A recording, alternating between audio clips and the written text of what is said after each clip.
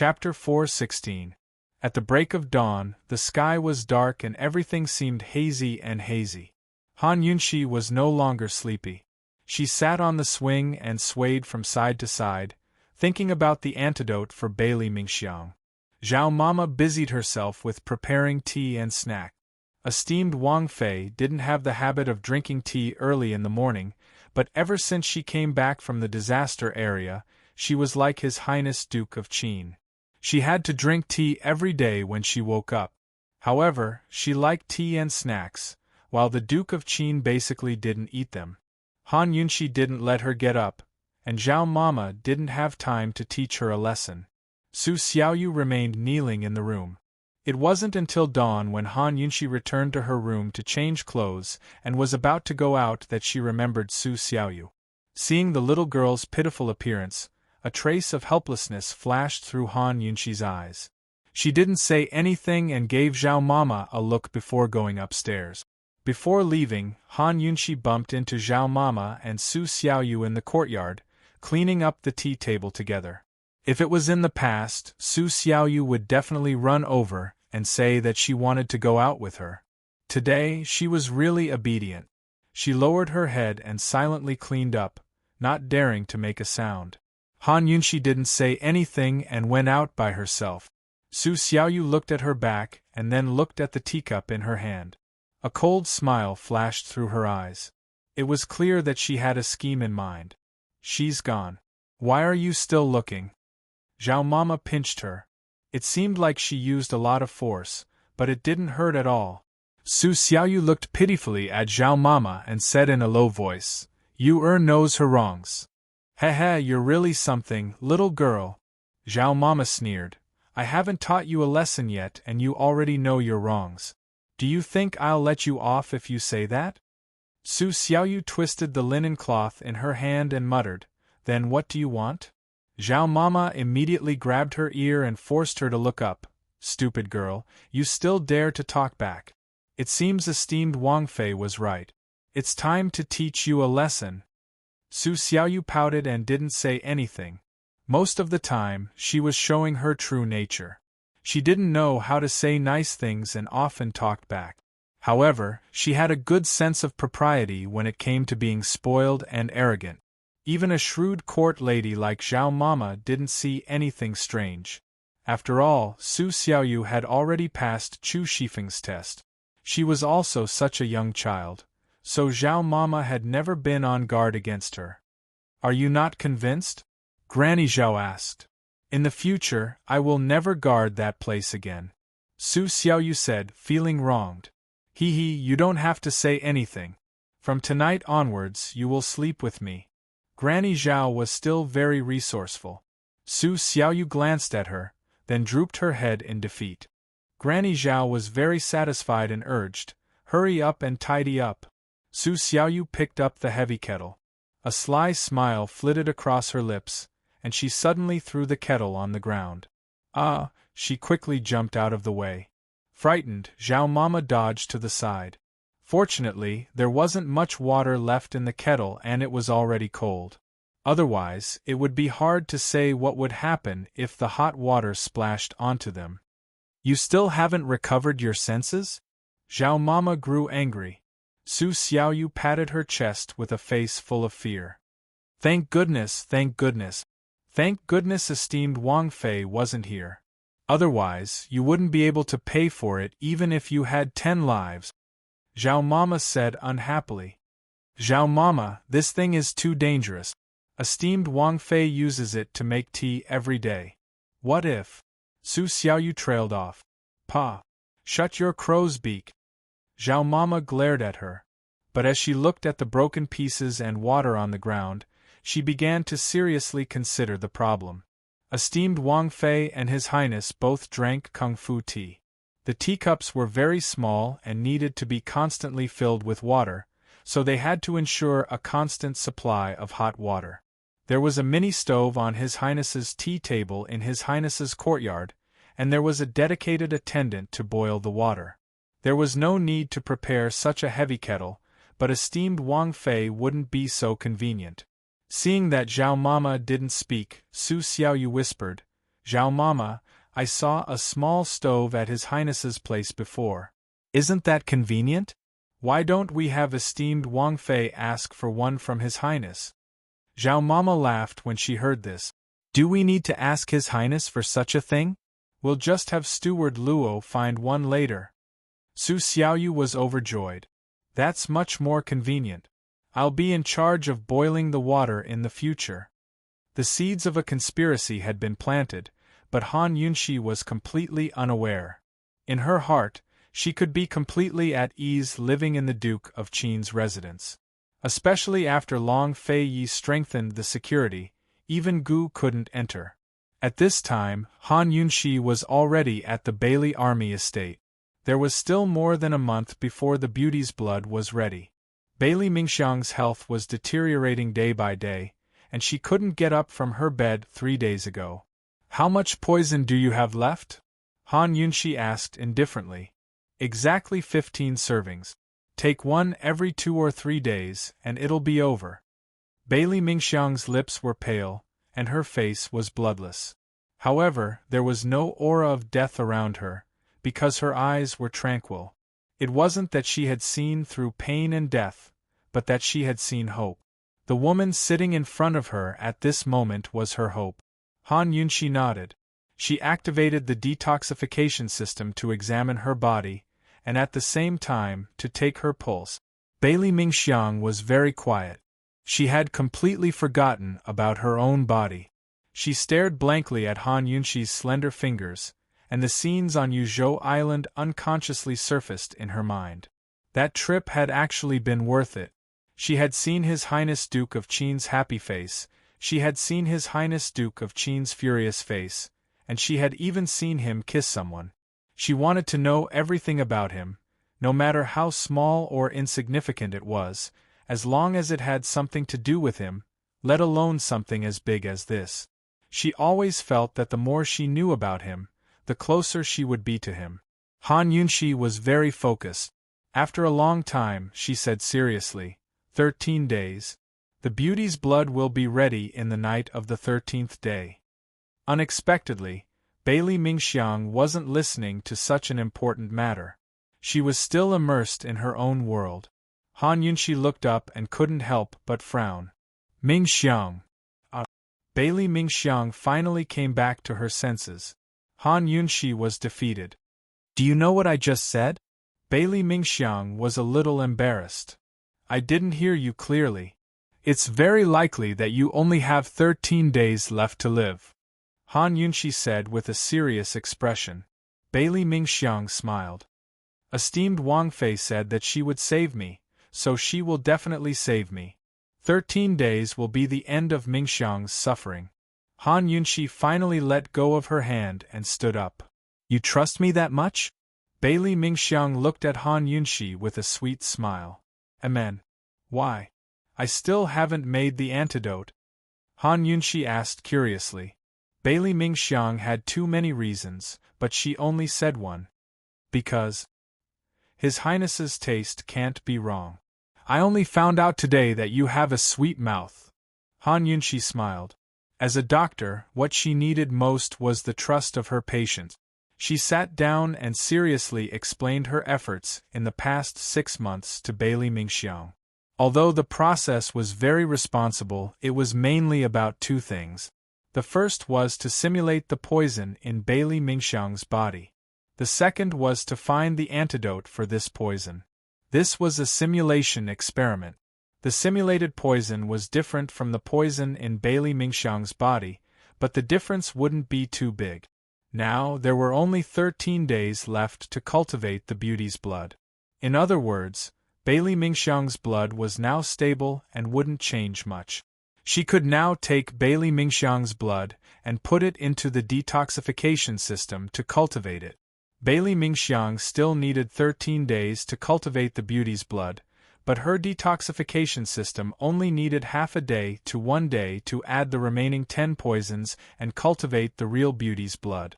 When the time came, Han Yunxi only needed to use the simulated antidote to try to detoxify the poison. She only needed to make some minor adjustments to the prescription and there wouldn't be any problems.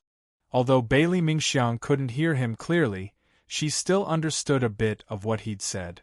Esteemed Wang Fei, then why didn't you wait until now to take the blood and find the antidote? Doing those simulations seems superfluous. Bailey Mingxiang asked curiously. Taking the blood and finding the antidote now will only take 10 days. I don't have the ability to make the antidote. Han Yunxi did the simulations to save time. She thought that the simulated antidote and the real antidote would only differ by 1 or 2 ingredients. 10 days was enough for her to find the difference. Bailey Mingxiang didn't really understand, but she still nodded. She got up and wanted to get off the bed. Lie down. You don't need to get off the bed to take the blood. Han Yunxi stopped her. Esteemed Wang Fei, Mingxiang has something that needs to be done. Bailey Mingxiang said with a smile. Han Yunxi thought that she wanted to go to the bathroom, so she quickly helped her up. Who would have thought that once Bailey Mingxiang got off the bed, she would immediately kneel down? Esteemed Wang Fei, Mingxiang promises that as long as I can keep my life, I will never marry and will serve you. Han Yunxi was scared and quickly went to help her up. Don't be like this. I already said that I saved you because I didn't want to offend anyone. After all, most of the poison you took was given by me. Esteemed Wang Fei, even if you didn't give him the poison, His Highness would have found it from somewhere else. It's the same. Bailey Mingxiang insisted on not getting up. Han Yunxi felt very helpless. Because of her profession, she had seen too many patients who were grateful at first and made all kinds of promises, but after being cured, they forgot what they said. This wasn't being ungrateful, but when people were sick, they only had one thought in their mind. As long as they were cured, they were willing to pay any price. All right, I'll promise you. Hurry and get up. Han Yunxi was only perfunctory. She knew that no matter what she said now, Bailey Mingxiang wouldn't listen to her. In any case, once she cured the poison and gave Bailey Mingxiang a normal life, she would naturally want to live a good life, marry, and have children. As for serving her for a lifetime, she could just laugh it off. Han Yunxi took Bailey Mingxiang's blood and put it in a small porcelain bottle that she had prepared beforehand. Then, she put it into the detoxification system through the medical kit. Although the detoxification system's process of scanning a person's body for toxins and putting poisonous blood in for testing were two different processes, the toxins were the same.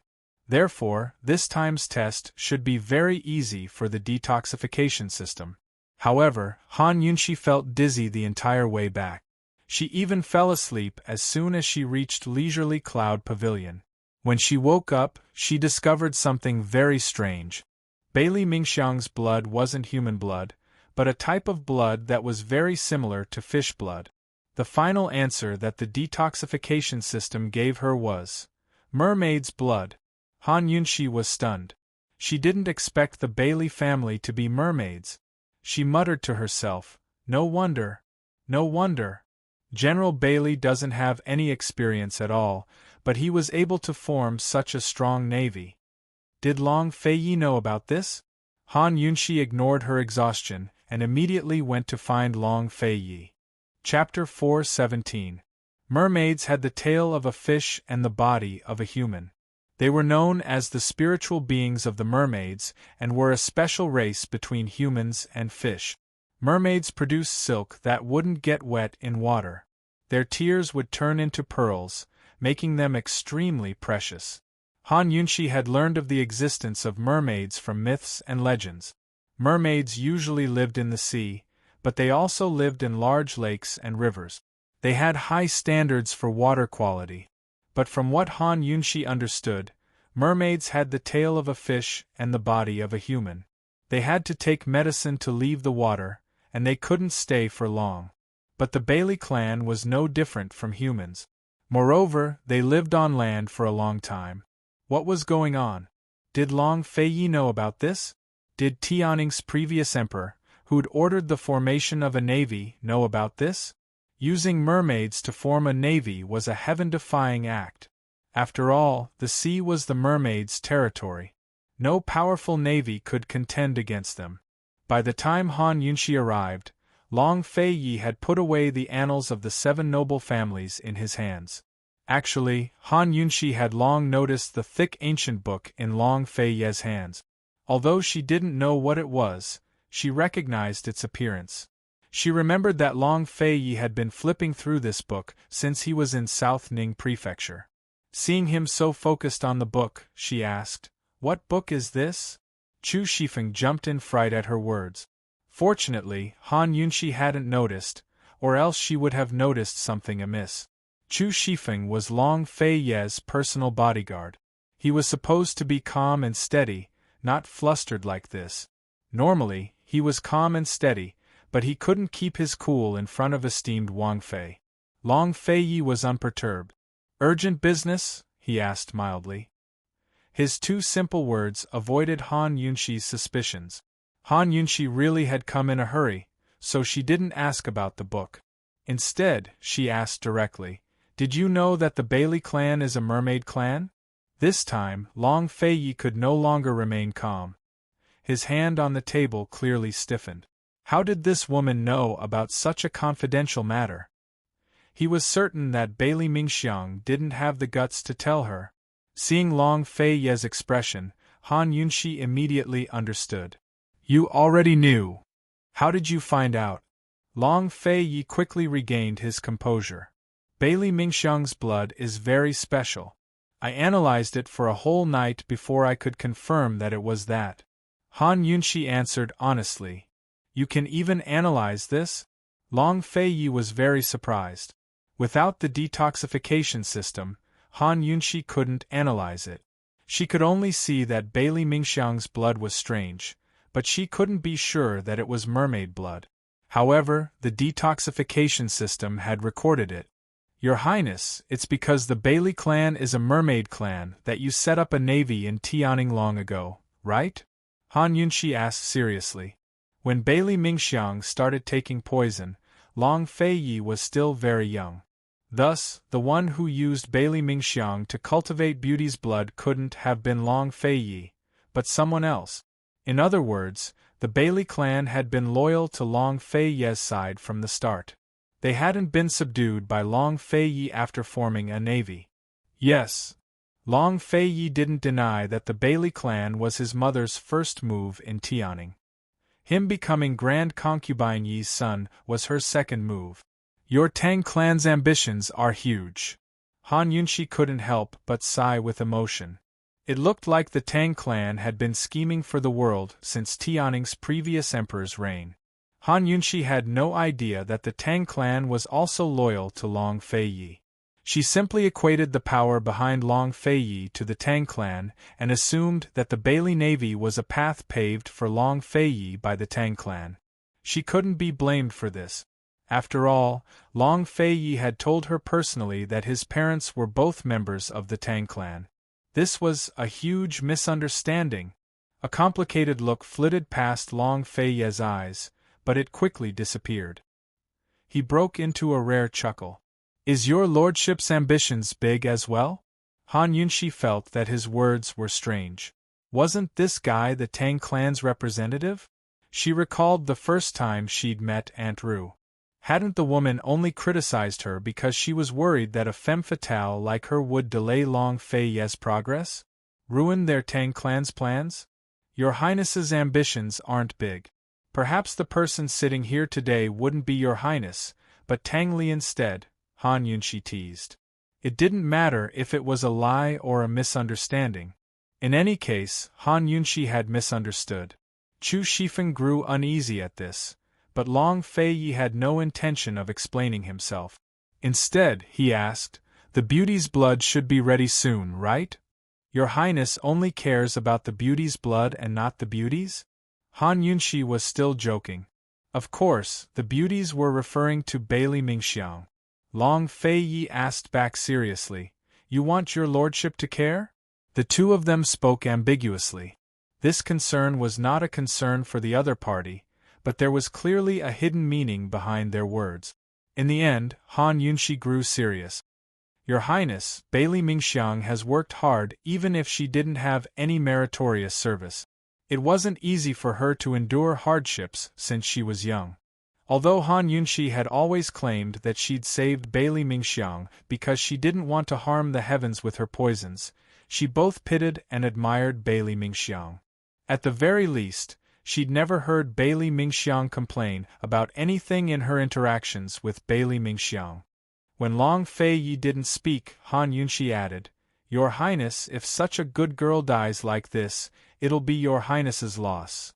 Anyone who wasn't in the know might assume that Bailey Mingxiang had some sort of relationship with Long Fei Yi. Long Fei Yi only wanted the beauty's blood. He didn't care about anything else. Forced by Han Yunxi, he could only ask mildly, "Can't you save her? Has your Highness never cared whether the antidote was successfully concocted?" Han Yunxi pursued. Even if it wasn't Bailey Mingxiang today, if it were any of Long Fei Yi's subordinates, be it a man or a woman, Han Yunxi would have the same thought. Wasn't Long Fei being too heartless and cruel with his indifference? Long Fei Yi had such an emotionless and cold personality. He was annoyed by Han Yunxi's relentless questioning.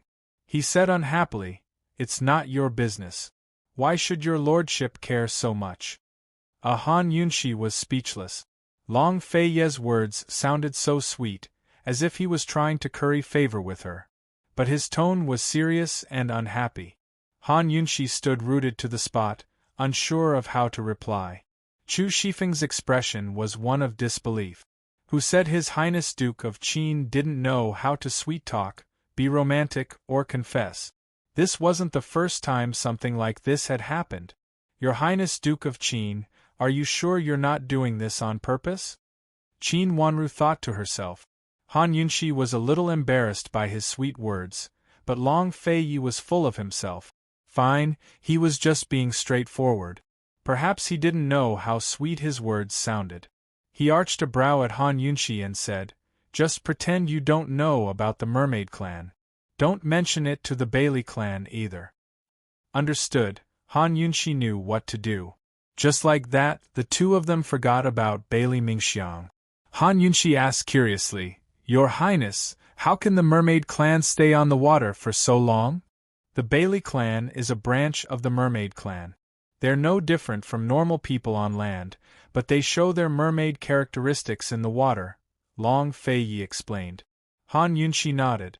She didn't find it strange. Cloud Realm Continent had plenty of strange people and strange things to begin with. She thought that the Bailey Navy would definitely become Long Fei Yi's most powerful military force. Mermaids were not only the rulers of the seas, but the masters of the rivers and lakes as well. After Han Yunxi left, Long Fei Yi took out the annals of the 7 noble families again, and flipped to a random page. The yellowed page was empty except for 2 large characters. Bailey! Long Fei Yi flipped to the next page, and found a detailed introduction of the Bailey clan. The Bailey clan was one of the 7 noble families of the Great Qin Empire, and once controlled the Great Qin Navy. They controlled all of Cloud Realm Continent's water systems. Of course, that was all in the past and history. Even the annals of the 7 noble families had no record of the Bailey clan being the Mermaid clan. It was a secret that the Bailey clan never told outsiders. "Your Highness, esteemed Wang Fei is to..." Chu Shifeng didn't know what to say.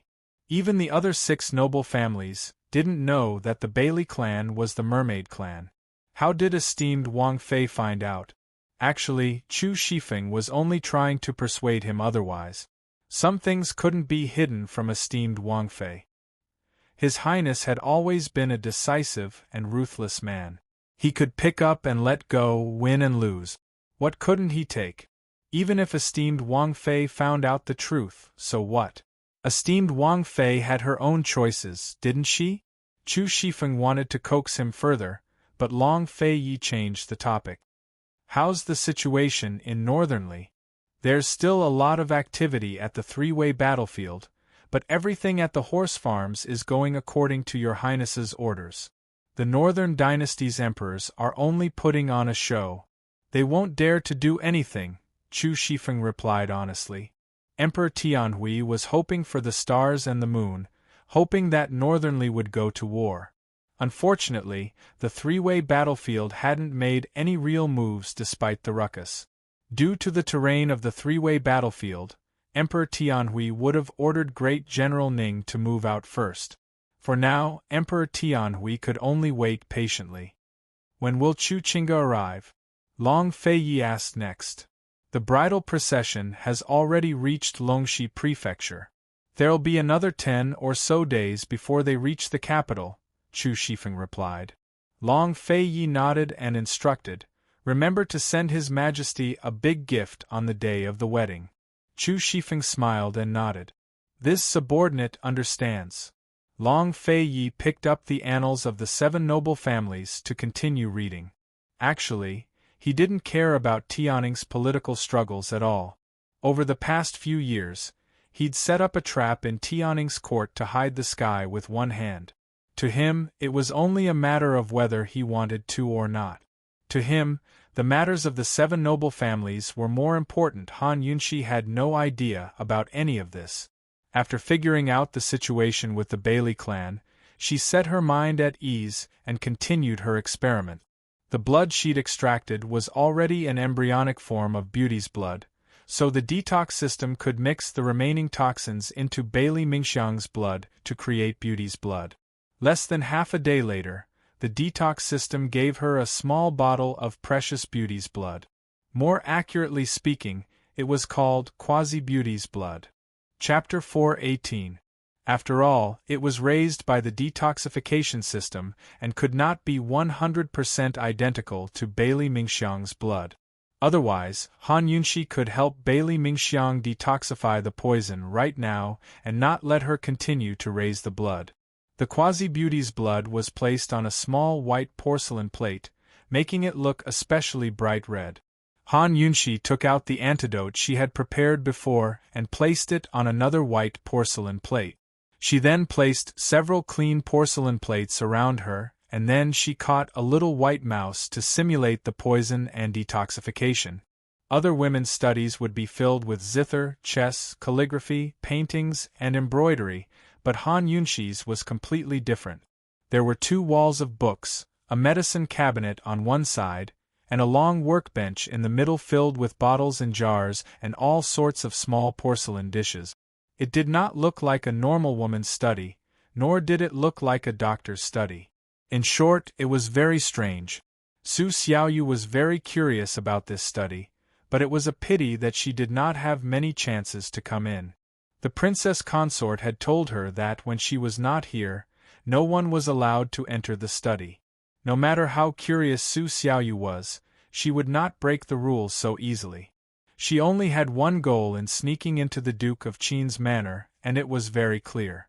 She would not touch anything else no matter how curious she was.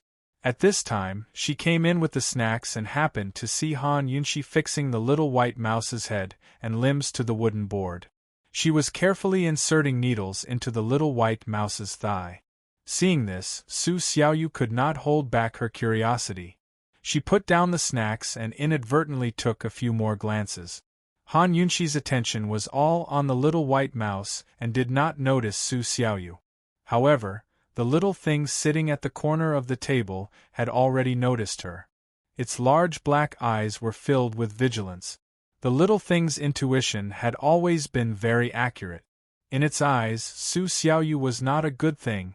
Seeing that Han Yunxi did not notice, Su Xiaoyu carefully put down the snacks and walked a bit closer. Who would have thought that the little thing would suddenly let out a zhi sound? It was not enough to feed the white mice the Quasi-Beauty's blood. Han Yunxi had to implant the Quasi-Beauty's blood into some of the white mice's acupoints.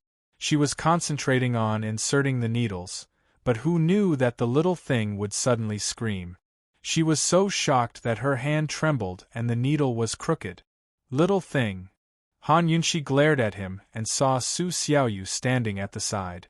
She did not take it to heart and vented her anger on the little thing. Stinky thing, do you want to die? When detoxifying and testing for poison, he hated being disturbed the most. If the needle was crooked, this little white mouse could be considered useless. The little thing pitifully whimpered a few times. Taking advantage of the fact that Han Yunshi hadn't flipped out yet, it hurriedly jumped onto the medicine cabinet shelf and hid there. It only wanted to remind Mother Yunshi that Su Xiaoyu had come in. Now that Mother Yunshi had seen her too, it could only endure her anger. Who asked it to be unable to communicate with humans? Seeing Lil Thing run away, Han Yunshi was too lazy to argue. After all, she had more important things to do. Of course, she ignored Su Xiaoyu as well. It was normal for Su Yu and Zhao Mama to bring in snacks, so they knew better than to disturb her.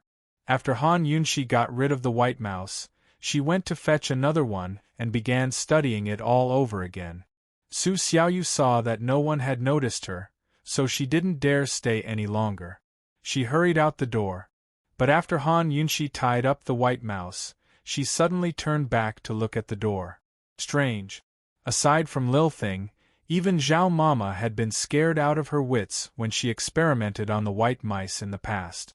Su Xiaoyu was such a small child, so why wasn't she afraid? Weren't girls most afraid of mice? Moreover, it was a bit cruel and terrifying to tie up a white mouse like this for experiments. But Su Xiaoyu wasn't frightened at all. This child, Han Yunshi felt a knot in her heart. At this moment, Lil Thing, which was lying on the medicine rack, squeaked a few times, as though it was reminding Han Yunshi of something. "Do you find it strange too?" Han Yunshi asked. Lil Thing didn't understand and squeaked a few more times. Han Yunshi wanted to ask about it later. At this moment, she didn't have the time to think too much.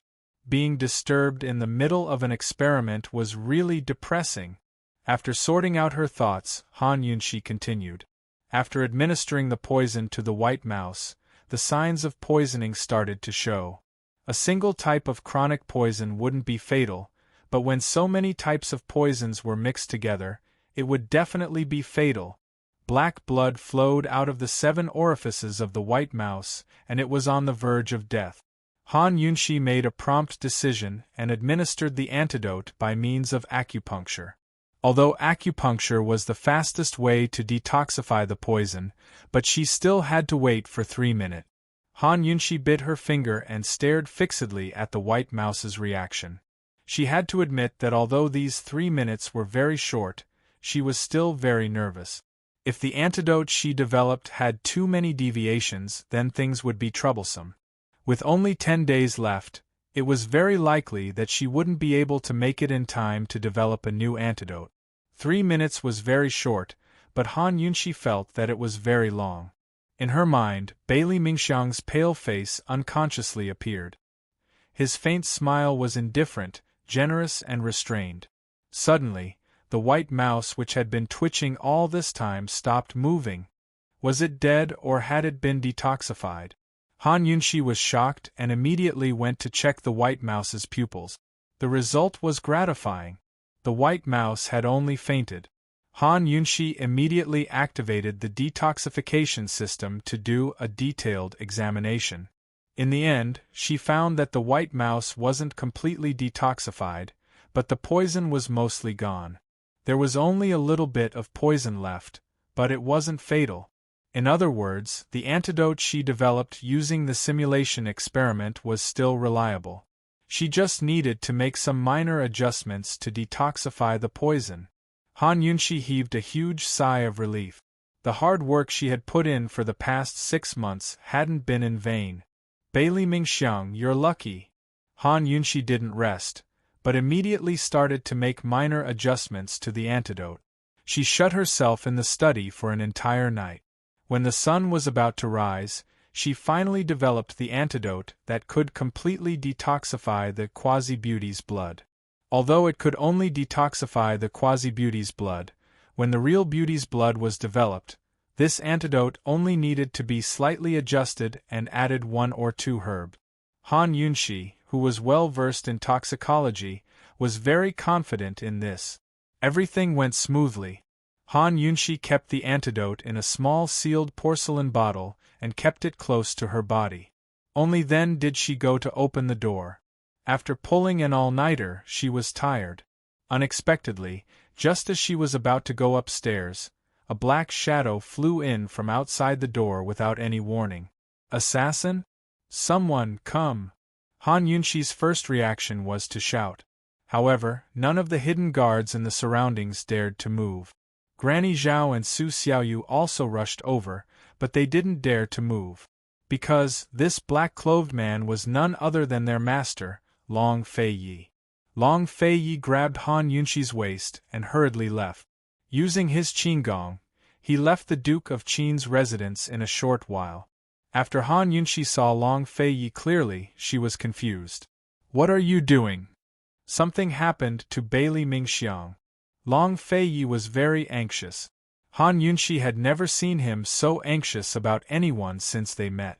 If she didn't know the truth about the beauty's blood, Han Yunxi would probably be overflowing with jealousy. What happened? She was fine when I went to see her yesterday. Han Yunxi was also anxious. She suddenly bled from her 7 orifices and fell unconscious. The poison doctor in the residence said that the poison acted up early. As Long Fei Yi spoke, he sped towards the Bailey Army's residence. If anything happened to Bailey Mingxiang, then all their efforts over the past decade would have been for naught. Moreover, it'd be harder than ascending to the heavens to find another person with Bailey Mingxiang's unique constitution. How could he not be anxious? By the time Long Fei Yi arrived at the Bailey Army's residence with Han Yunxi, Bailey Mingxiang's pulse had already begun to weaken and her life was in danger. Aside from General Bailey, there were poison doctors in the bedroom. They were all anxious, but they weren't worried about the weak woman's life. They were worried about the beauty's blood in her body. Bailey Mingxiang lay on the bed with her eyes closed. Her face was frighteningly pale, and no one helped her wipe away the blood that flowed out of her 7 orifices. Seeing this scene, Han Yunxi's heart strangely felt stifled. She was so uncomfortable that she couldn't speak. However, she quickly restrained her emotions and entered a state of mind. All of you leave, she said indifferently. Esteemed Wang Fei, Miss Mingxiang's. The poison doctors didn't leave. Instead, they stepped forward to explain the situation. No matter what, they could still help. Who knew that Han Yunxi's voice would turn cold? Leave. Not to mention the poison doctors, even a military general like General Bailey was intimidated by Han Yunxi's icy aura. When this woman became serious, she could compete with His Highness Duke of Qin. How could the poison doctors dare to waste words? They all tactfully retreated, leaving only Long Fei Yi and General Bailey. You all should leave as well. As Han Yunxi spoke, she took out a handkerchief to wipe Bailey Mingxiang's face. She looked calm and unhurried, but she had already activated the detoxification system to scan and analyze the situation. It wasn't that she was cold-blooded, but that the more urgent the situation was, the more she needed to remain calm. She couldn't afford to make the slightest mistake. General Bailey had heard of Han Yunxi's formidable poison skills for quite some time. He thought that His Highness Duke of Qin probably wouldn't go out, so he wanted to take this opportunity to see for himself. But who knew that Long Fei Yi would turn around and leave without another word? General Bailey had no choice but to follow him out and personally close the door. Han Yunxi couldn't understand why General Bailey would be so cold-blooded. The person lying on the bed was his own daughter. Were the powerful mermaids so loyal to Long Fei Yi that they would be proud to give their lives for him? What reason did the Tang sect have for the mermaids to be so loyal and devoted to him? Of course, Han Yunxi wouldn't think about these questions at this critical juncture. She had to ensure that she was highly focused and had enough energy to allow the detoxification system to perform its inspection and analysis. While paying attention to Bailey Mingxiang's pulse, Han Yunxi analyzed the situation. Not long after, she came to an inconceivable conclusion. The beauty's blood had been cultivated, and the poison had taken effect. Han Yunxi almost couldn't believe the detoxification system's results.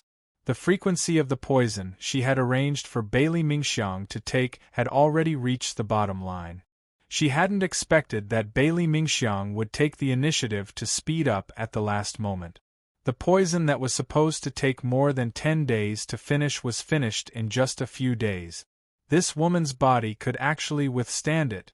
Han Yunshi was shocked, but it didn't affect her state of mind. She promptly took out the beauty's blood and compared it with the quasi-beauty's blood from before. Who knew that the results would be? Chapter 419. The beauty's blood cultivated in Bailey Mingxiang's body and the beauty's blood obtained from Han Yunshi's simulated experiment were actually completely identical. Han Yunshi was dumbstruck. She once again suspected that the detoxification system had malfunctioned. She turned off the detoxification system and personally inspected it. Then, she faintly spat out, "I'm a genius." The simulated experiment was actually no different from the real situation. The two were completely identical. Thus, the problem was simple. She didn't even need to make any adjustments to the antidote she prepared. As long as Bailey Mingxiang took it, everything would be fine. Looking at the quiet Bailey Mingxiang, Han Yunshi heaved a sigh of relief. Her heart, which had been hanging in the air for the past half a year, was finally at ease. This kind of outcome could be considered as the heavens taking pity on Bailey Mingxiang. Han Yunshi didn't dare delay any longer and immediately took out the antidote. However, just as she was about to inject the antidote, she suddenly remembered that there was something important that she hadn't done yet. The beauty's blood hadn't been extracted yet. She was so excited that she actually forgot such an important matter. Once Bailey Mingxiang's poison was cured, everything would be for naught. With Long Fei Ye's personality, wouldn't he make Bailey Mingxiang nurture the beauty's blood again? Han Yunshi personally opened the door and invited Long Fei Yi and General Bailey in. She concisely explained the situation. The beauty's blood was saved, and Bailey Mingxiang's life was also saved. Long Fei Yi and General Bailey were naturally overjoyed. General Bailey had a proud expression when he heard this. "Your Highness, Mingxiang didn't disappoint you, right? When has the Bailey clan ever disappointed this prince?" Long Fei Yi countered with a question. These words were undoubtedly the greatest affirmation to General Bailey. He hurriedly bowed.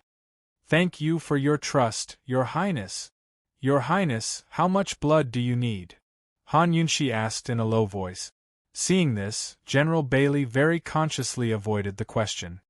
His daughter had suffered so much for so many years, even risking her life, but the father and daughter still didn't know the use of the beauty's blood.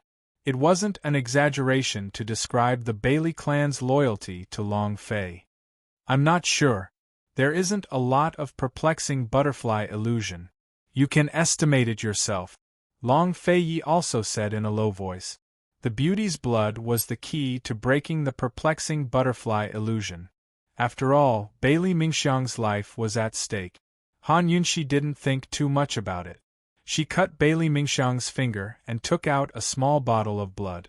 The amount was about the same as the amount of perplexing butterfly illusion. After taking the blood, Han Yunshi immediately injected the antidote with acupuncture. Thanks to the countless previous experiments, everything went very smoothly today. It would take some time for the medicine to take effect, but it was certain that Bailey Mingxiang was out of danger. After cleaning up the scene, Han Yunshi sat on the edge of the bed and guarded. Other than her, who else would feel sorry for this woman with a heart of pity? As she looked at Bailey Mingxiang's peaceful face, Han Yunshi was filled with anticipation.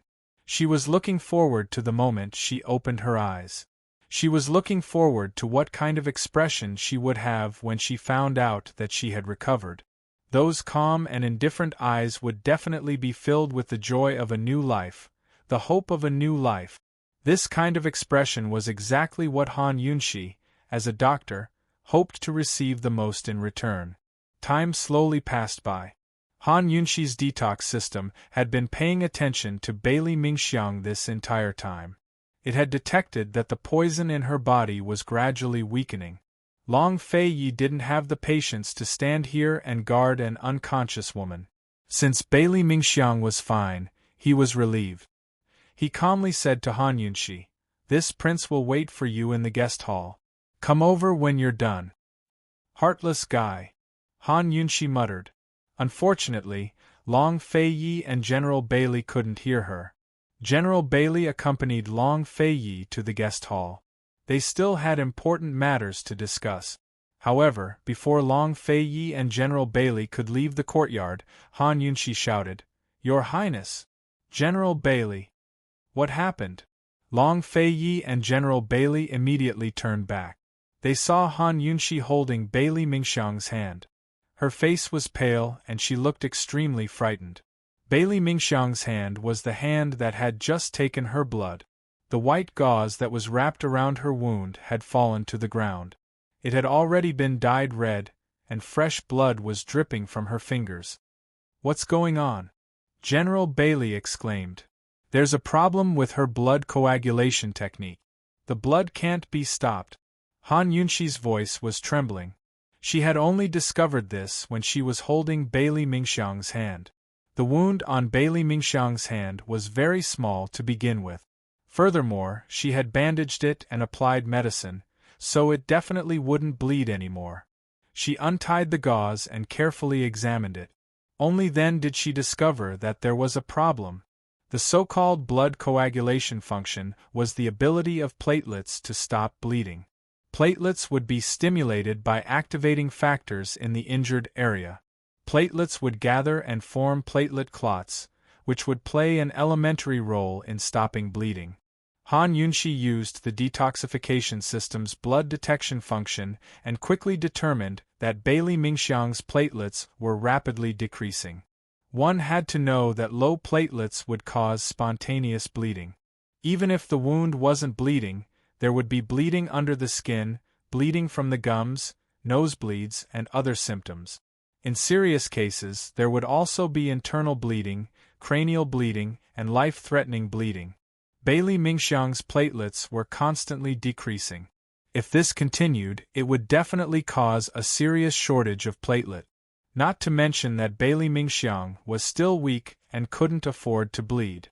Even if it was a normal person, it would still be very dangerous. Han Yunshi didn't know why there would be such sequelae after detoxification, but she roughly guessed that it had something to do with Bailey Mingxiang's high frequency of taking poison. Her constitution was special, and so was the beauty's blood. It was hard to predict the side effects, and it was hard to explain the reason behind it. In such a situation, it was unrealistic to investigate the complicated cause of the disease. It might not even be possible to find out. In a situation where time was tight, she could only treat the disease as it was. It was precisely this, treat the disease as it was, that made the usually calm Han Yunshi's voice tremble as she spoke. In such an urgent situation, there were only a few treatment methods. The first was plasma exchange therapy, the second was hormone therapy, the third was splenectomy, and the fourth was emergency treatment of blood products. Although there were many methods, they were all modern Western treatments. What would Han Yunshi do if she only had the detoxification system? Blood coagulation function? General Bailey didn't understand. At this moment, he was also burning with anxiety. Previously, he had predicted that Bailey Mingxiang would die after cultivating the beauty's blood. As a father, General Bailey's heart had already given up. He didn't care about his daughter's life and death. As long as she could represent the Bailey family and be loyal to His Highness, it was fine. But now, Han Yunshi gave him hope. He had already saved Bailey Mingxiang's life, but now, General Bailey's tough heart had just softened. How could he face such a cruel reality? Who couldn't stand the difference between having hope and being immediately disappointed? It's a blood deficiency. A serious blood deficiency. In Han Yunshi's impression, this kind of situation could be called a blood deficiency in traditional Chinese medicine. Then what should we do? General Bailey said anxiously. Hurry up and find the residence's doctor. Han Yunshi was very decisive. Although Bailey Mingxiang's illness was so sudden that traditional Chinese medicine's slow treatment method might not be able to help, this was their only chance. Han Yunshi's detoxification system had been constantly monitoring Bailey Mingxiang's condition. While they were talking, the blood platelet count in Bailey Mingxiang's body decreased a little. Soon, Bailey Mingxiang's personal doctor arrived. He also confirmed that it was a blood deficiency. However, the illness was too severe and deteriorating quickly. He was also powerless to do anything. Find Gu Beiyue. Han Yunxi made a prompt decision. She couldn't bear to watch a young life disappear just like that. She also couldn't bear to see the results of her hard work for more than half a year go up in smoke. No matter what, as long as Bailey Mingxiang was still breathing, she had to save him. Someone, go to the palace and invite Imperial Physician Gu.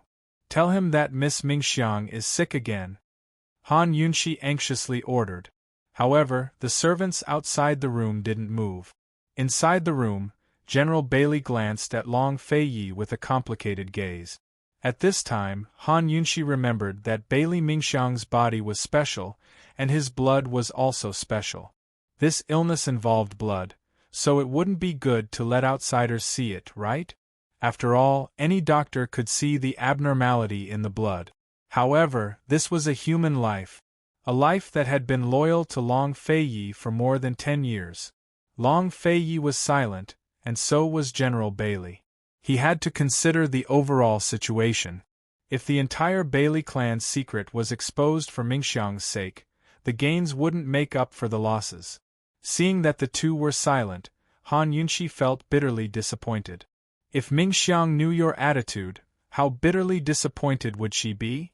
After she finished speaking, she instructed the doctor to take care of Bailey Mingxiang and turned to leave. Where are you going? Long Feiyi chased after her. If you don't save him, I'll save him myself. Don't worry, I won't reveal any secrets. Han Yunxi angrily replied. At least tell this prince how to save him? Long Feiyi compromised in the end. Go find Gu Beiyue. I can at least ask him how to treat acute blood loss. Han Yunxi truthfully replied. Although she was angry and anxious, she still maintained the calmness that a doctor should have. Long Feiyi sighed softly. I'll take you to the palace. Hurry up. Han Yunxi didn't reply. Long Feiyi took her out and mounted a horse, heading straight for the palace's Imperial Academy of Medicine. Fortunately, Gu Beiyue happened to be on duty and was in the Imperial Academy of Medicine. Long Feiyi waited outside while Han Yunxi went in alone. She didn't reveal any information and only asked how to treat acute blood loss. This illness is very dangerous. Quickly take me to see him. Gu Beiyue was also anxious. You don't need to go, and you don't need to ask too many questions. Just tell me if there's a way. Han Yunxi was very direct. Gu Beiyue was a smart person, so he immediately understood that the situation wasn't simple. He didn't ask too many questions and turned to write a prescription for Han Yunxi. Use this medicine to stabilize his condition first. Quickly go to the Medicine Ghost Valley and ask Gu Qisha for a medicine. If you can get the medicine and take it within 5 days, you'll have enough time to slowly recuperate. Otherwise, what medicine? Han Yunxi asked anxiously. Cinnabar heart. Gu Beiyue said seriously. Thank you. Han Yunxi was overjoyed. She knew that Gu Beiyue would give her hope. She bowed, took the prescription, and immediately left. After she sent someone to deliver the prescription to the Bailey estate, she said to Long Feiyi, Your Highness, go to the Medicine Ghost Valley now. You must return within 5 days. Gu Qisha isn't in the Medicine Ghost Valley. Long Feiyi didn't know what Cinnabar heart was, but if it could cure such an urgent illness, it must be an expensive medicine. The old butler in the Medicine Ghost Valley couldn't make the decision. He's not here? How do you know? Han Yunxi was surprised. Long Feiyi subconsciously avoided her gaze. I heard it from my subordinates 2 days ago. Han Yunxi was only surprised that Long Feiyi wasn't here. She didn't know how Long Feiyi found out. I don't care anymore. I have to find it. Let's go now. She was very decisive. Long Feiyi didn't even have the chance to refuse. He could only obey.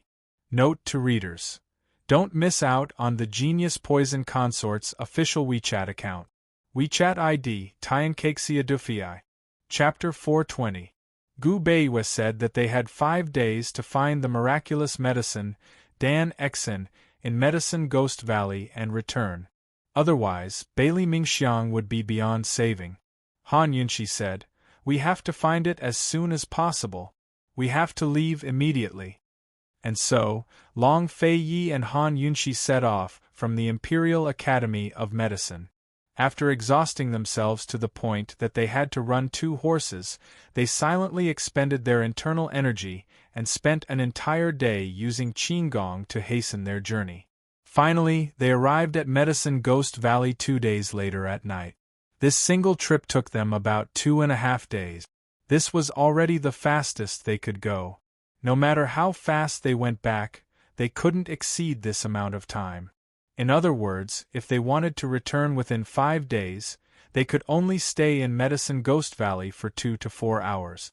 Han Yunshi had only come to Medicine Ghost Valley twice, both times to ask for medicine. The most recent time was to ask for medicine for the plague. Gu Qisha wasn't in the valley at the time, so it was the old steward who received them. Medicine Ghost Valley was the same as always. The courtyard outside was filled with people begging for medicine. Unfortunately, the courtyard gates were tightly shut. Han Yunshi looked at the people kneeling outside, especially the elderly and children. She couldn't help but curse Gu Qisha for being scum. He was the scum of the medical world. He was an evil person. Even those profiteers who specialized in inflating the prices of medicinal ingredients were kinder than Gu Qisha. At least they could still buy the medicinal ingredients they had. Gu Qisha's medicinal ingredients were bought and sold based on his mood. Even if you had money, you couldn't buy them. This kind of person, the heavens really wasted their talent in medicine. When they arrived at the courtyard gates, the 2 of them reported their names and the old steward personally came to receive them. "Your Highness Duke of Qin, a few days ago Chu." Before the old steward could finish speaking, Long Fei Yi immediately cut him off. "I'm here for an urgent matter. Let's cut the crap. This prince wants a medicine called Dan Exen. Name your price." Dan Exen. The old steward pretended to be troubled. "Stop pretending. Medicine Ghost Valley definitely has it," Han Yunshi said cold. Gu Beiwa said that there was one here, so it couldn't be wrong. The old steward smiled embarrassedly. The heart of herbalism is indeed in the valley. But how did esteemed Wang Fei know? "Cut the crap. I want this medicine. Hurry up and take it out." Han Yunshi knew that she was very domineering, but in order to save people, she was so domineering. Before coming here, she had already prepared herself to search the valley. After all, she didn't have a good impression of Gu Qisha, and the man beside her also had the ability to search the valley. A cunning look flashed in the old steward's eyes as he helplessly said, "Esteemed Wang Fei, you may not know this, but the pill heart is personally kept by His Excellency Pill Fiend. However, His Excellency Pill Fiend is not in the valley. Find His Excellency Pill Fiend immediately, or let us search for him. Do as you see fit," Han Yunshi said harshly. The old steward looked as if he didn't know what to do with Han Yunshi. He cast a pleading look at Long Fei Yi. "Your Highness Duke of Qin, you should know that His Excellency has made an appointment with you on the 15th of next month." The old steward was clearly doing this on purpose. He spoke so quickly that even Long Fei Yi couldn't interrupt him. Han Yunshi was puzzled. She turned to look at Long Fei Yi. "You have an appointment with him?" "Amen." Long Fei Yi gave an indifferent grunt in response. He didn't explain much, but instead asked the old steward, "You mean to say that Gu Qisha won't be back for a while?" The meaning behind his words was clear. If Gu Qisha doesn't come back, we'll have to search the valley. The old steward inadvertently glanced at the door and replied helplessly, "Your Highness Duke of Qin, esteemed Wang Fei, it's not that Medicine Ghost Valley doesn't want to give you face, but you've come too quickly. Why don't you stay here and wait while this one does his best to find His Excellency Pill Fiend?" Where's the medicine storage room? Han Yunshi didn't beat around the bush. The old steward's mouth twitched. Esteemed Wang Fei is even more domineering than His Highness Duke of Qin. The old steward didn't answer. Instead, he glanced at the door again. It was at this moment that a strange laughter rang out. Long time no see, Qin Wang Fei. Han Yunshi immediately recognized this strange laughter. It belonged to Gu Qi Sha. She looked in the direction of the voice and saw Gu Qi Sha, dressed in all black, gliding in through the door. He only landed on the ground when he entered the room, revealing his boot. His ghastly appearance would frighten any young girl. However, Han Yunshi wasn't a young girl. She stretched out her hand in front of Gu Qi Sha. I want the essence of cinnabar. Gu Qi Sha wasn't in a hurry. He leisurely sat down and looked at Han Yunshi with interest. His sharp eyes were filled with joy, and his smile seemed to overflow. Anyone who was paying attention would be able to tell that this guy was especially happy at this moment. The look in his eyes made Long Fei very unhappy. Chu Shifeng had just been told a few days ago that this guy wasn't in Medicine Ghost Valley. Why was he here today? Long Fei only looked at Gu Qi Sha coldly without batting an eyelid. I'm in a hurry to save someone. Are you giving it to me or not? Han Yunshi asked seriously. Gu Qi Sha pretended not to understand.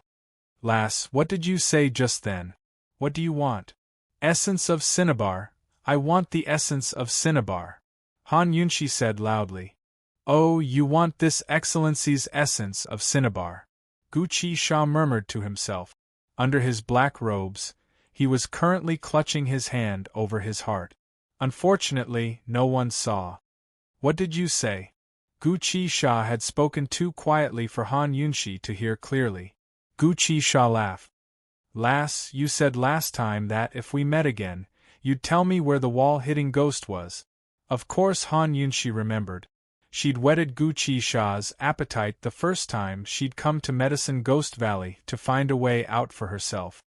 Give me the essence of cinnabar and I'll tell you right away, Han Yunshi said seriously. No. You tell me first. Gu Qi Sha seemed to be in a rush on purpose. It'd take time to search the area, but since this guy was here, she might as well deal with him directly. Han Yunshi kept her cool and said patiently, If I tell you first, you'll give me the essence of cinnabar? She assumed that Gu Qi Sha would seize the chance to make things difficult for her and raise other conditions. She was even prepared to concede unconditionally, but Gu Qi Sha simply nodded his head. Of course. You said it. You can't go back on your word. Han Yunshi didn't dare to believe him. Gu Qi Sha suddenly chuckled meaningfully. Esteemed Wang Fei, His Highness Duke of Qin is here. How could old man go back on his word? He made it sound as if he was afraid of Long Fei. Han Yunshi didn't know that Gu Qi Sha and Long Fei had fought before. However, in her opinion, Gu Qi Sha was indeed afraid of Long Fei. How could His Excellency Pill Fiend go back on his word? Han Yunshi said first, before giving Gu Qi Sha an answer. The wall-hitting ghost was right on top of your roof. I saw it when I came in. Gu Qi Sha stretched out his bony hands and clapped them loudly. You're amazing, lass. Old man likes it. Han Yunshi was about to speak when Gu Qi Sha suddenly pulled out a brocade box from his sleeve. Lass, this is the essence of herbalism. Although they had agreed to it, Han Yunshi still felt that Gu Qi Sha was being too kind this time. She almost couldn't believe it. When the brocade box was opened, there was a blood-red pill lying inside. Gu Qi Sha handed the pill to Han Yunshi and smiled. Lass, I'm giving you my entire essence of herbalism. Han Yunshi felt uncomfortable when she heard those words, so she didn't take it. The usually calm Long Fei couldn't keep his cool. He suddenly snatched the essence of herbalism from Gu Qi Sha and coldly said, It's for saving others. She doesn't need it. A disdainful smile flitted across Gu Qi Sha's eyes. Your Highness Duke of Qin, I'll definitely give you an answer on the 15th of next month. Long Fei glanced at him, then left with Han Yunxi. Han Yunxi had just found out that Long Fei Yi had an appointment with Gu Qisha.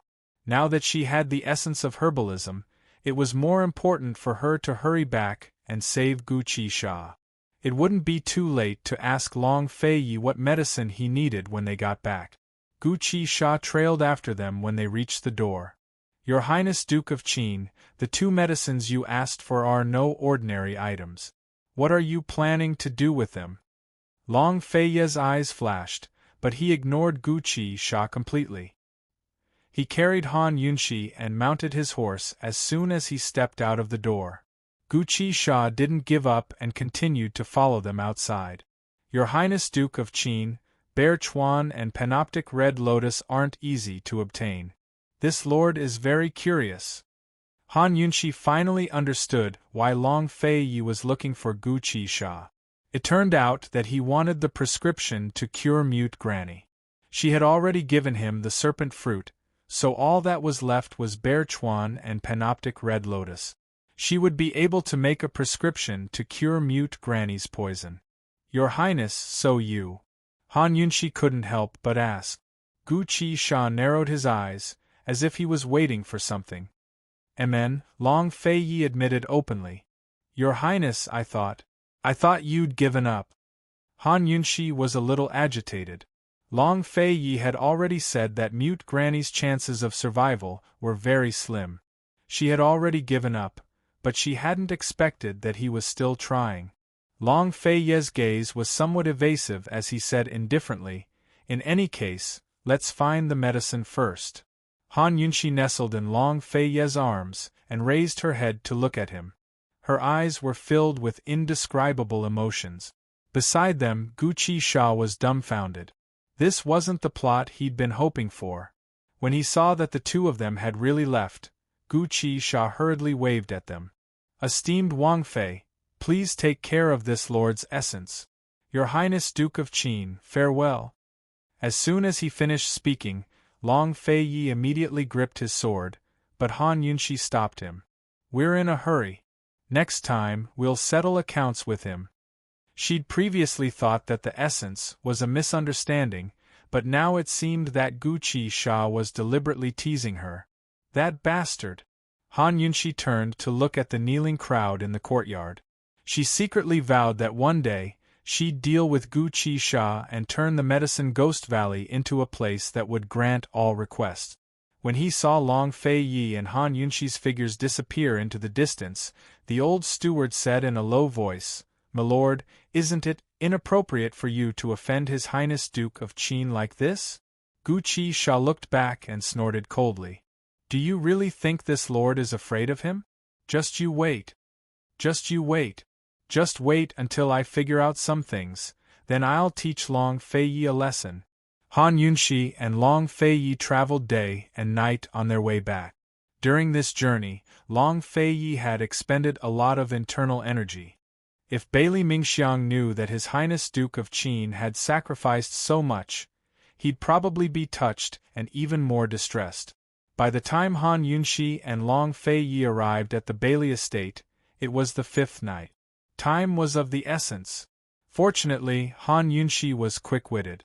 She'd already placed the essence into the detoxification system in her detoxification space. She'd processed it, boiled it, dried it, and ground it into a powder that could be brewed. As soon as she entered the room and listened to the doctor's report on the situation over the past 5 days, she sent everyone out. Then, she took out the powder from the detoxification system and brewed it. She personally fed it to Bailey Mingxiang.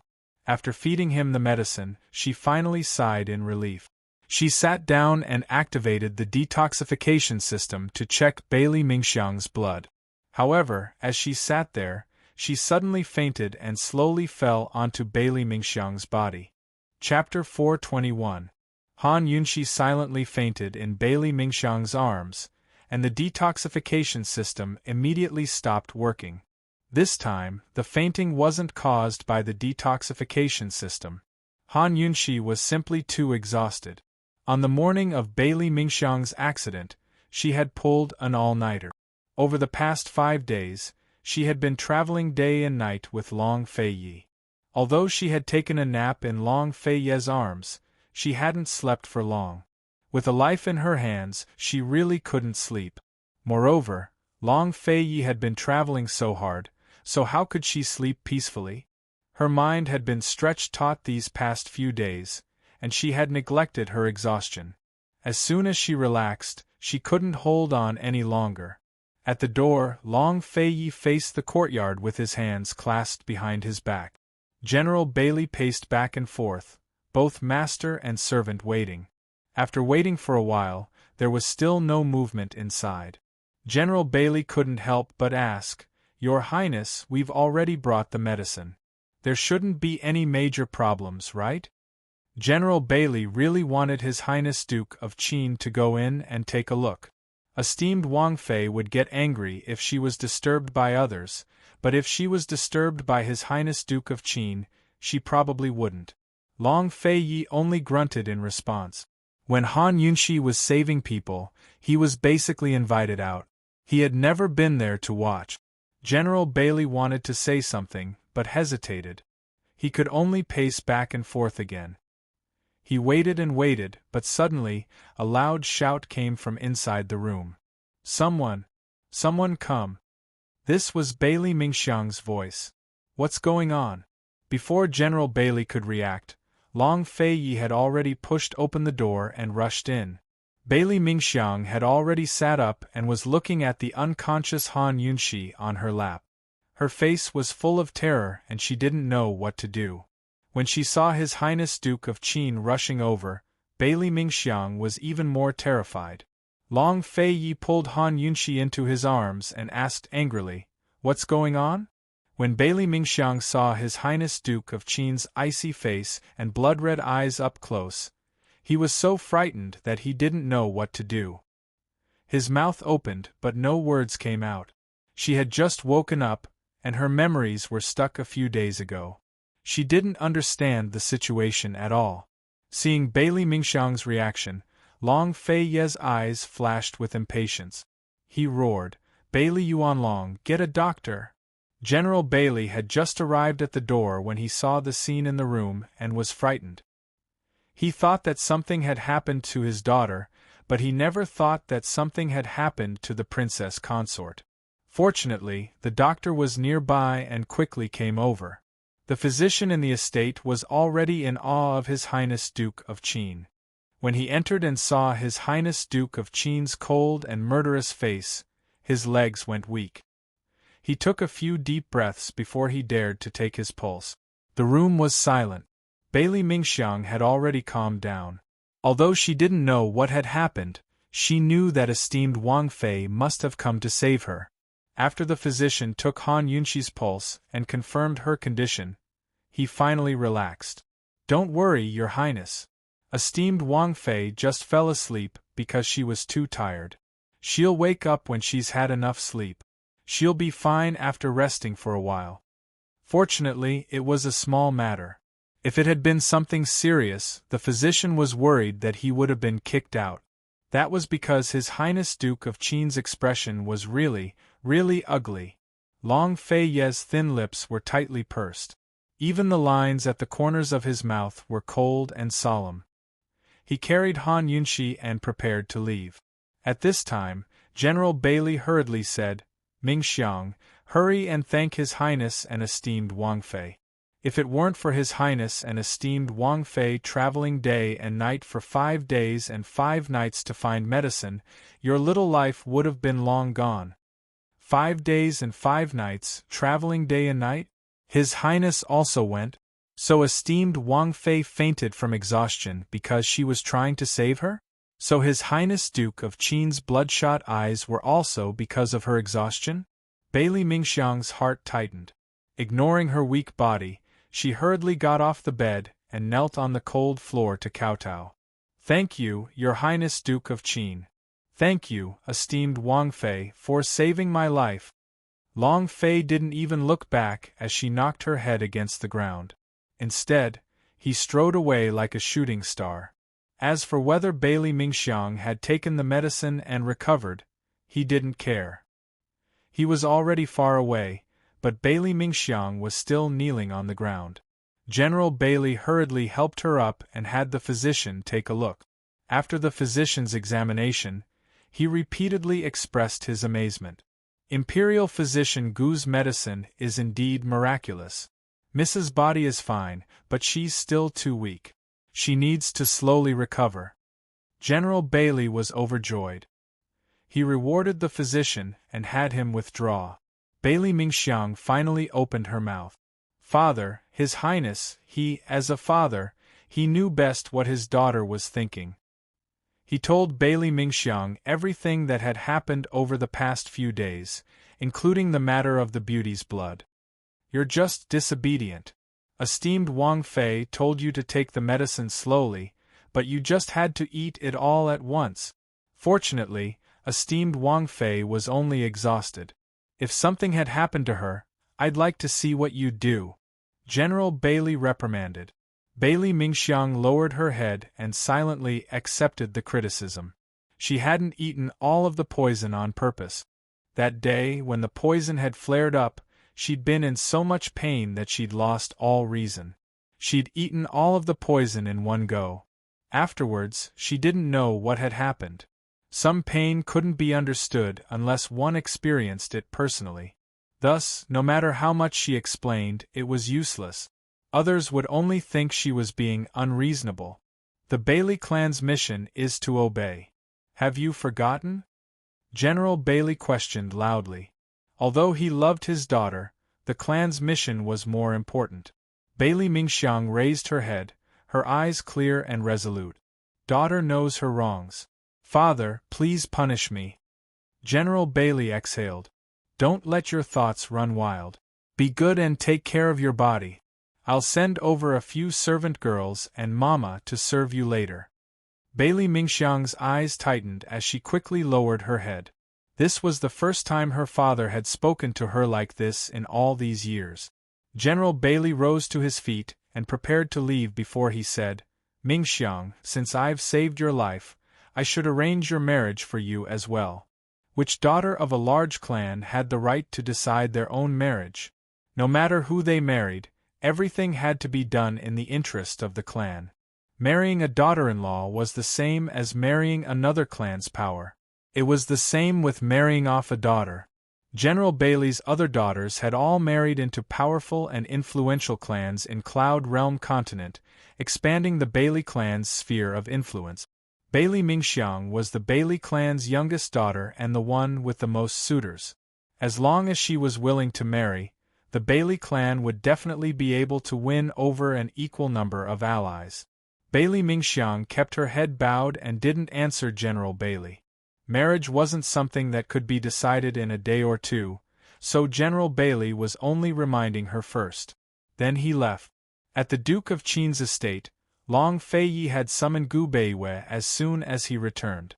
Although Gu Beiyue was on his guard, only Gu Beiyue's medical skills earned his trust in the capital city.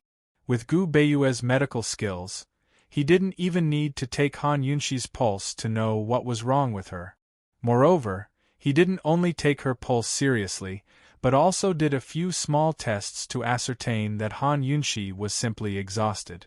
Knitting his brows, he said, Your Highness, esteemed Wang Fei fainted from exhaustion. She's too tired. When will she wake up? Long Feiyi asked coldly. That's hard to say. Gu Beiyue's expression was serious. Your Highness, if she fainted from exhaustion, she'll wake up in a day or two at best.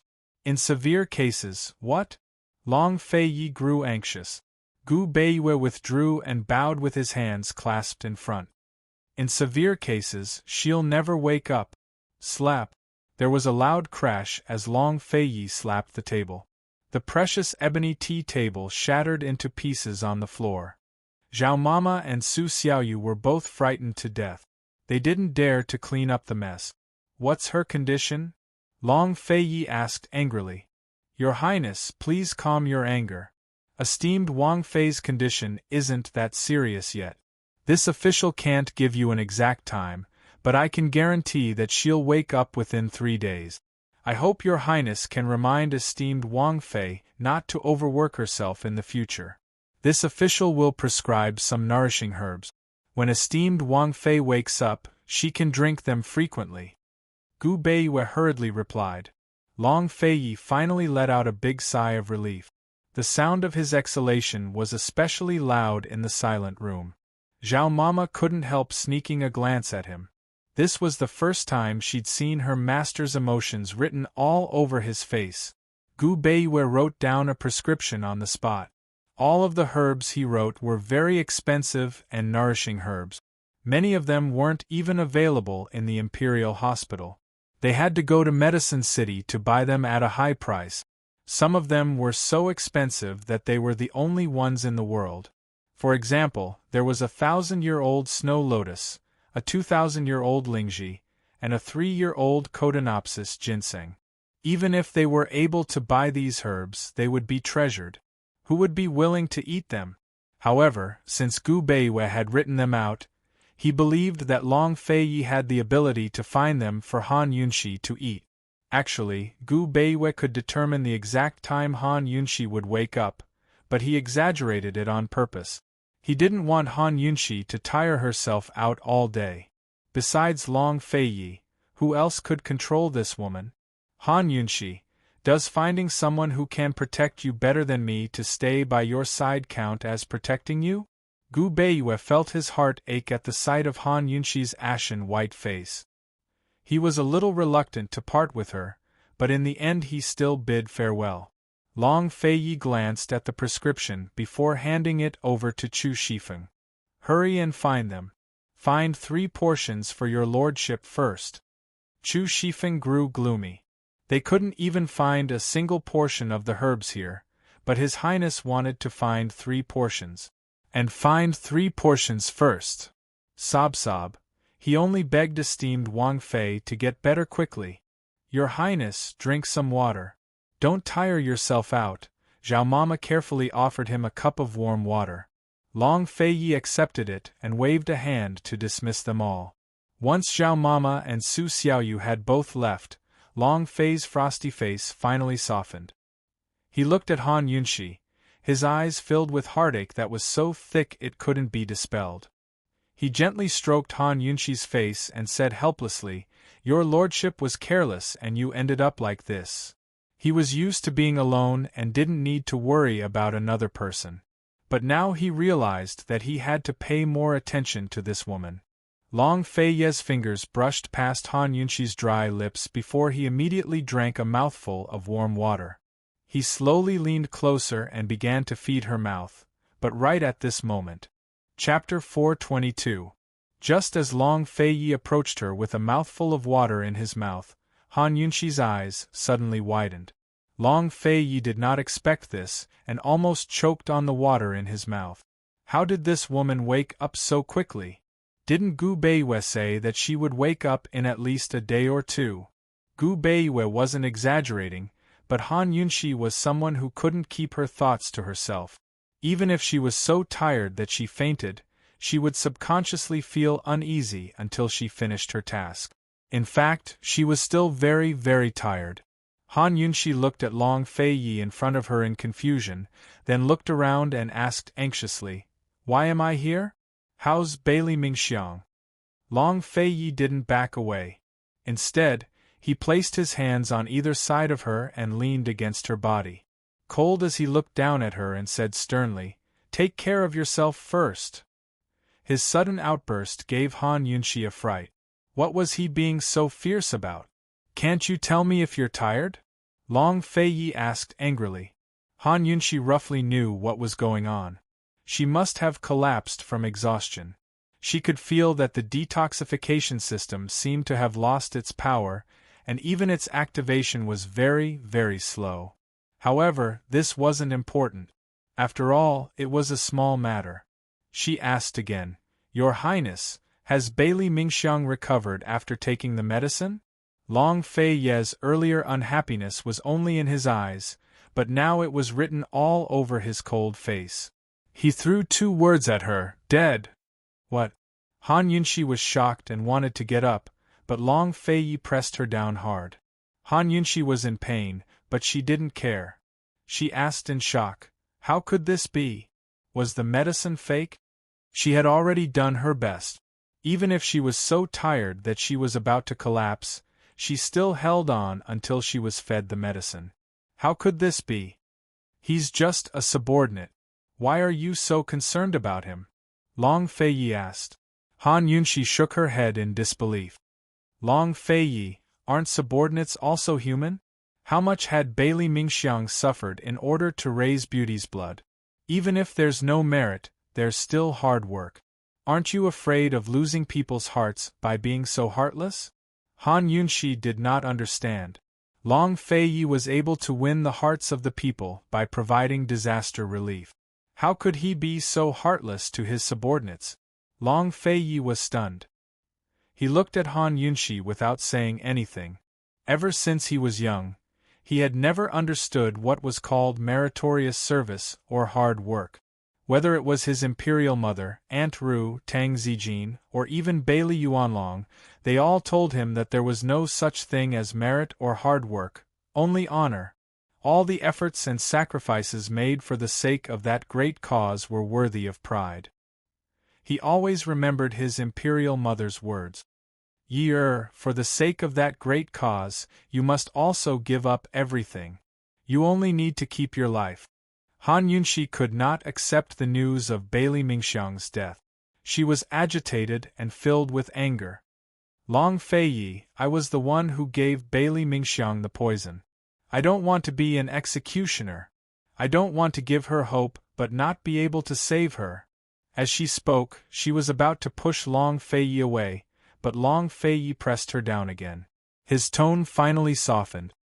She's not dead. What? Han Yunshi was shocked again. Her heart was beating wildly, and she almost couldn't breathe. What did you say? She's not dead. She can get out of bed now. She should be fine. Long Feiyi vaguely remembered that before he left, Bailey Mingxiang had gotten out of bed and knelt down to thank him. Han Yunshi grabbed Long Feiyi's hand and asked seriously, Really? Long Feiyi was very impatient, but he still nodded. Han Yunshi exhaled in relief. Thank goodness, thank goodness. How's the situation now? I'll go take a look. But Long Feiyi's cold face turned completely gloomy. He was too lazy to waste words, but simply warned, Why don't you try getting out of bed? Han Yunshi gave a start. Only then did she realize that she was being pressed down by a certain stern person. Currently, Lil Thing was hiding on the side, watching the ambiguous position of the two people on the bed for a long time. It couldn't understand what Mama Yunshi and Papa Long were saying, but felt that this position was too something. Even it felt a little embarrassed. It was wrong to peep at other people's privacy, but this scene was so beautiful that it couldn't bear to look away. This position, combined with Long Feiyi's stormy gaze, convinced Han Yunshi to be obedient. As long as the medicine wasn't fake and Bailey Mingxiang's life was saved, then all that was left was to nurse her back to health. She could set her mind at ease. As for trying to get out of bed, she decided against it. Long Feiyi's gaze right now could kill. She admitted that she wasn't so noble. Compared to Bailey Mingxiang's life, she valued her own more. Han Yunshi's expression was docile as she pursed her lips, not daring to speak. Long Feiyi looked at her. No, it was more accurate to say that he was glaring at her. Actually, she didn't quite understand. She was just tired, so why was he being so fierce to her? Silence reigned in the room for a long time. Han Yunshi felt uncomfortable from being glared at, so she avoided Long Feiyi's gaze and asked mildly, Your Highness, can you bestow upon me a mouthful of water? I'm thirsty. Although Long Feiyi wasn't happy, he still brought the cup over immediately. When he saw Han Yunshi get up, he even helped her up. However, before he could completely help her up, Long Feiyi suddenly pressed her down again. What was this guy doing? Han Yunshi fell back onto the pillow. She was baffled and almost flipped out. Who knew that Long Feiyi would drink a mouthful of water and lean in very, very close to her? Han Yunshi's eyes widened. She seemed to have realized something, and her first reaction was to purse her lip. Long Feiyi had water in his mouth and couldn't speak, but he raised his chin at Han Yunshi, indicating for her to open her mouth. This ambiguous action, this seductive expression, it was as bad as it could get. This man was very close to her. His hot breath scattered on her face, and his smooth chin was neither close nor far, occasionally touching her face. Han Yunshi's entire body tensed up. This was the first time she realized that this emotionless and cold man could be so bad. "Give me a mouthful of water to drink," was actually interpreted in this way. She was drunk. Han Yunshi didn't open her mouth, so Long Feiyi kept rubbing against her. Han Yunshi glared at him, but he simply pressed his lips against hers. On the rafters, Lil Thing covered its eyes with its paws, but still peeked between its fingers. It discovered that Mama Yunshi was really getting bolder and bolder, while Papa Long was getting naughtier and naughtier. Lil Thing was clearly a bystander, but it was very, very nervous. It didn't even dare to breathe too loudly for fear of being discovered. Han Yunshi stubbornly refused to budge, but Long Feiyi wasn't so kind. He actually reached out and pinched Han Yunshi's nose. "Is this even possible? Long Feiyi, you can't play like this." Han Yunshi was so anxious that she tried to push him away, but she couldn't. Soon enough, she found it hard to breathe and could only open her mouth. Long Feiyi was very satisfied and took the chance to pass the water over. Han Yunshi felt disgusted at such a thing. She couldn't accept it, but when faced with her beloved, she didn't feel any repulsion in her heart at all. Of course, Han Yunshi had no experience with such things. Long Fei carefully and seriously fed her, so she didn't dare to resist. Instead, she accepted the food even more carefully than Long Fei. This was a technical job, so it was easy to choke on it. Long Feiyi finished feeding her a mouthful, then drank another. "Your Highness, just giving me a mouthful is enough," Han Yunshi murmured. Long Feiyi ignored her and pressed closer.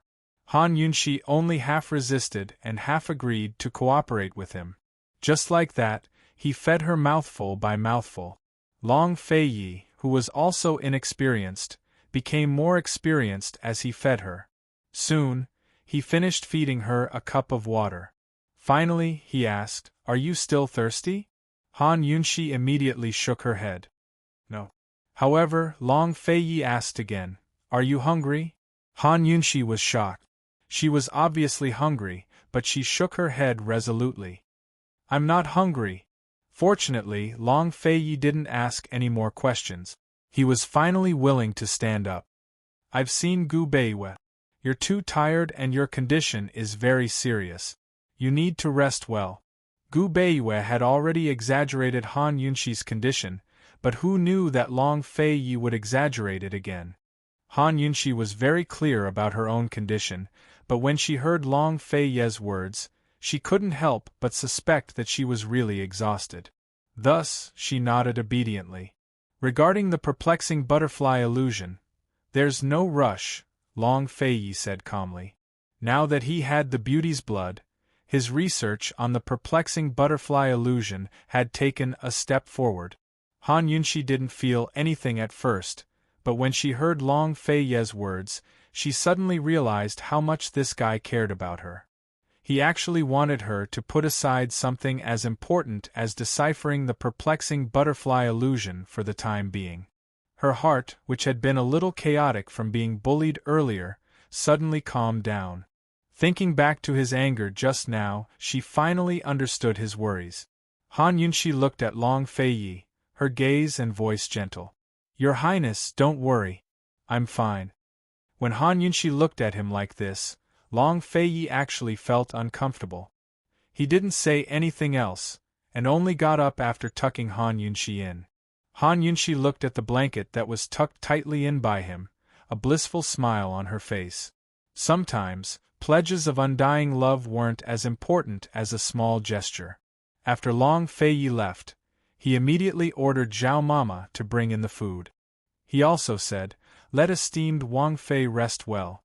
Without this prince's orders, she's not allowed to leave." Zhao Mama was overjoyed. She saw esteemed Wang Fei bustling about every day, so she had been hoping for her to get sick and stay in leisurely Cloud Pavilion for a few days. Taking care of patients and nursing their bodies was what Zhao Mama was best at. Because of her exhaustion, Han Yunxi's detox system couldn't work for the time being. She could only put aside the matter of the perplexing butterfly illusion for now. She lazily curled up on the bed, looking at the gloomy sky outside the window. She suddenly realized that this weather was very suitable for slacking off. She was very glad. Thanks to this illness, she could steal half a day of leisure. However, before the sky turned dark, Han Yunxi realized that she definitely couldn't afford to slack off. She didn't understand the poison system and was very bored. She wanted to go downstairs to the study, but Zhao Mama didn't let her. Esteemed Wang Fei, His Highness said that you need to rest well, Zhao Mama said as she brought in a bowl of ginseng soup. Han Yunxi was thoroughly enraged. Still want to drink? Do you think I'm in confinement? In just a day, Zhao Mama had brought her more than 10 bowls of soup.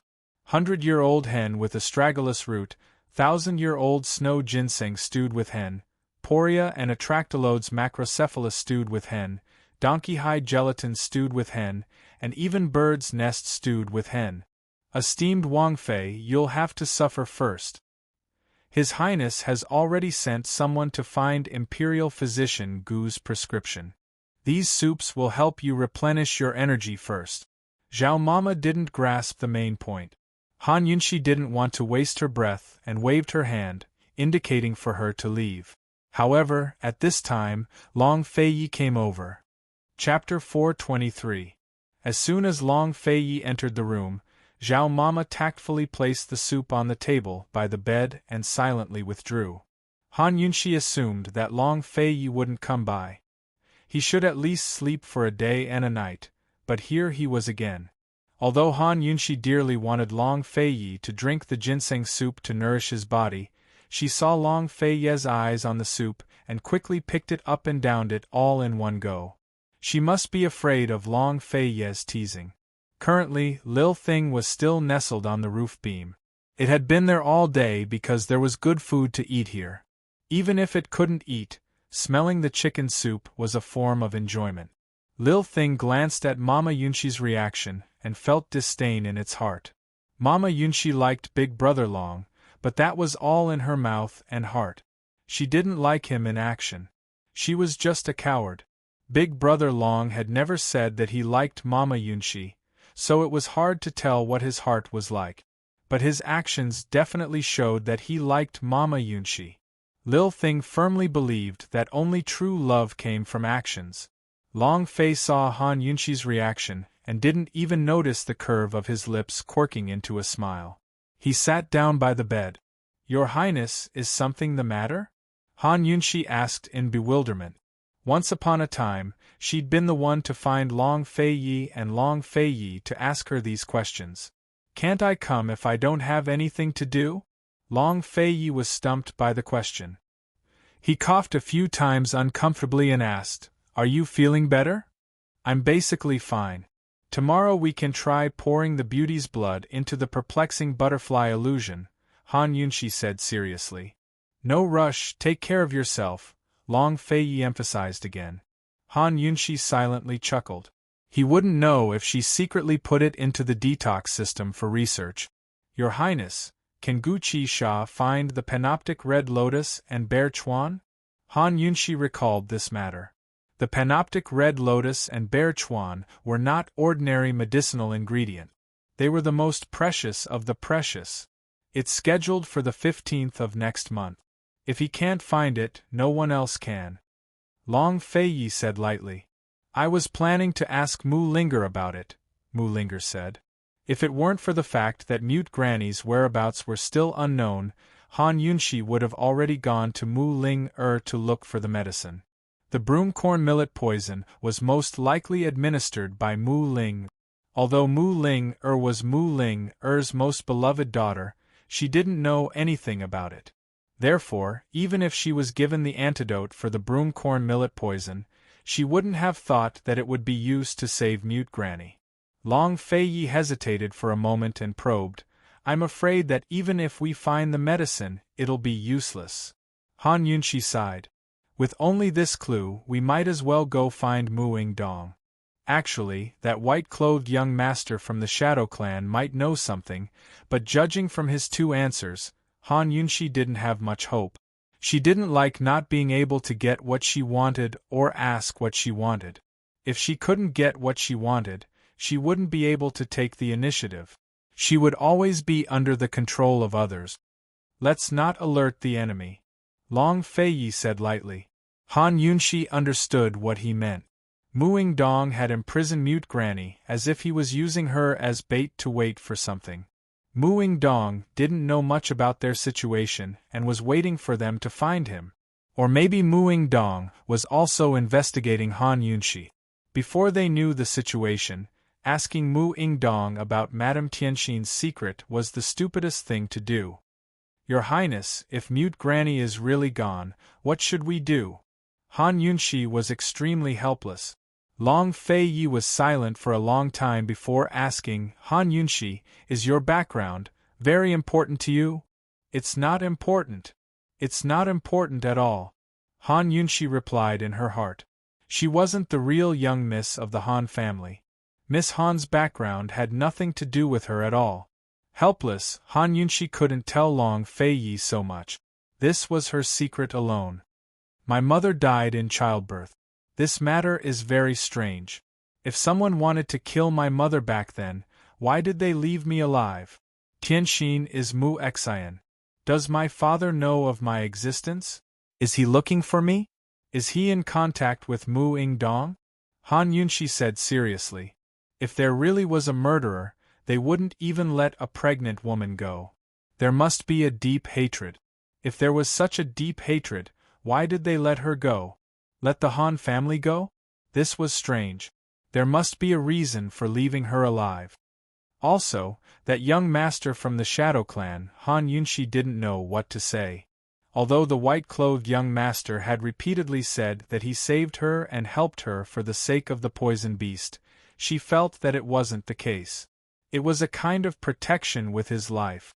After hesitating for a moment, Han Yunshi said, "Your Highness, if I'm really the orphan of the Western Qin imperial family, does that mean my father is a member of the Western Qin imperial family? Does that white-clothed young master know my father?" To Han Yunshi, these things weren't important, but they were still important. Although she wasn't the real young miss of the Han family, she had inherited the identity of the young miss of the Han family. These matters were still related to her. She could ignore the secret of her background, but the people who knew about it wouldn't let her go. The identity of the orphan of the Western Qin imperial family was so prominent.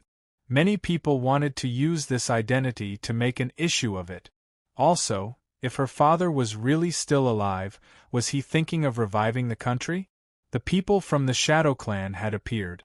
What about the other nobles? The orphan of the imperial family was proud and heavy. She carried too much on her shoulders, and her hatred was too heavy. She couldn't be carefree and unrestrained. Han Yunshi hated this identity the most. Did Han Yunshi's words count as an answer to his question? Long Fei said indifferently, "Let's see what Mu Dong and that white-clothed young master do." Han Yunshi nodded. If they couldn't pick up this clue about mute Granny, then they could only wait and see. She thought that if she was really the orphan of the Western Qin imperial family, then there would be a day when someone would come knocking on her door. The two chatted and unknowingly it was late at night.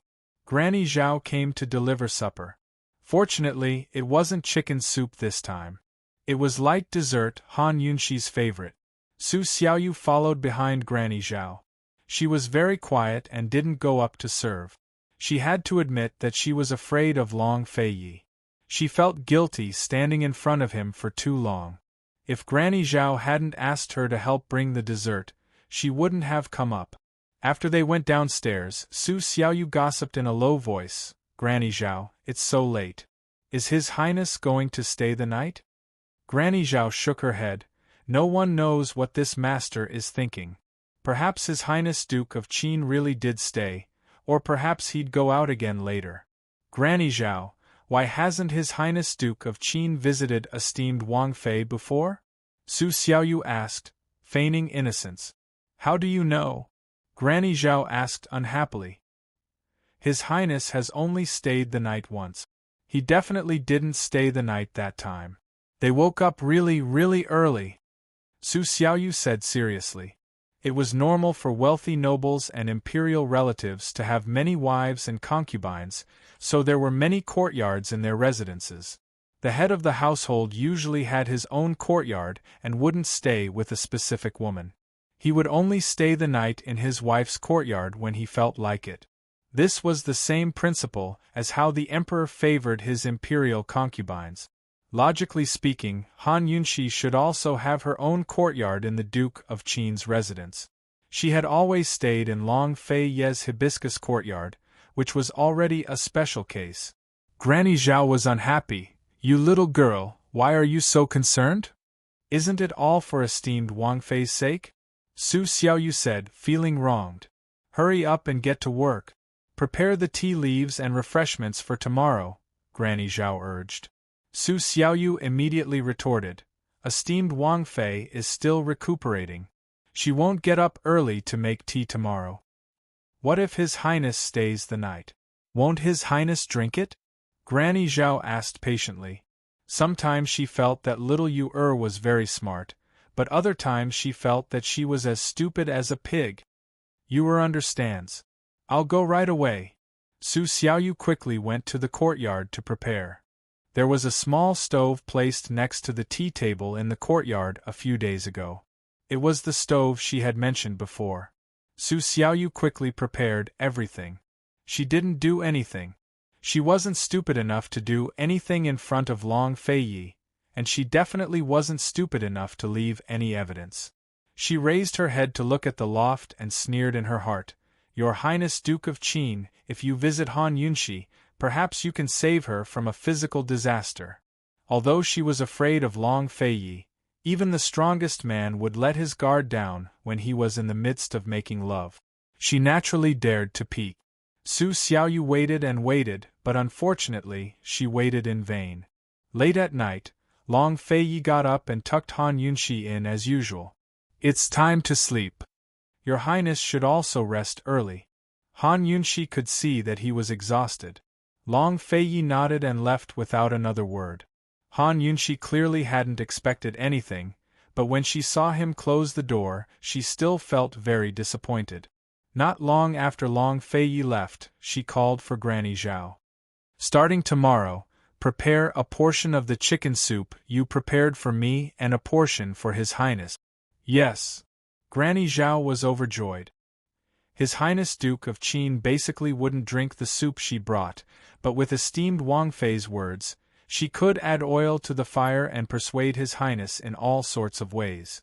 The next day, Han Yunxi was still being served by Granny Zhao. Of course, she could already go to the study. However, the detoxification system had just recovered, so she didn't dare to make any big move. For the time being, she put the beauty's blood and perplexing butterfly illusion aside. On the third day, Han Yunxi wanted to go out to Bailey Mingxiang, but Long Fei Yi didn't let her go out. But no matter what she said, Long Fei Yi wouldn't let her go out. Han Yunxi, who had been immersed in her little happiness, finally realized that something was wrong. Long Fei Yi had actually ordered Granny Zhao not to let her go out long ago. Han Yunxi was gloomy. I'm already fine. You're putting me under house arrest. You need to rest for at least a month, Long Fei Yi said. Have Gu Beiwei come take a look. I'm really fine. If I'm cooped up at home, I'll get sick from boredom, Han Yunxi said seriously. Long Fei Yi didn't even think before replying. It was Gu Beiwei who said you needed to rest at home for a month. Han Yunxi wanted to cry, but no tears came out. At this time, Granny Zhao hurried over. Your Highness, a guest requests an audience. A guest requests an audience? Anyone who could come to the Duke of Qin's residence to request an audience wasn't an ordinary person. After all, everyone knew that His Highness Duke of Qin rarely received guests. Since Granny Zhao had come to report, this person shouldn't be simple. Han Yunxi was still trying to guess, but who knew that this person was looking for her, and not Long Feiyi? Granny Zhao said, "Your Highness, it's Miss Mingxiang from the Bailey estate. She requests an audience with esteemed Wang Fei." Chapter 424. Bailey Mingxiang's here. I won't see her. Long Feiyi refused. He wouldn't allow anyone to see Han Yunxi now. The woman needed to rest and couldn't be disturbed. Your Highness, she's here to see Qinxia, Han Yunxi reminded him faintly. Long Feiyi ignored her and said to Zhao Mama in his cold voice, Wang Fei needs to rest, so I won't see her. Zhao Mama didn't know about the beauty's blood, but she knew the Bailey clan was loyal to His Highness Duke of Qin. She quite liked Miss Mingxiang. Of course, since His Highness Duke of Qin had said so, she could only do as she was told. Yes. Zhao Mama was about to leave when Han Yunxi called her back. Stand still. Zhao Mama felt sad and obediently stood there without a sound. Han Yunxi said mildly, Your Highness, Miss Mingxiang's here saves Qinxia a trip. Her illness is very special, so Qinxia should examine her personally. Seeing Han Yunxi's serious gaze, Long Feiyi actually yielded. He didn't speak, nor did he stop her. Han Yunxi shot Zhao Mama a look, who quickly went to invite her in. She wanted to make a bet with Chu Shifeng about who'd yield first in a fight between master and mistress. By the time Bailey Mingxiang was brought in, Long Feiyi and Han Yunxi were already brewing tea in the courtyard. Su Xiaoyu was carefully waiting on the side. Bailey Mingxiang was thin to begin with, but after being tossed around like that, she looked like a bag of bones. If the wind had been a bit stronger, she might have actually been blown away. She knelt as soon as she arrived. Your Highness, esteemed Wang Fei, Mingxiang has come to thank you for your grace. Mingxiang's illness has caused your Highness and esteemed Wang Fei to suffer. With servants present, Bailey Mingxiang couldn't speak too directly. After all, very few people knew about the beauty's blood. Long Feiyi drank his tea. Although Han Yunxi warned him that he would lose people's hearts if he was so cold-blooded, he was just like that.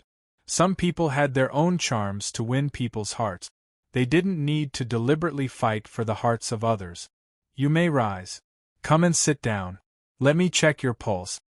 Han Yunxi was overjoyed to see the person she had tried so hard to save. The detoxification system had not fully recovered, but she could still feel his pulse. Long Feiyi sat next to Han Yunxi. Bailey Mingxiang did not dare to get too close. She did not sit down either. Instead, she bent over and placed her hands on the table. Su Xiaoyu stole a glance and knew that this was a young miss from the Bailey estate. However, she didn't take this matter to heart. After all, she only had one purpose in coming to the Duke of Qin's estate. She couldn't be bothered to care about anything else. I've recovered from my illness, but my body needs to be nursed back to health, Han Yunxi said with a smile. Bailey Mingxiang stepped back and knelt down again. She looked at Han Yunxi, her eyes sincere and stubborn. This was probably the first time she had placed her thoughts on someone else in front of His Highness Duke of Qin. At this moment, she only had eyes for Han Yunxi. This person had spent half a year saving her, and had even fallen into a coma from exhaustion. In this world, she was the only person who truly treated her well. Esteemed Wang Fei, Mingxiang owes her life to you. Mingxiang said that as long as Mingxiang survives, I'm willing to serve you for the rest of my life. Bailey Mingxiang said as she prostrated herself on the ground. In an instant, everyone looked over in shock, including Long Feiyi. Although the Bailey estate was under His Highness Duke of Qin's control, Bailey Mingxiang was still a young miss of a noble family. How could she be willing to be a servant for the rest of her life? Wasn't this a little too? Han Yunxi had long since known about this. She felt extremely helpless. All right. Get up first and we'll talk. Not only did Bailey Mingxiang refuse to get up, she didn't even raise her head. She kept kowtowing to the ground. Esteemed Wang Fei, please agree to Mingxiang's request. Han Yunxi didn't want to, but she never knew how to turn people down tactfully. Thus, she didn't beat around the bush and simply refused. I don't need you to wait on me, so you don't need to ask for more. Esteemed Wang Fei, Mingxiang is sincere. Bailey Mingxiang said anxiously. I'm also sincere. I really don't need it. Han Yunxi said that Long Fei Yi was heartless, but she was also very decisive. Bailey Mingxiang fell silent. She slowly raised her head to look at Han Yunxi. Esteemed Wang Fei, Mingxiang is begging you. Han Yunxi wanted to refuse again. However, she suddenly saw a sense of helplessness in Bailey Mingxiang's eyes. It didn't seem like she was begging her to repay her kindness. Instead, it seemed like she was begging her for help. Could it be that there was something behind the scenes that she didn't know about?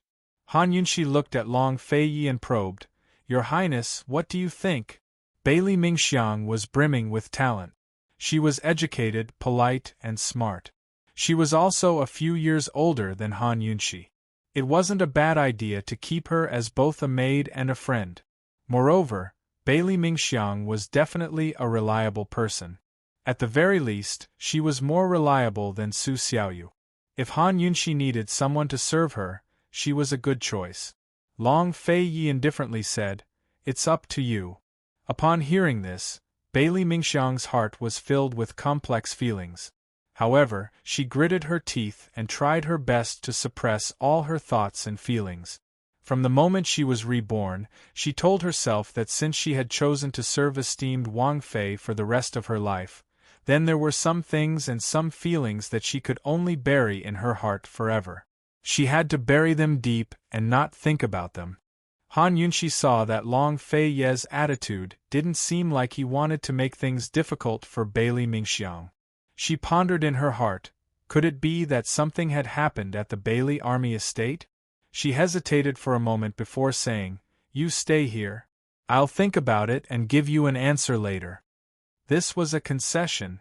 Bailey Mingxiang was overjoyed. Thank you, esteemed Wang Fei. Shouldn't you get up now? Han Yunxi helplessly asked.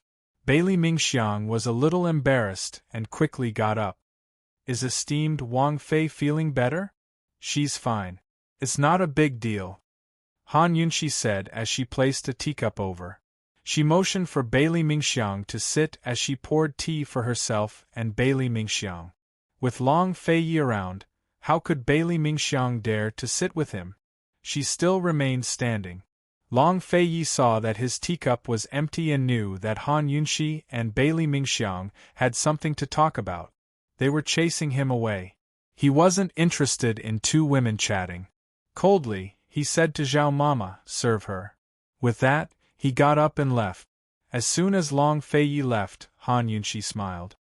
Bailey Mingxiang, can you sit down and talk properly now? However, Bailey Mingxiang was very cautious.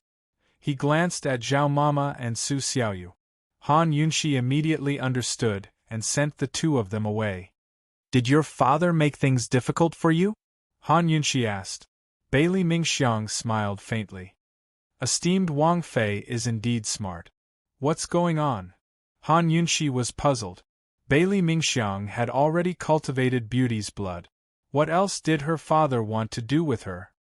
Esteemed Wang Fei, Mingxiang didn't come here to seek refuge because my father made things difficult for me. Mingxiang sincerely wants to stay by your side. Bailey Mingxiang had to explain this matter clearly. Han Yunxi didn't care so much. In any case, she was certain that Bailey Mingxiang wouldn't stay by her side for long. How could such a young girl's heart not fly away once she met her sweetheart? This kind of thing was human nature. Han Yunxi didn't care much about things like repaying a debt of gratitude. Tell me, what's going on? Han Yunxi asked. Father wants to arrange a marriage for me. Han Yunxi understood the moment she said this. How could the marriage of a daughter of a large family be so simple? Bailey Mingxiang wanted to explain, but Han Yunxi waved her hand to stop her. She said bluntly, How about this? I can keep you, but if you meet someone you want to marry one day, you mustn't hide it from me. Han Yunxi thought for a moment, then said, You can stay here and help me prepare the medicine. Also, you can take care of the poisonous plants in the courtyard. You don't have to do anything else. In the end, she came from a large family. How could a servant do well? Bailey Mingxiang had taken poison for many years, so she was more sensitive to poisons than the average person. Han Yunxi suddenly realized that she'd become kinder. Perhaps it was fate that brought her and Bailey Mingxiang together, but she was helping her all the way to the end. Bailey Mingxiang was so moved that she didn't know what to say. She wanted to kneel again, but Han Yunxi hurriedly stopped her. Don't. You should go back and rest first. Come back in a month. I'll have His Highness talk to General Bailey. Bailey Mingxiang nodded repeatedly. Esteemed Wang Fei, she felt that she had to say something, but she didn't know what to say. She really couldn't express the gratitude in her heart. Just as she was about to leave, Bailey Mingxiang remembered that she had another very important matter to attend to today.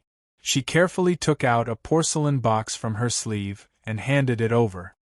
Esteemed Wang Fei, this is a medicinal plant unique to the Bailey family.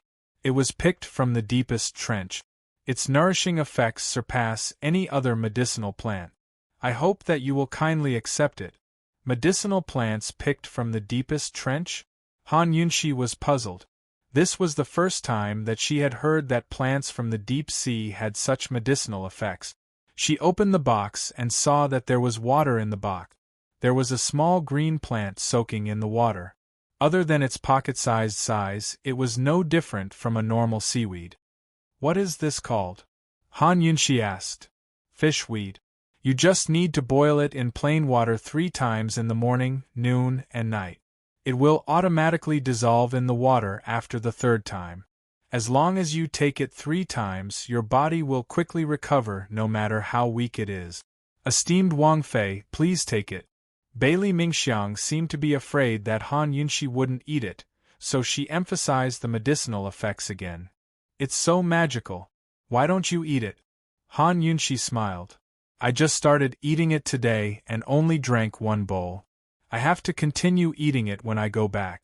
Bailey Mingxiang smiled faintly. Han Yunxi accepted the medicine like this. She didn't know that this fish weed was the most precious treasure of the mermaid clan. It only grew once every few thousand years. When Bailey Yuanlong obtained this medicine, he gave it to Long Fei Ye's imperial concubine mother. Long Fei Ye's imperial concubine mother was worried that Bailey Mingxiang's young body would be too weak to endure the poison, so she gave the fish weed to Bailey Mingxiang to eat. Bailey Mingxiang couldn't bear to eat it and had hidden it for over 10 years. Today, he gave it to Han Yunxi just like this, lying to her. Fortunately, Han Yunxi was still very curious about the taste of the fish weed.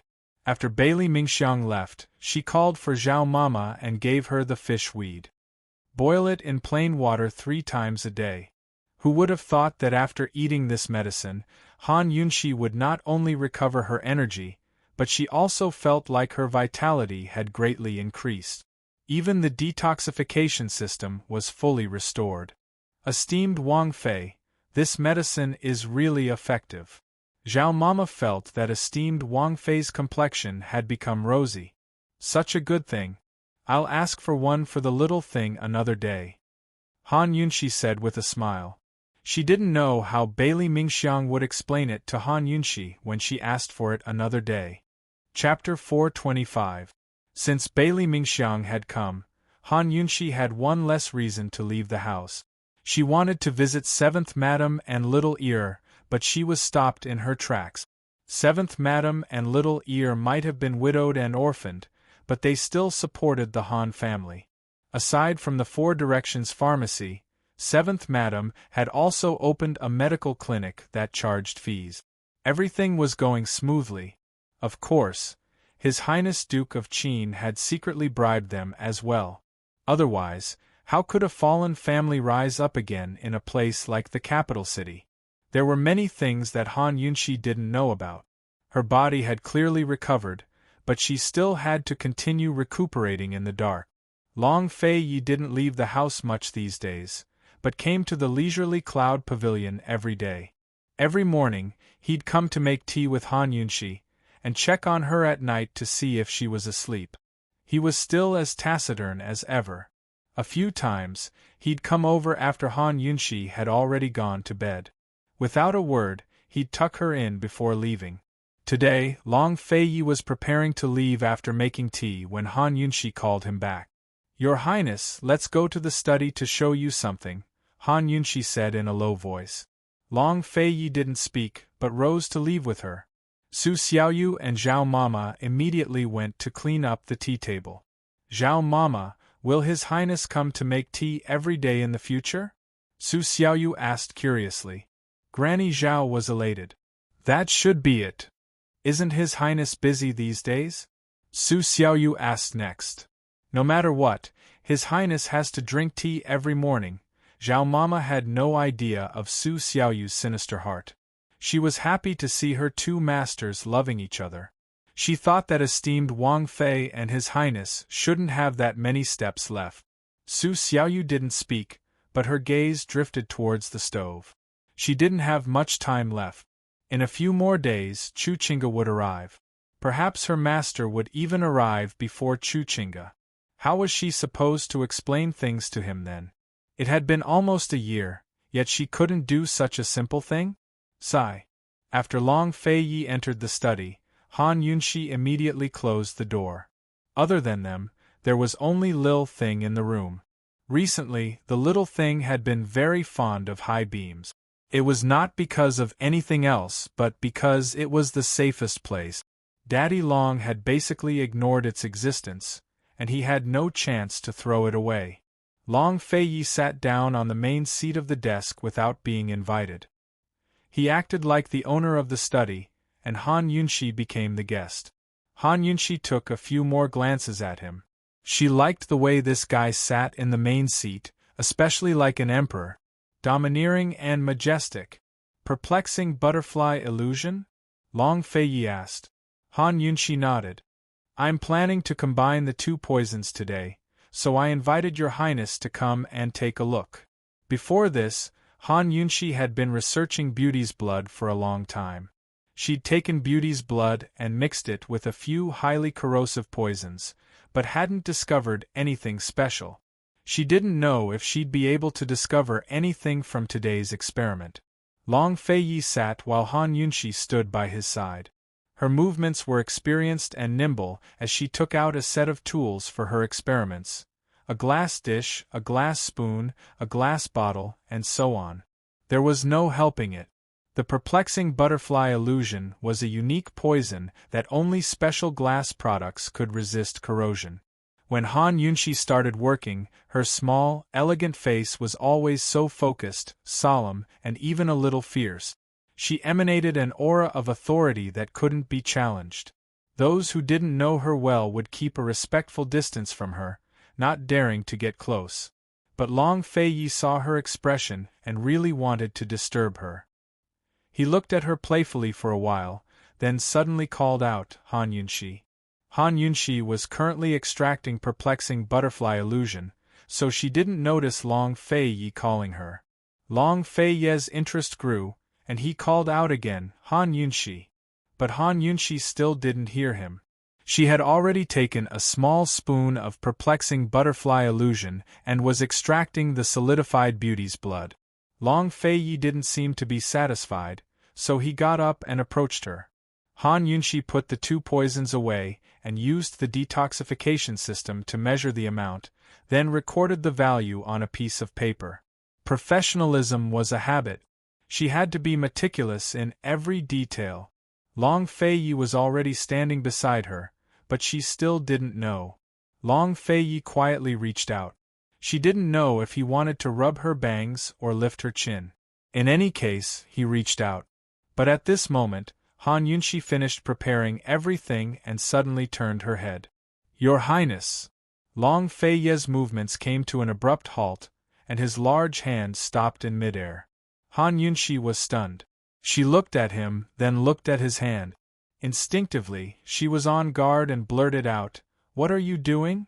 Long Feiyi's large hand went past Han Yunshi and picked up the bottle of perplexing butterfly illusion on the table. He said coldly, "See how much is left." Han Yunshi didn't want to ask that question. It was just a conditioned reflex. Long Fei Ye's cold reply made Han Yunshi even more embarrassed. She thought too much. Han Yunshi stole a glance at Long Fei Yi. Seeing that he didn't notice what just happened, she secretly sighed in relief. "Your Highness, let's begin." Long Fei Yi nodded. Everything seemed so natural and flawless. Both of them collected their thoughts. Han Yunshi put the beauty's blood into the perplexing butterfly illusion, and an unbelievable scene occurred. Once the beauty's blood was put into the perplexing butterfly illusion, the blood clot's surroundings began to bubble. At first, it was just the surroundings, but gradually, the entire perplexing butterfly illusion began to bubble as well, as if it was boiling. Han Yunshi originally thought that the beauty's blood would be melted into the perplexing butterfly illusion, but who knew that the perplexing butterfly illusion would be melted into the beauty's blood in the end? In the end, the potion boiled until it turned into a small drop of blood. It was bright red and glistening, much redder than fresh blood. Han Yunshi waited for a moment, and the drop of blood solidified. Long Fei Yi didn't know anything about poison. He silently watched and waited without asking any questions. Since he didn't ask any questions, he didn't disturb her. Han Yunshi stared at the drop of blood and secretly activated the detoxification system to scan it. Previously, the detoxification system didn't know anything about the perplexing butterfly illusion, so it couldn't detect anything. But this time, the detoxification system was able to detect something about this drop of blood. "Your Highness, this is a slow-acting corrosive poison. It's not as corrosive as the perplexing butterfly illusion, but it's at least half as strong," Han Yunshi said seriously. The principle of the detoxification system was that if there was a record, it would be able to detect it. However, the detoxification system had no record of this thing, so it couldn't detect what it was called. It could only estimate its toxicity based on the records of the slow-acting poisons used to cultivate the beauty's blood, as well as the highly corrosive poison orchid. "Can't you decipher its composition?" Long Fei Yi asked. Han Yunshi could only shake her head. She used a glazed dagger to scoop out some powder, mixed it into water, and fed it to the white mouse. Not long after, the white mouse's internal organs began to fester. "It's a corrosive poison." Han Yunshi could only come to this conclusion. The beauty's blood was the key to breaking the perplexing butterfly illusion, and the one who obtained the perplexing butterfly illusion would obtain the world. In other words, if they could decipher this drop of blood, they might be able to find the answer. But how were they supposed to decipher it without any clues? Should he figure out its use, or should he figure out its formula? What did this have to do with the poison orchids they discovered in the poison sect's storehouse? Han Yunshi's head hurt from all the thinking. "Your Highness, we don't have a clue. This is very troublesome." "No rush. Take your time." Over at the Tang clan, Aunt Ru and Tang Zijin were the most anxious about this matter. Long Fei Yi, on the other hand, wasn't in a hurry. Han Yunshi knew full well that deciphering poisons couldn't be rushed. Some studies might take 10 or 20 years to come to a conclusion. I'll do my best." She looked at the drop of blood. "Your Highness, why don't you give this new thing a name?"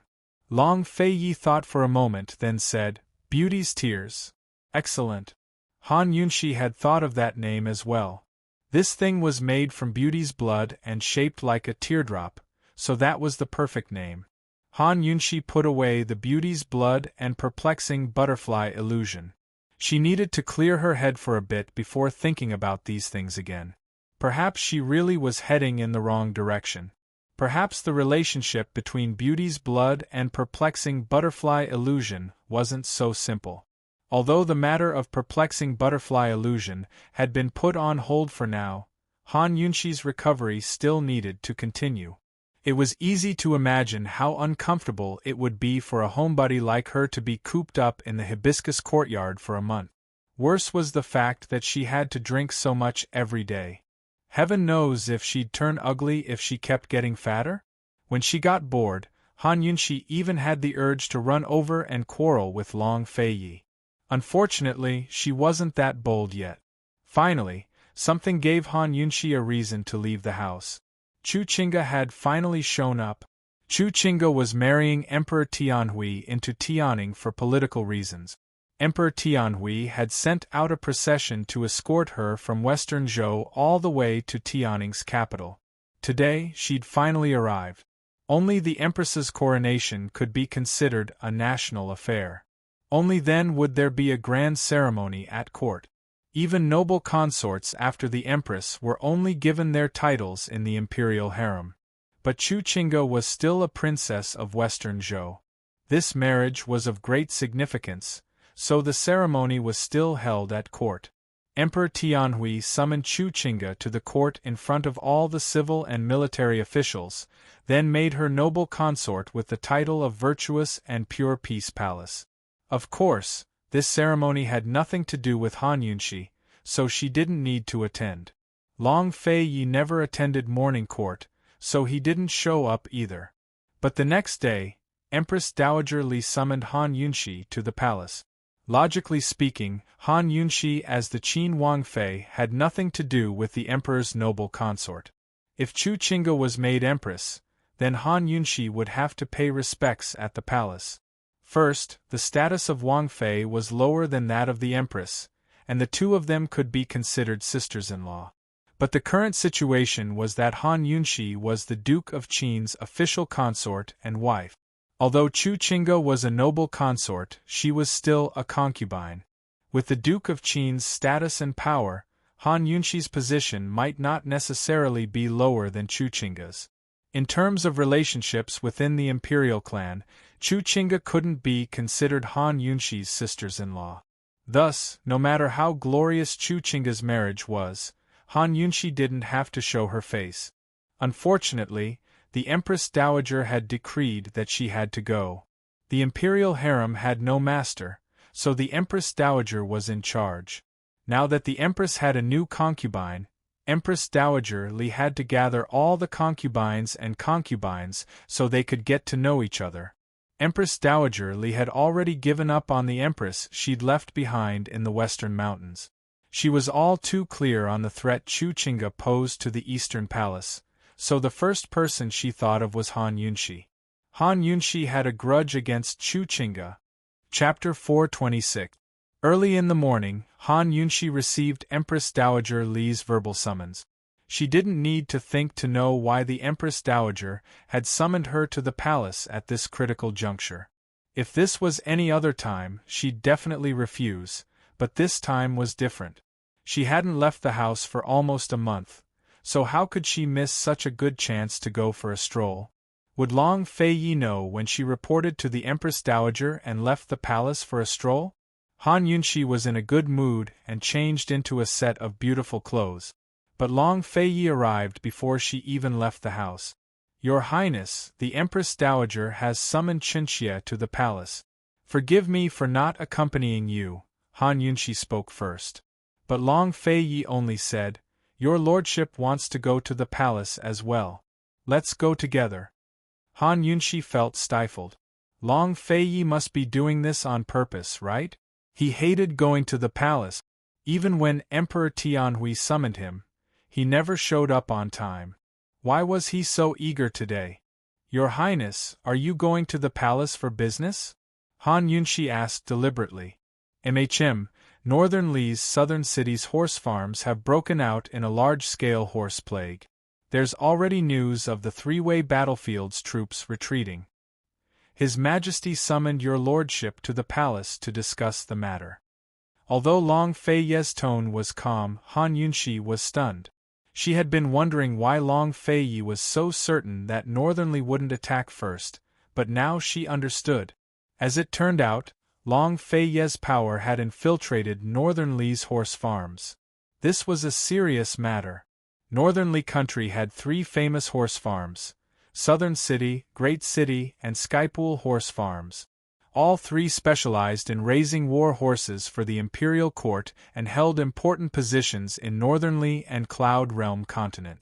Although southern cities' horse farms weren't the most important source of horses, it was enough to affect northern Lee's armored cavalry. Moreover, the most frightening thing was that the current outbreak was none other than a horse plague. In northern Lee, where horses outnumbered people, a large-scale horse plague wouldn't just cause losses to the war horses, but countless herding horses as well.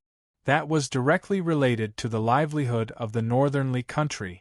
Han Yunshi looked at Long Fei Yi for a long time before she asked, "Nandu Stud Farm had an epidemic for a long time, but it hasn't been publicized, right?" The Northern Lee Emperor's deployment of troops at the three-way battlefield was nothing more than a bluff to scare Tian Hui. Long Fei Yi nodded. "So, you have people at Nandu Racecourse?" Han Yunshi asked again. It was unlikely that the horse plague was man-made. Long Fei Yi was so certain that he must have received the news a long time ago. Long Fei Yi did not deny it and nodded again. This was his gift to Emperor Tian Hui. Once Northern Lee withdrew its troops, the Bailey Navy could continue to protect Fishery Island. Emperor Tian Hui would have no other reason to mobilize the Bailey Navy.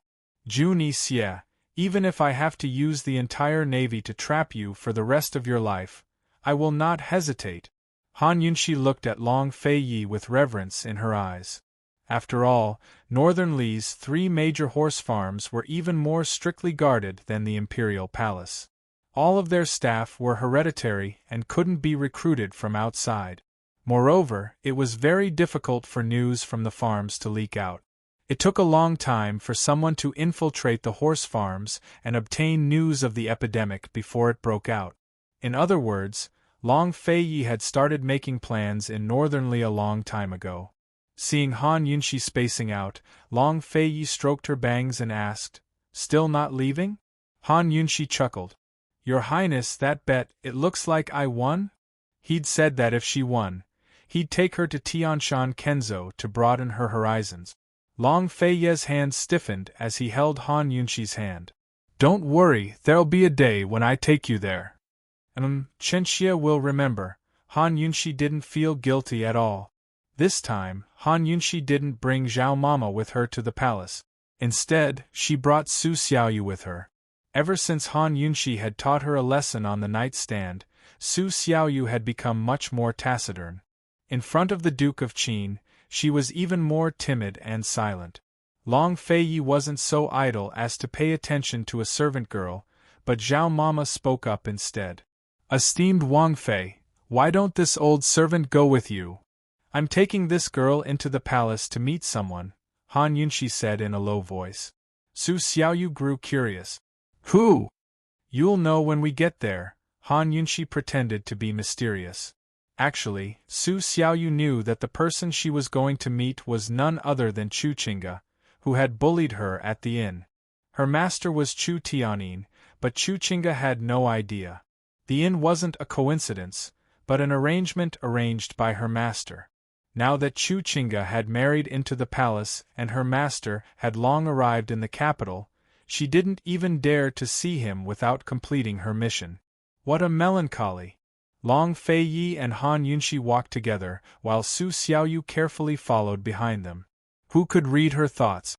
When they reached the palace, Long Fei Yi headed for the imperial study, while Han Yunshi headed for the Empress Dowager's palace of heaven and earth. Before they parted, he said, "We'll go back together in a bit." Han Yunshi's hopes of sneaking out to play died just like that. By the time Han Yunshi arrived at the palace of heaven and earth, all of the concubines and concubines in the imperial harem were already present. This reminded Han Yunshi of her first visit to the palace. Unfortunately, things had changed, but the people had changed. The Empress Dowager sat at the head of the table.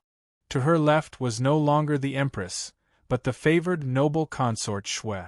Next to noble consort Shui was the Crown Prince consort Mu Luiyue. To the Empress Dowager's right was noble consort Ning. The seat behind noble consort Ning was empty. Without a doubt, Chu Qingge hadn't arrived yet.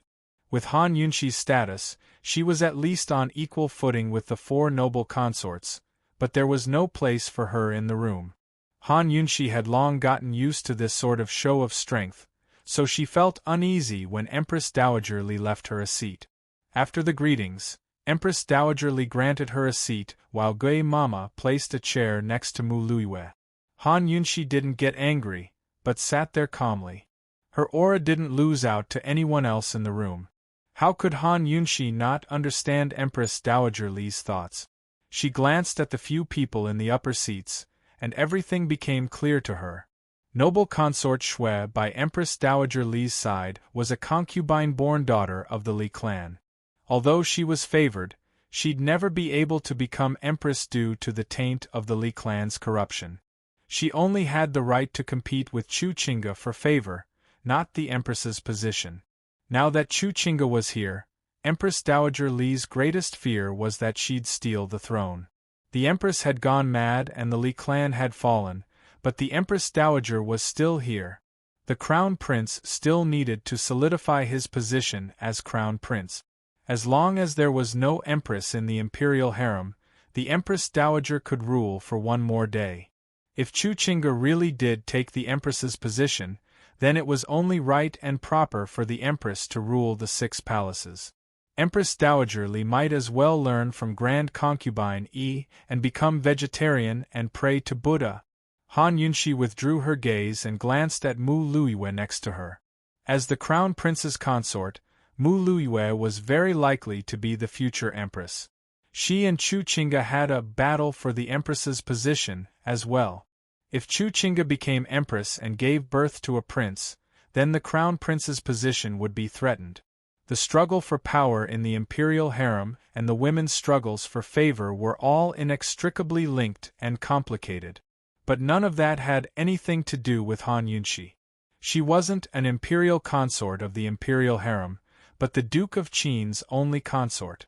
Empress Dowager Li had invited her here so she could fight with Chu Qingge, so she could sit back and reap the benefit.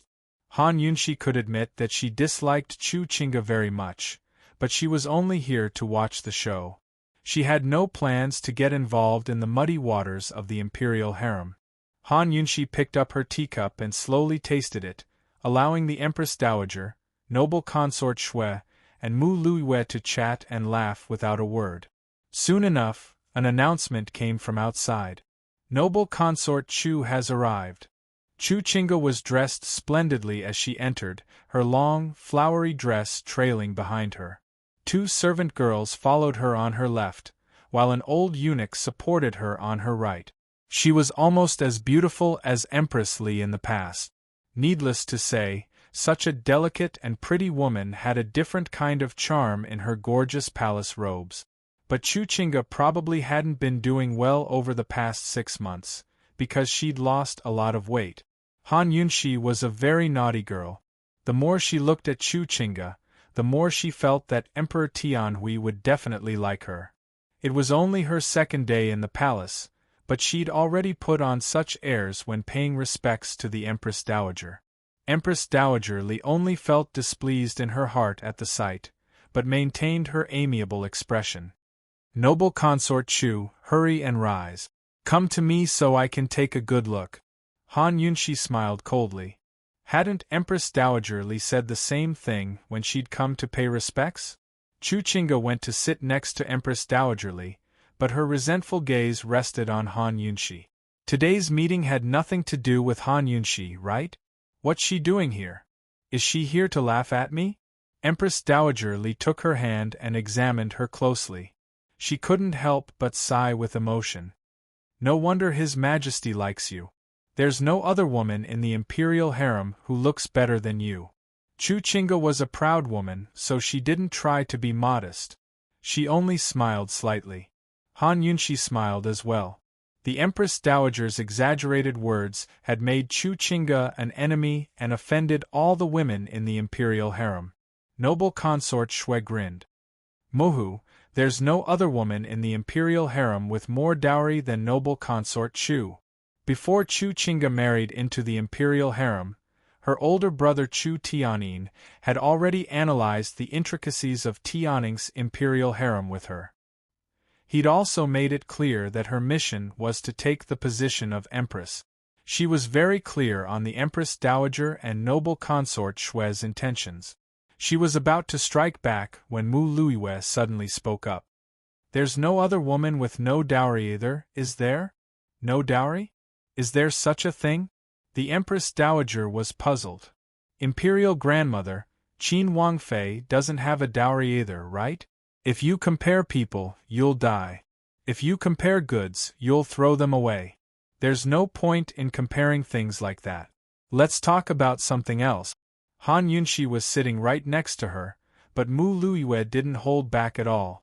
Instead, she laughed out loud, a bit too provocative.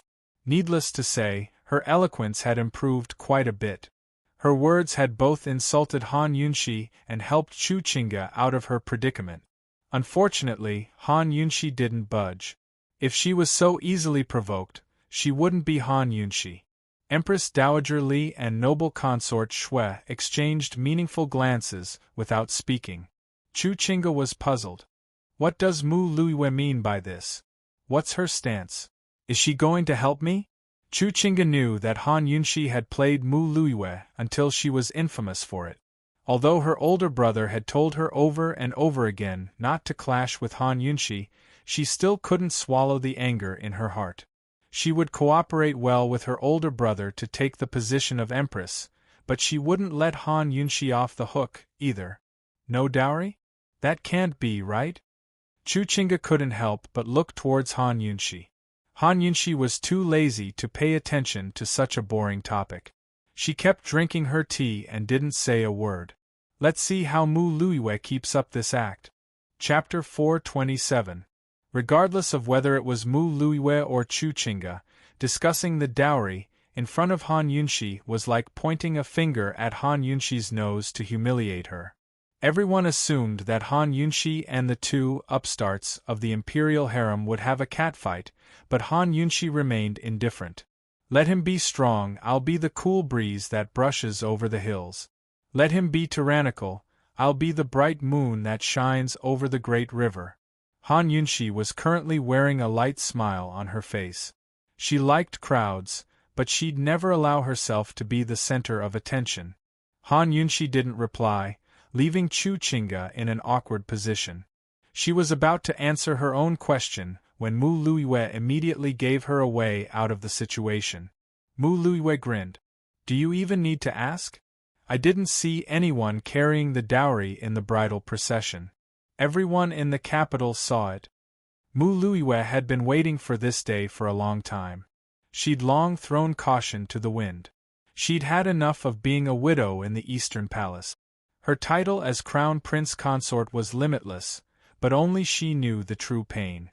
Even if the Crown Prince ascended the throne in the future, she could use her maternal family's influence to protect her position as Crown Prince Consort and become Empress. So what? Her days would still be bitter.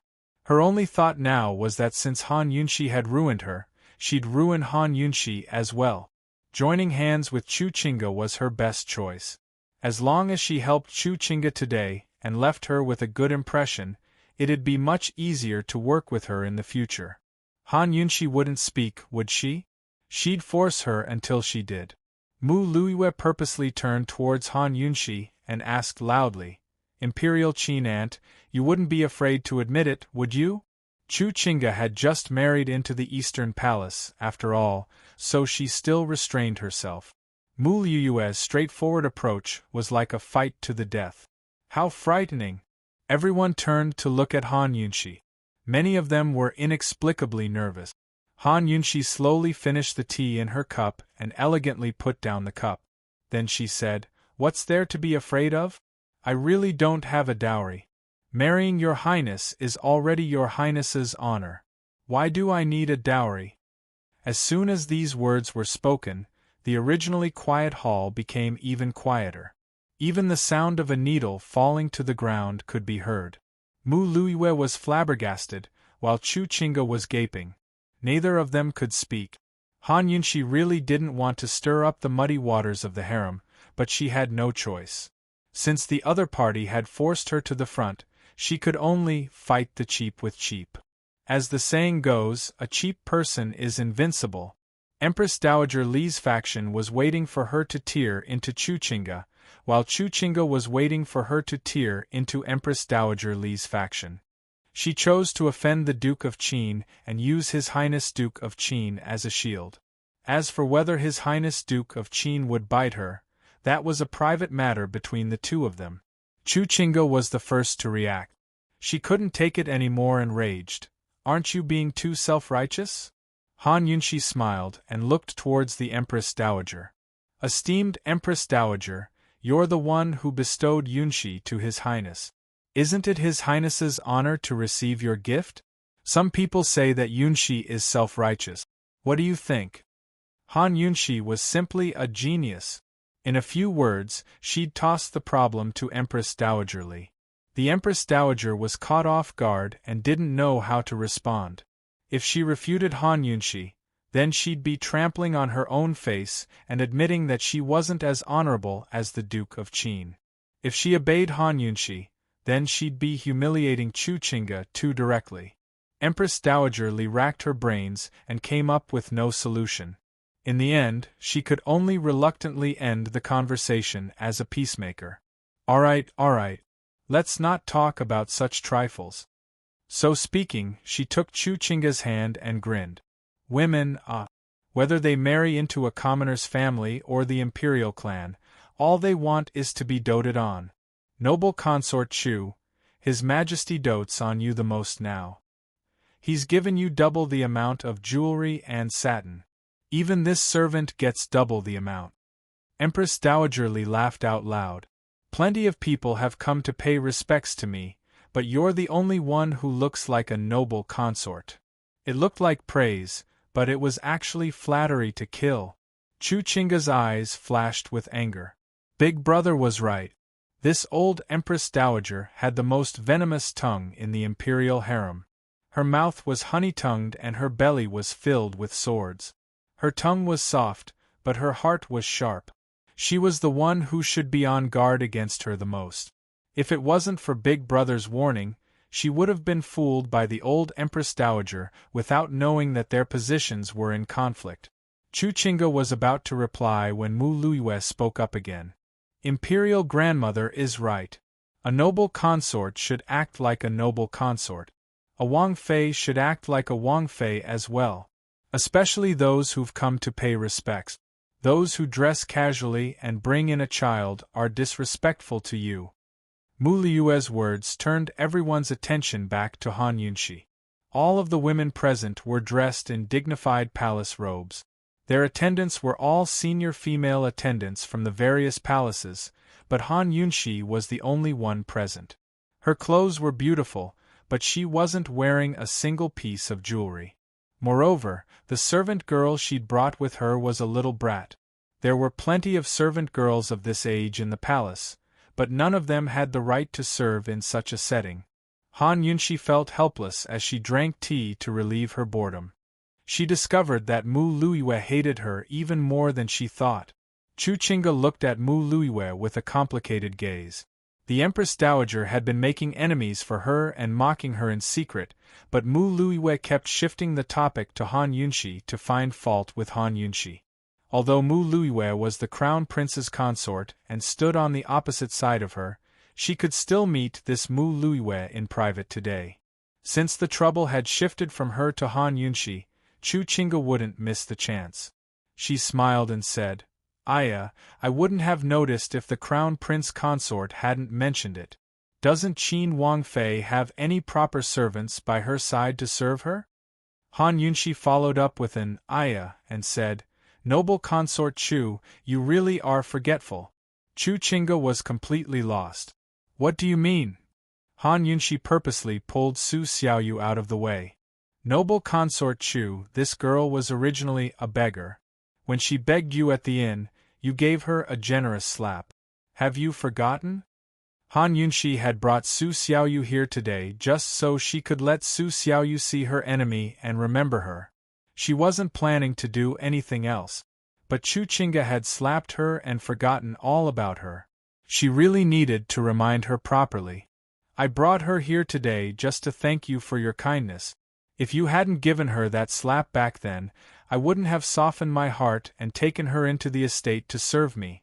Han Yunshi smiled. Su Xiaoyu never expected Han Yunshi to play like this.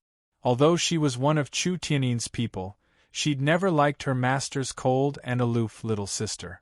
She liked Han Yunshi's way of playing. Su Xiaoyu quickly stepped forward and kowtowed. Su Xiaoyu thanks noble consort Chu for the grace of that slap. May noble consort Chu live thousands and thousands of years.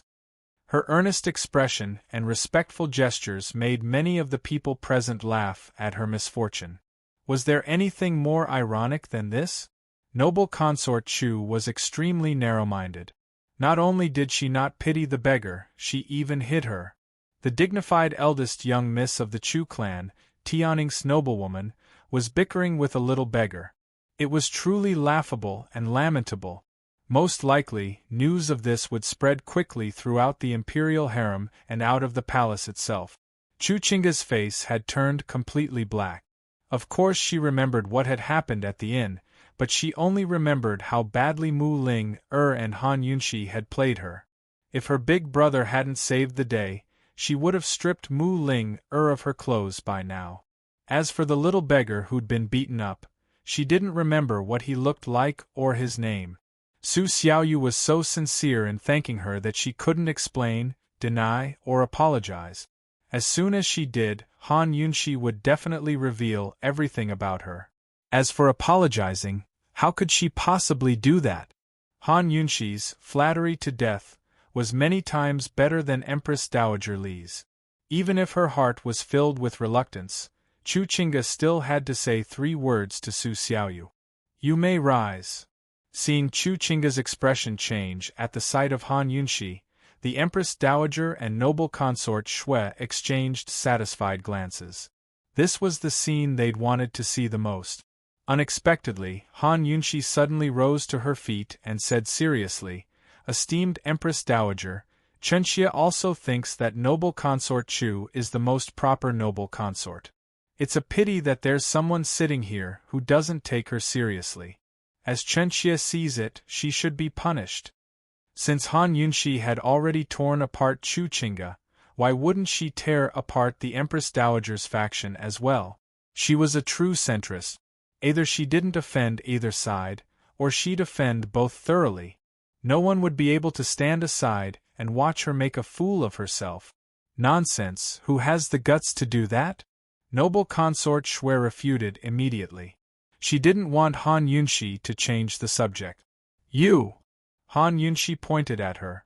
Noble consort Shui gave a start. Qin Wangfei, you can eat whatever you want, but you can't say whatever you want. Esteemed Empress Dowager is here, so you need proof for your words. Don't talk nonsense. If Yunshi remembers correctly, according to the rules of the imperial harem, only the Empress and the head of the 4 consorts have the right to receive double rewards. Esteemed Empress Dowager just said that His Majesty gave noble consort Chu double rewards, which makes her the head of the 4 consorts. Since the Empress isn't in the palace, the head of the 4 consorts sits by esteemed Empress Dowager's side. Noble consort Shui, you've quite the gall to seize the head of the 4 consorts. Noble consort Shui was so angry that she lost her cool. She stood up and cried. His Majesty only made her noble consort, not the head of the 4 consorts. Empress Dowager Li's hand stiffened at her words. Noble consort Shui immediately regretted her words, but it was too late. They'd been playing dirty and avoiding direct confrontation with Chu Qingga. Who knew that Han Yunshi would expose their masks in a moment of carelessness? Han Yunshi exclaimed again. She wasn't made the head of the 4 consorts? I thought she was, but with His Majesty's love for noble consort Chu, it's only a matter of time. Noble consort Shui, don't be so agitated. I'm not agitated, I'm just. Everyone had seen noble consort Shui's reaction just then. Even she felt that any explanation would be futile. Han Yunshi smiled. Noble consort Shui, there's no need to explain. I misunderstood. You can still sit in that seat for now. Was there anyone who spoke like that? Noble consort Shui clenched her fists inside her sleeve. She wanted nothing more than to rush over and slap Han Yunshi. Enough with this woman. She glanced at Chuchinga, only to see the other woman looking back at her with disdain in her eyes. Chapter 428. Chuchinga had always been a cold, proud, and aloof woman. She usually looked at people with disdain, much less scorn.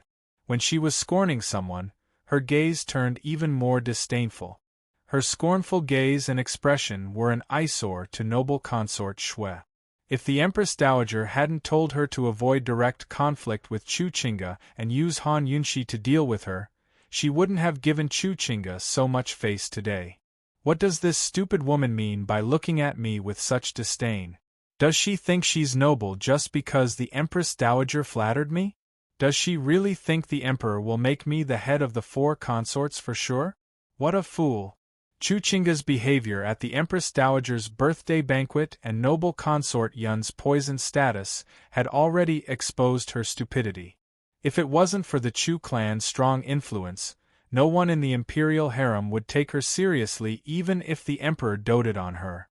At first, they were just enemies, but Han Yunshi's instigation had planted the seed of hatred in noble consort Shui's heart.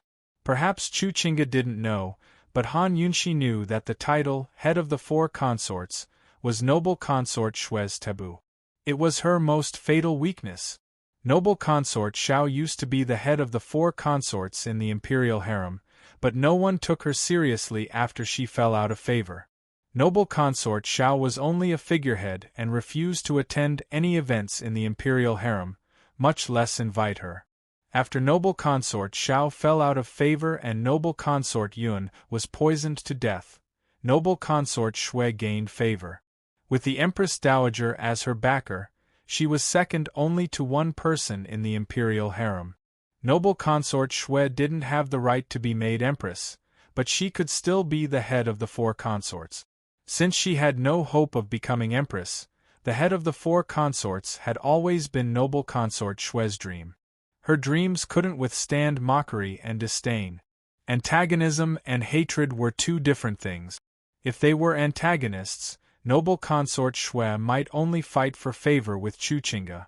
But if they were enemies, she'd be tempted to murder Chuchinga again.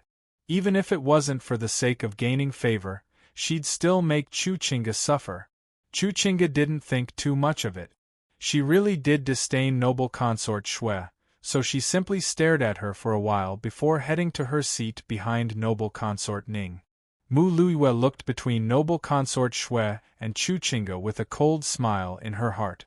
She secretly rejoiced at the fact that she'd rejected noble consort Shui in the first place. Otherwise, she'd be scorned by Chuchinga as well. Since Chuchinga had already sat down, noble consort Shui had no choice but to sit down as well. After drinking a few cups of tea, the Empress Dowager had someone present Chuchinga's reward. There weren't many things, nor were they rare, but they were all exquisitely crafted. Chuchinga pretended to be happy as she accepted the gift and presented it to the Empress Dowager. It wasn't a rare treasure either, but it was still presentable.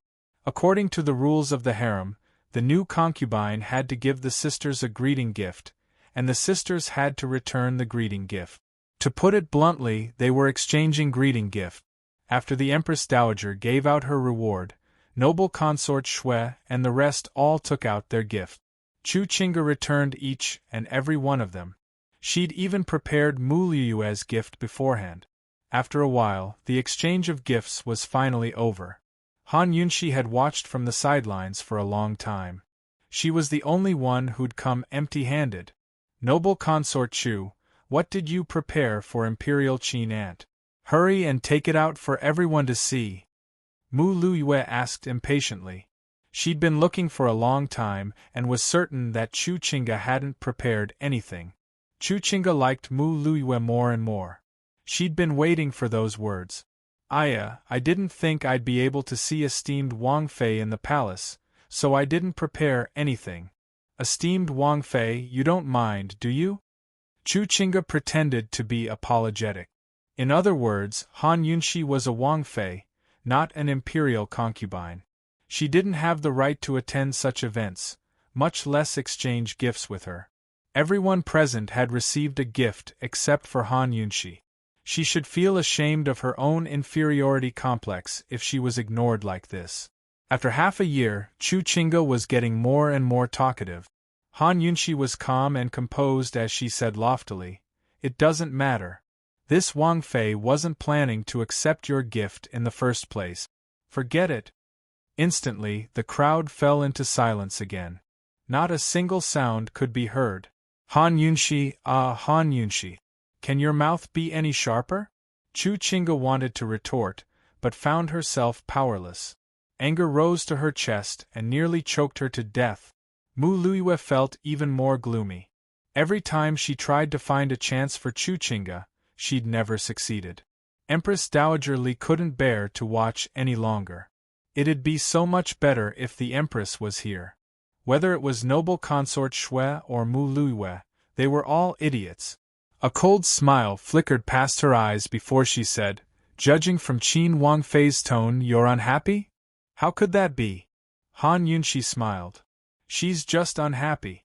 Even I can see that," Empress Dowager Li insisted. She didn't give Han Yunshi a chance to explain herself, but added, "This is all my fault.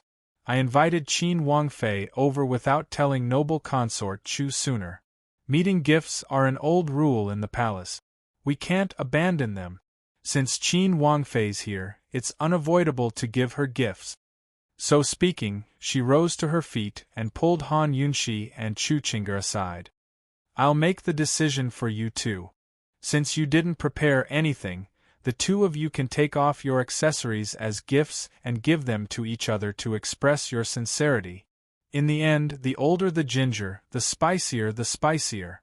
Everyone present could see that Han Yunshi was only wearing one accessory, the white jade hairpin that held her hair in place. The Empress Dowager wasn't as stupid as Mu Luiyue to use this to mock Han Yunshi's poverty. Her true goal was to make Han Yunshi remove that white jade hairpin. She believed that Chu Chinga wouldn't be stupid enough to give Han Yunshi a hairpin. She also believed that under her control, Han Yunshi wouldn't be able to find anything in the harem that could hold her hair in place. Thus, Han Yunshi had no choice but to take off her hairpin in front of everyone. Taking off one's hairpin was a huge matter for a woman. It was the same as taking off her clothes, something she couldn't do unless she was in the bedroom. If news of this spread, she'd be the laughingstock of the world. Even His Highness Duke of Qin's reputation would be tarnished. Han Yunshi's eyes flashed coldly, while the listless Chu Chinga was suddenly full of energy. She really had to thank this old Empress Dowager. What a brilliant move! Chenxia will abide by Empress Dowager's imperial edict. Chu Chinga purposely made a deep bow, elevating the Empress Dowager's words to the level of an order. Han Yunshi was very clear that no matter if it was a suggestion or an imperial edict, she couldn't go against the Empress Dowager's words as long as she had the chance. Although the Duke of Qin's estate was strong enough to earn Emperor Tianhui's respect, the relationship between monarch and vassal was still there. That mask had yet to be broken, so they were still bound by imperial power. But sometimes they could win in a battle of wits, while other times they couldn't hide. Han Yunshi knew that it'd be hard to avoid today's calamity. She never liked wearing too many accessories because she felt they were cumbersome. Besides the hairpin in her hair, the only other accessory she wore was the white jade crystal bracelet on her wrist. That was the first gift Long Fei Yi had given her. Leaving aside its value, she'd never give it to another woman even if it was an ordinary item. What to do? She couldn't just tear off a piece of her dress to tie up her hair in a setting like this, could she? And she couldn't just borrow a hairpin from Su Xiaoyu, a servant girl, could she? Although it didn't seem like much to her, the news would spread in front of the other women in the imperial harem. By then, the world would know that Qin Wangfei and noble consort Chu had ended up in such a sorry state just to exchange jewelry. She'd lose all her face back in the modern era, wouldn't she? Long Fei Yi wouldn't know where she'd lose all her face. By now, Chu Chinga had already taken off her bracelet and offered it up with both hands. Qin Wangfei, This is a violet gold bracelet personally made by Jiangnan's famous craftsman, Yenru. It's also my favorite bracelet, so I'll give it to you. I hope you'll disregard former enmity and give me more pointers. Chu Qingge was in a good mood, so her words were much more modest. Han Yunxi looked at it but didn't take it. Currently, everyone's eyes were on the violet jade bracelet, waiting for Han Yunxi's reaction. Very soon, Mu Luiyue said coldly, "Imperial Qin Aunt, you're putting on airs in front of Imperial Grandmother. What, are you bullying noble consort Chu because she's new to the palace?" That was where the dangers of fighting in the Imperial harem lay. Han Yunxi had the upper hand just a moment ago, but now she was in a predicament. There were only two paths in front of her: accept the gift and give it back, or bear the crime of humiliating noble consort Chu and accept the Empress Dowager's punishment. Han Yunxi knew that the second path would be worse for her. She simply accepted Chu Qingge's violet gold bracelet with a smile. "It's very beautiful. Many thanks to noble consort Chu." By now, the entire hall had fallen into a frightening silence. The air seemed to have frozen, making it difficult to breathe. Now it was time for Han Yunxi to return the favor. Everyone waited anxiously. Even Su Xiaoyu, who was standing behind Han Yunxi, couldn't help but feel anxious for her sake. After all, it was truly shameful for a dignified Qin Wangfei to be unable to take out a single piece of jewelry as a gift. She even had to take off her hair in public. "Imperial Qin Aunt, what are you planning to give noble consort Chu? Hurry and take it out so we can all broaden our horizons." Mu Luiyue smiled happily. This was probably the first time she'd ever called out the words, "Imperial Qin Aunt." "That's right, Qin Wangfei. Everyone's waiting. We all know you have something good, so don't keep us in suspense." Noble consort Shui grinned as well. Chu Qingge was filled with anticipation as a rare smile graced her face. This was the first time she'd felt so happy in the past 6 months since she'd heard about the marriage alliance. "Han Yunxi, Chu Qingge, want you to have a taste of your wretched state today." Han Yunxi's eyes grew dark. She truly regretted not wearing any jewelry to show off. She'd already passed through all sorts of storms, so why did she fall for her bad habit of not wearing jewelry? Soon enough, some of the nosy imperial concubines began to urge her on as well. Han Yunxi was very clear that she had no way out, so she turned to look at Su Xiaoyu. Although borrowing Su Xiaoyu's hairpin to tie up her hair in public was beneath her status as Qin Wangfei, she had no choice but to throw caution to the wind at a time like this. Compared to tearing up her sleeves, borrowing Su Xiaoyu's hairpin was much less shameful, right? Seeing Han Yunxi turn around, Empress Dowager Li, noble consort Shui, Chu Qingge, and Mu Luiyue all grew excited. Finally, they could make Han Yunxi fall for it for once. But before Han Yunxi and Su Xiaoyu could speak, an announcement came from outside. "His Highness Duke of Qin has arrived." Chapter 429. His Highness Duke of Qin is here? Chu Qingge was the first to turn towards the door. Her tightly pursed lips exposed the agitation and nervousness in her heart. Mu Luiyue followed closely behind, unable to hide the anticipation in her eyes. She hadn't seen His Highness Duke of Qin since the last time she'd served him tea and called him Imperial Uncle Qin. Soon enough, everyone else was looking towards the entrance in disbelief as well. His Highness Duke of Qin is here? How is that possible? His Highness Duke of Qin only came to the palace a handful of times in a year. Unless summoned, he rarely showed himself, much less came to Empress Dowager Li's quarters. Today was a tea party between noble consort Chu and the imperial harem. It was impossible for His Highness Duke of Qin to come. He shouldn't have. What was he doing here? Han Yunxi was surprised as well. Like many others present, she thought she'd heard wrong. But very soon the announcement was heard again and again, each time louder and clearer than the last. Everyone was listening, it couldn't be wrong. Long Fei Yi was here. Han Yunxi hadn't turned around, but she was looking at Su Xiaoyu with a sly smile. She knew she was fine. Even if this place was a dragon's lair, a tiger's den, an inescapable net, a mountain of blades, a sea of flames, as long as that man was here, she'd be fine. Han Yunshi only turned around when the eunuch at the entrance shouted out the last announcement. The timing was just right. A second more would be too fast, a second too slow. She saw that tall and proud figure appear at the entrance, his back facing the sun. His perfect figure seemed to be covered in a layer of golden light, noble and mysterious, like a god. Han Yunshi's lips curved upwards, her eyes sparkling as she smiled resplendently. Silence fell all around. Han Yunshi's clear voice was especially pleasant to the ears. She bowed and said, "Chenxia pays respects to your highness. May your highness live for thousands and thousands of years." At her words, everyone recovered their senses. The concubines all rose to their feet, including noble consort Shui and noble consort Ning. They all bowed on the spot. "Greetings to your highness Duke of Qin."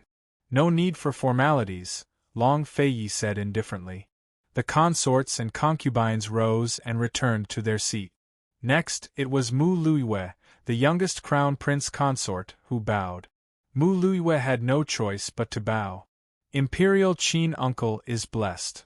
Long Feiyi didn't even look at her. He just waved his hand. Mu Luiyue stood up.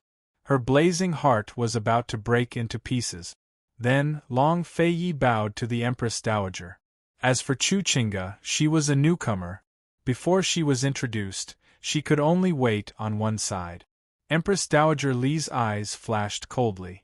Today, she had steeled her heart to make Han Yunshi lose her hair in front of the crowd and embarrass her in public. Even if the Long Feiyi was here, Han Yunshi would still have to give Chu Qingge a gift. Smiling like a tiger, she teased, "Someone come, hurry and see what kind of wind is blowing outside today to bring the Duke of Qin to my humble abode." The mama by Empress Dowager Li's side wasn't stupid enough to look outside. She chuckled and said, "Esteemed Empress Dowager, today is noble consort Chu's first meeting tea party. If it wasn't for something important, His Highness probably wouldn't have come." Tsk. Han Yunshi sighed with emotion in her heart. No wonder she's Empress Dowager Li's mama. She really knows how to talk. That's true. What business does the Duke of Qin have to find me at this time? Empress Dowager Li asked seriously. "It really is something important," Long Feiyi said mildly. Everyone grew puzzled at his words. His Highness Duke of Qin had only come for Han Yunshi's sake. What other important matters could there be? As an imperial prince, it was inappropriate for him to appear at noble consort Chu's first meeting tea party. Empress Dowager Li was also bewildered. Could it be that Long Feiyi had caught on to something? After doing so many bad things, Empress Dowager Li was nervous. She thought for a long time, then asked tentatively, "What is it?" Unexpectedly, Long Feiyi said, "Qin Wangfei's health hasn't been good recently, so this prince came to take her back to rest." As soon as these words were spoken, everyone present was immediately dumbfounded. They weren't dreaming, right? Was this person really the cold and detached Duke of Qin? When did this man learn to care about a woman's health? Empress Dowager Li suddenly felt like she'd been played. What kind of important matter was this? "He, Duke of Qin, this is why you came to find me?" Empress Dowager Li sneered. "Empress Dowager misunderstands. This prince came to find the Wangfei." Long Feiyi said. Perhaps Han Yunshi would take it easy in front of Empress Dowager Li, but he never would. Empress Dowager Li clenched her fist. Although she wanted to lose her temper, she was still rational enough to know that she couldn't win against the Duke of Qin. Suppressing her anger, she laughed. When did the Duke of Qin learn how to dote on people so well? Long Feiyi didn't reply, but said to Han Yunshi, "Why haven't you bid farewell to the Empress Dowager yet?" Just a moment ago, Han Yunshi had been as elegant and dignified as a queen, but now she was docile. With great respect, she said, "Yes, Your Highness." Those who didn't know better might think she was being docile, but she was just following her husband's lead. Empress Dowager Li didn't give Han Yunshi a chance to leave. She smiled and said before Han Yunshi could speak, "Duke of Qin, I'm afraid Qin Wangfei won't be able to leave for a while." "Why not?" Long Fei Yi asked. Empress Dowager Li grew calm and composed before introducing Chu Qingge, who had been ignored for a long time. "Duke of Qin, this is His Majesty's new noble consort, Noble Consort Chu. She's a member of Western Zhou's Chu clan." Chu Qingge had been standing there for so long, staring at Long Fei Yi. She'd waited for so long before she was finally brought up. Her cold eyes were filled with indescribable grief. "Long Fei Yi, ah, Long Fei Yi. I, Chu Qingge, still haven't confessed my infatuation. Who knew that when we met again, we'd already be brother-in-law and sister-in-law?" She assumed that Long Fei Yi would look her way, but her pride and inferiority complex made her hide all the emotions in her eyes. She didn't want the shrewd man to see them. But Long Fei Yi didn't even turn around to look at her. Chu Qingge's heart sank into a bottomless abyss. "Noble Consort Chu, this is His Highness Duke of Qin. You should have met him at my birthday banquet before," the Empress Dowager continued with the introductions.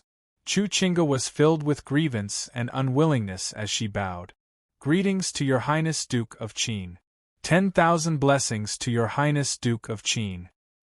You may rise." Long Fei Ye's impatience was obvious. "Empress Dowager, why can't Qin Wangfei leave?"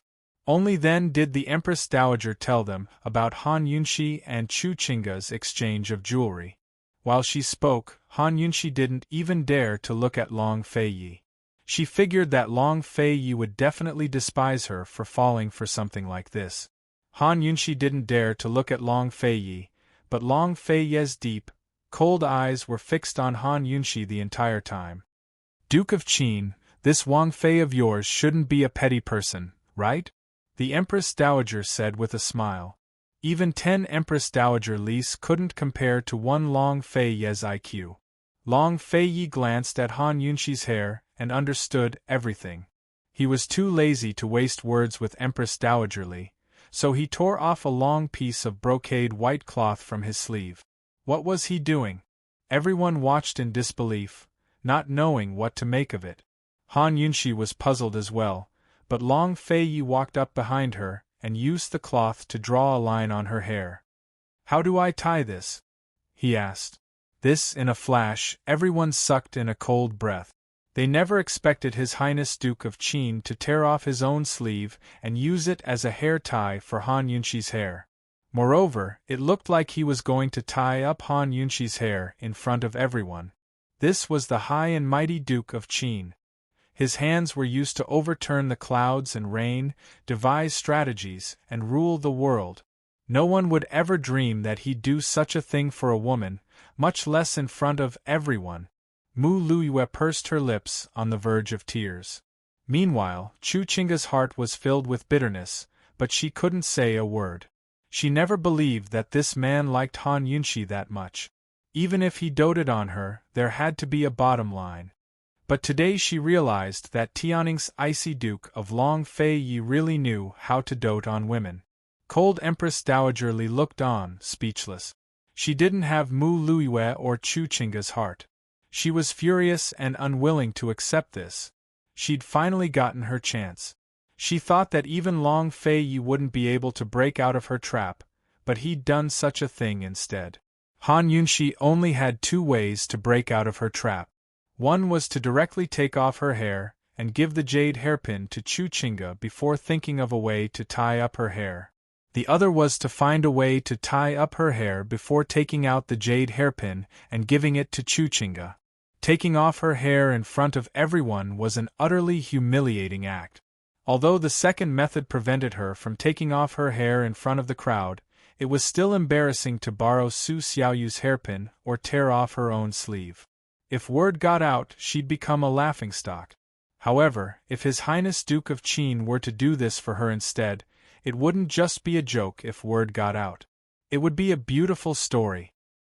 His Highness Duke of Qin doted on Qin Wangfei so much that he'd personally tie up her hair for her sake. Which woman wouldn't be envious of such a thing? All the women in the room stirred restlessly, but Long Fei acted as if no one else was around. He held the strip of cloth in front of Han Yunshi's hair and gestured for a long time, his expression serious and solemn. His brows were furrowed so deeply that they formed a crescent shape. Damn it, even an army of thousands couldn't stop him. Today, he stumped over something as simple as tying up her hair. He really didn't understand. Meanwhile, Han Yunshi was still immersed in her unexpected happiness. She didn't help him. She knew that Long Fei would take her away, but she never expected Long Fei to do it this way. She looked at Long Fei's tattered sleeve and suddenly felt like laughing.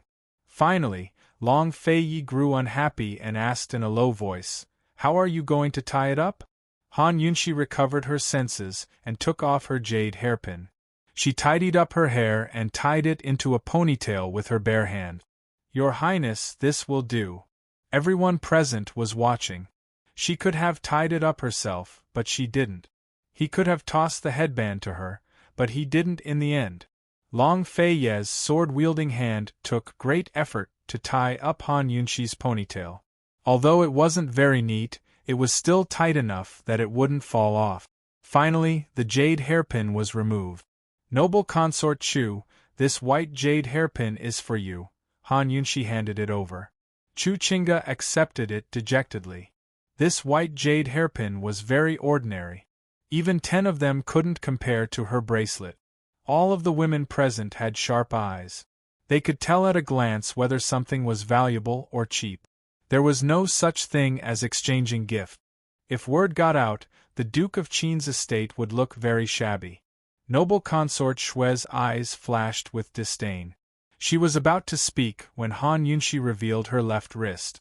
She gently stroked the white jade crystal bracelet on her wrist and said helplessly, "The Duke of Qin's estate is poor.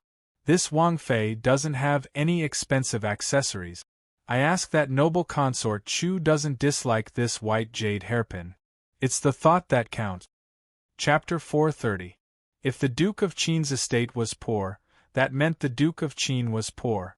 Was it really all right to say such things in front of His Highness Duke of Qin? How much silver had His Highness Duke of Qin donated to the charity bazaar?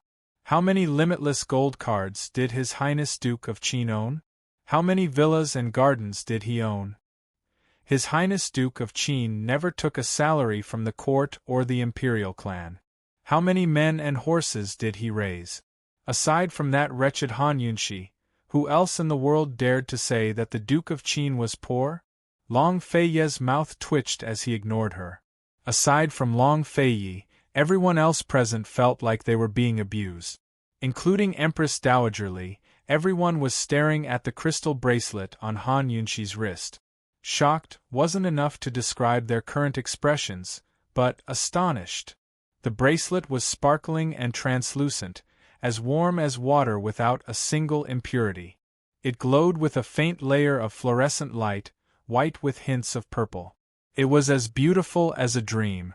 Which woman who could sit in the Empress Dowager's palace of heaven and earth didn't know her stuff? They could tell at a glance what Han Yunshi was holding. It was a jade crystal. Jade crystal was one of the rarest stones in Cloud Realm continent. It was even more valuable than gold, jade, and luminous pearls. Moreover, the purple jade crystal in Han Yunshi's hand was the most precious of all. Even a tiny bit of it was worth cities. The largest jade crystal found so far was only the size of a thumb. It had been made into a ring and worn on the hands of the Northern Dynasty's emperors. Even the World Financial Group had fought over that jade crystal when it was first discovered. Who would have thought that Han Yunshi was wearing a jade crystal bracelet on her wrist? A bracelet? What was a bracelet? Of all jewelry, it required the most materials. To make a jade crystal bracelet, the raw materials had to be larger than the bracelet itself. Moreover, the raw materials had to be flawless. Even if he could imagine how much jade crystal was needed to make such a bracelet, he couldn't imagine the value of this bracelet. Yet such an unimaginable object was actually wearing Han Yunshi's wrist.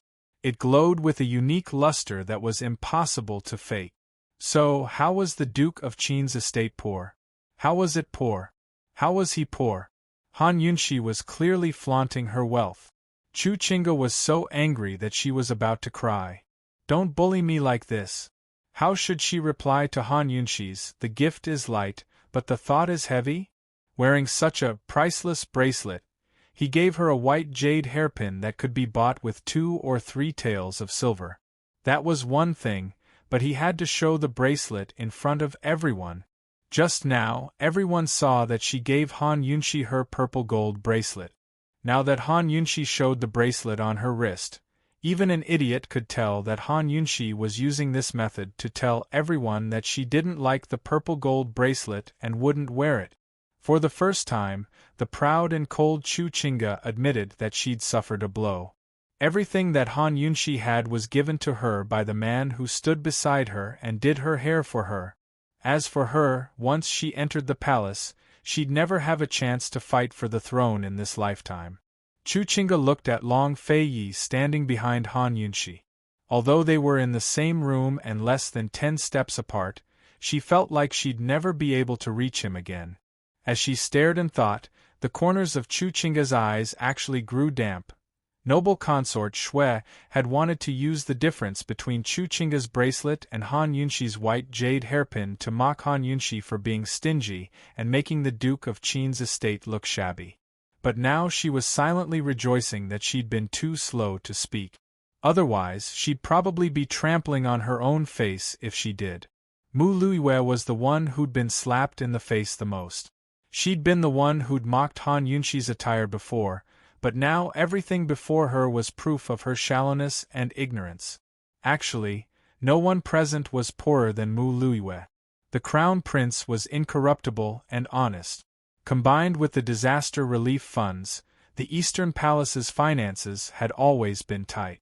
As the Crown Prince's consort, Mu Luiyue's monthly allowance was limited. If envy, jealousy, and hate could be seen, then the hall would be filled with them right now. Even Empress Dowager Li was jealous.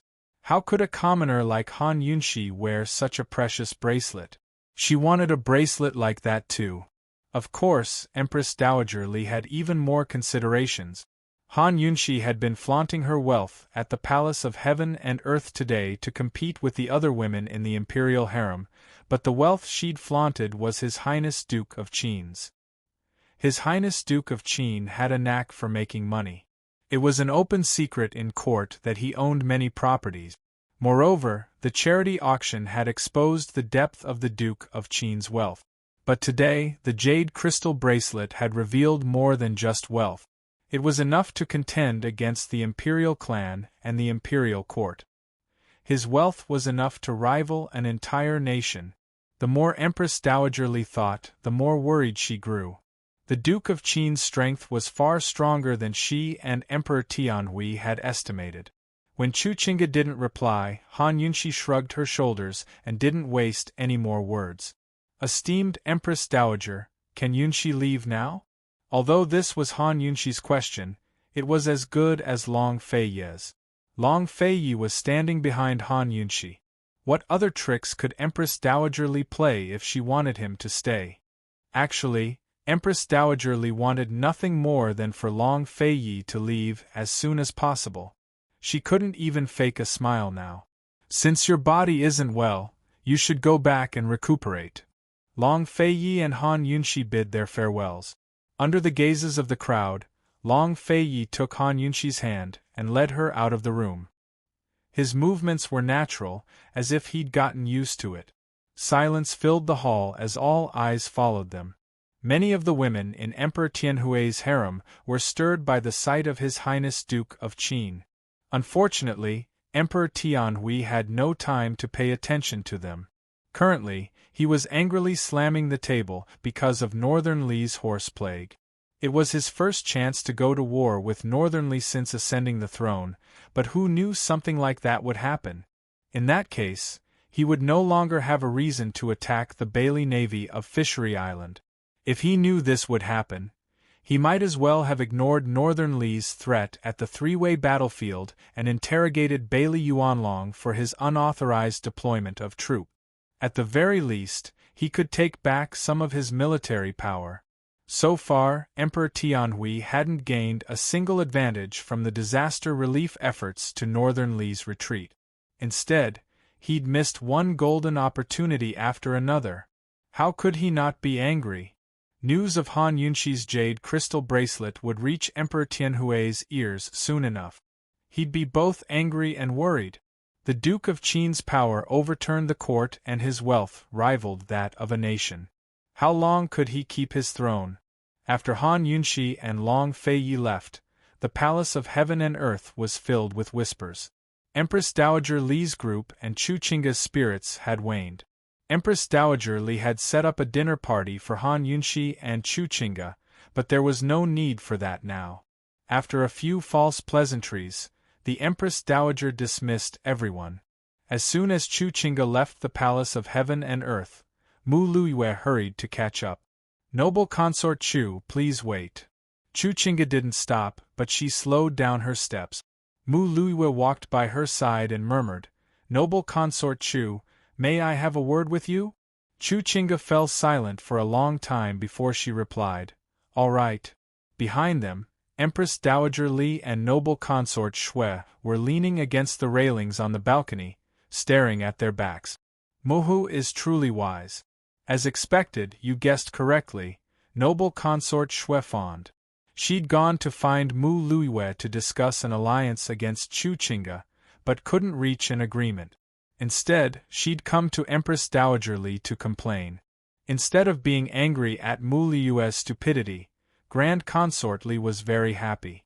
Hee, as long as Chu Qingga doesn't reject that Luiyue girl, we'll have a chance. Empress Dowager Li's eyes flashed with malice. Both Mu Luiyue and Chu Qingga had grudges against Han Yunxi. As long as Mu Luiyue could win Chu Qingga's trust and form an alliance with her, it'd save her and noble consort Shui a lot of trouble. When necessary, they could even use Mu Luiyue to trick Chu Qingga. Rather than fighting in person, why not borrow Mu Luiyue's stupidity? Mu Fei, if Chu Qingga's thinking the same as ours, then... Noble consort Shui hesitated.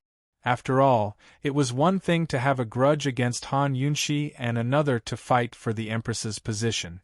If Chu Qingga used Mu Luiyue against them, then things would get out of hand. Empress Dowager Li laughed coldly. Judging from Chu Qingga's heart, she won't be interested in fighting for the Empress's position for the next year or so. Empress Dowager Li had lived in the imperial harem for half her life. Which young court lady or concubine hadn't been seen through by her at a glance? Judging from Chu Qingga's personality and past behavior, she'd be thinking of attacking Han Yunxi instead of fighting for the Empress's position. Of course, she'd have to use Mu Luiyue to make Chu Qingga hate Han Yunxi to the core. Mu Fei is wise and brilliant. Noble consort Shui rejoiced. Empress Dowager Li glanced at her but didn't say anything. In the end, she was still worried about the Empress. If the Empress was here, she wouldn't have wasted so much effort today. Once noble consort Shui left, Empress Dowager Li summoned her trusted aide. Is there any news from Medical City? Although no less than 10 famous doctors had already diagnosed the Empress's mental illness as incurable, Empress Dowager Li and the Crown Prince still hadn't given up on finding a doctor. They'd been using their connections in Medical City, hoping to invite the head elder or even the academy head to step in. They're still pushing forward, I reckon. The aide sounded helpless. Empress Dowager Li knitted her brows before she murmured, "Keep following up. We can't let noble consort Shui know about this." Relationships between people in the imperial harem were complicated. Even Empress Dowager Li and noble consort Shui had their differences. Noble consort Shui and Chu Qingga were on the same page when it came to whether the Empress could return to the palace. If the Empress returned, noble consort Shui would have even less of a chance to ascend the throne. Actually, Empress Dowager Li should be supporting and trusting Mu Luiyue as the crown prince consort. She was the Empress's daughter-in-law and her granddaughter-in-law. But Mu Luiyue was useless. By now, Han Yunxi had already been taken out of the palace by Long Feiyi. She had no idea that His Highness Duke of Qin had also followed them out of the palace to tie up hair for Qin Wangfei. Soon enough, news of this spread throughout Tianning's capital city and created a wave of hairbands. White brocade hairbands were in short supply and sold out. Tearing up sleeves to tie up hair had even become a new way to confess and ask for a hand in marriage. Countless men vied to imitate it. On the carriage back to the estate, Han Yunxi was sneakily eyeing Long Fei Ye's tattered sleeves. Chapter 431. If it was in the past, seeing Long Fei Ye protect and dote on her in front of everyone, Han Yunxi would definitely feel uneasy and even suspect that he had other motives. Who told her to have unrequited love before? But after being together for more than half a year, Han Yunxi no longer had those thoughts. She openly enjoyed the Duke of Qin's doting. She knew that this man liked her. As long as he liked her, as long as she also liked him, she would be able to accept his enormous favor. Han Yunxi stared at the sleeve for a long time. Long Fei Yi finally glanced at her. "What are you looking at?" Han Yunxi finally withdrew her gaze and pretended to be serious. "Thank you for saving me, Your Highness." Long Fei Yi raised his brows and sized her up. Amen, that was it? He wasn't going to say anything else? Wasn't going to comfort her? The situation just now had been really dangerous. She was really a bit nervous. If Your Highness had been a step late, Chenxia would have really lost face, Han Yunxi said again. Long Fei Yi indifferently replied, Amen. Chenxia is very happy that Your Highness could come to find Chenxia. Han Yunxi probed again. Amen.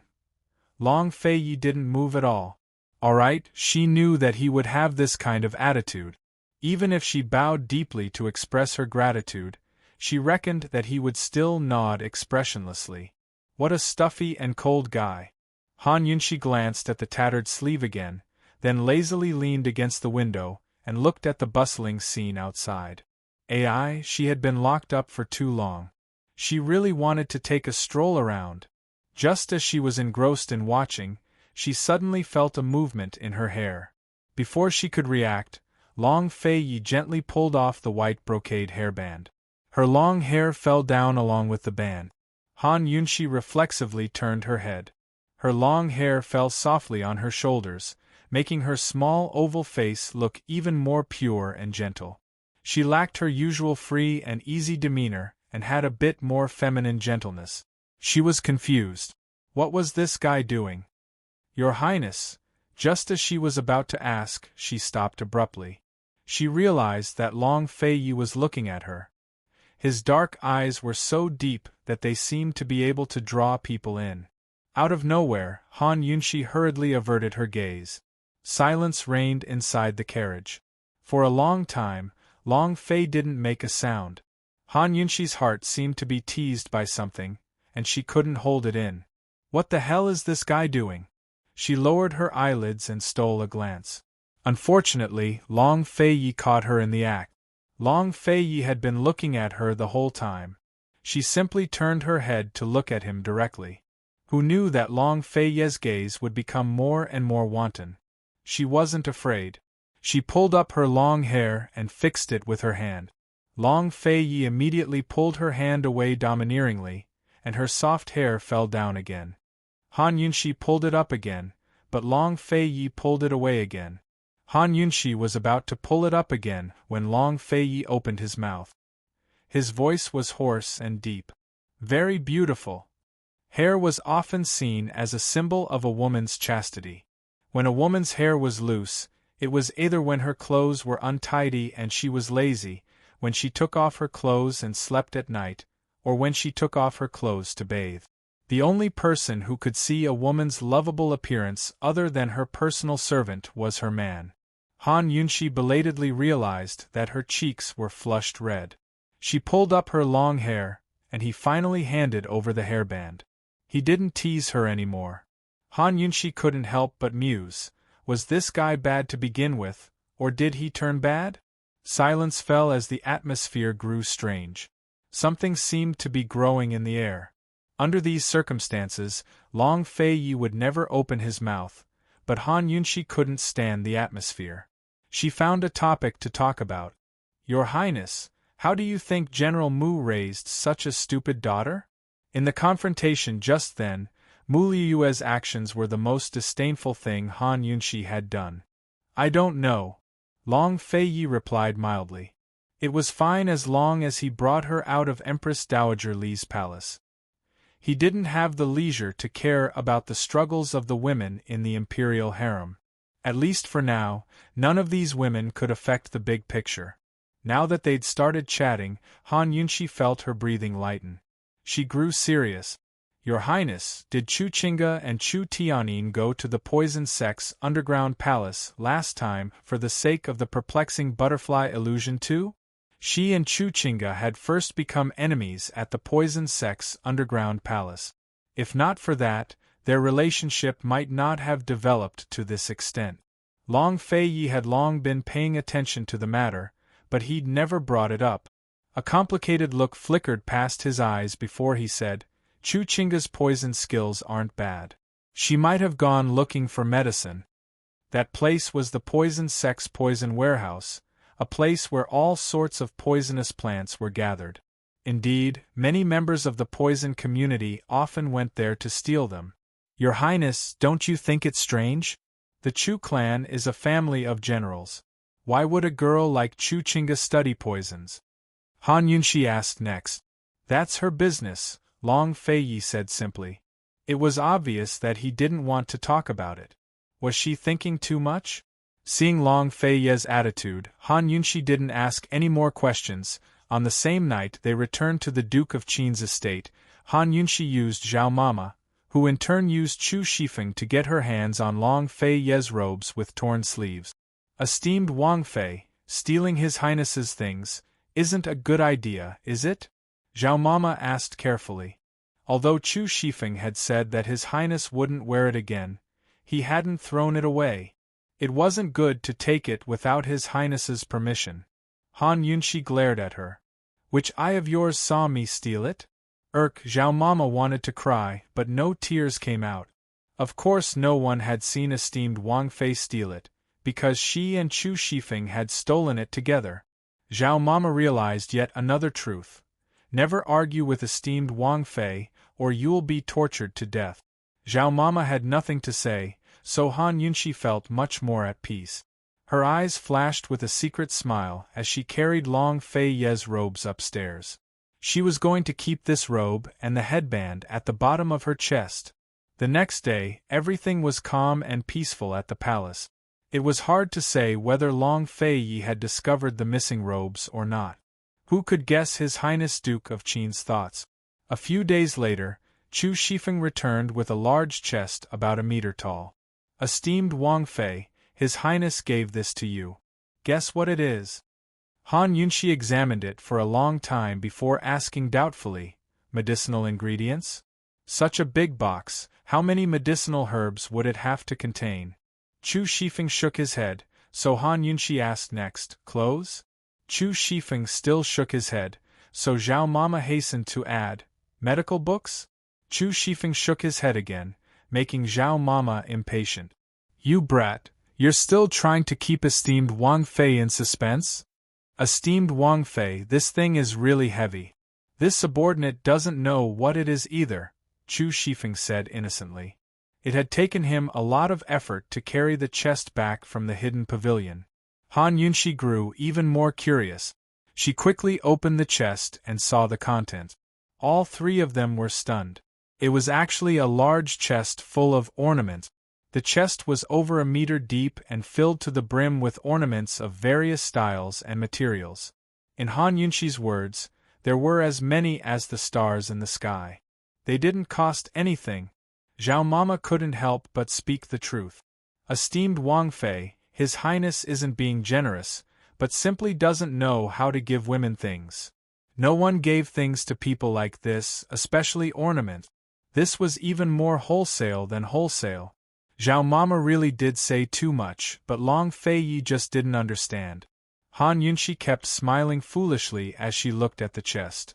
Although she didn't like or get used to wearing ornaments, she was still very happy to see all the good intentions in front of her. She decided that from today on, She would learn how to wear ornaments with her clothes and dress herself up prettily. "Where's His Highness?" Han Yunshi asked. "At the hidden pavilion, discussing matters with General Bailey," Chu Shifeng replied hastily. Normally, Chu Shifeng would just say he didn't know, but this time he gave a detailed reply. Unfortunately, Han Yunshi was too caught up in her joy to notice the details. Chu Shifeng quickly bid farewell. He was in a rush to accompany His Highness Duke of Qin to the Medicine Ghost Valley. The 15th wasn't here yet, but His Highness wanted to go ahead of time. Last time, esteemed Wang Fei had found out about the 15th from the Medicine Ghost Valley when they saved Bailey Mingxiang. His Highness had to take care of the matter. Since some things were already hidden, His Highness would keep them hidden until the end. With such a large chest of ornaments to pack, Han Yunshi's days of recuperation were finally less boring. Although there were a lot of ornaments, each one was of the highest quality and worth a fortune. Even with Zhao Mama and Su Xiaoyu's help, they only managed to organize a small portion after 3 days. "Esteemed Wang Fei, His Highness must like you a lot," Su Xiaoyu said. Obviously, Zhao Mama rolled her eyes at her. Han Yunshi didn't speak. As she packed, she silently pondered how to apply poison to the ornaments and hide the needles. She didn't know martial arts, so she had to think of ways to protect herself and deal with her enemies. "Esteemed Wang Fei, there's really too much. How many boxes would it take to put them all in?" Zhao Mama asked helplessly. Han Yunshi thought for a bit before having Zhao Mama make a medicine cabinet. She was going to store the ornaments in separate drawers like medicinal ingredient. "Esteemed Wang Fei, what are you planning to do?" Su Xiaoyu was puzzled. "Esteemed Wang Fei, isn't it inappropriate to store them like this?" Zhao Mama didn't understand either. Han Yunshi would never tell them that she was going to use these ornaments as hidden weapons. If too many people knew about them, they wouldn't be called hidden weapons anymore. "Stop wasting time, why aren't you going?" With Han Yunshi's stern voice urging them, Zhao Mama and Su Xiaoyu didn't dare delay any longer.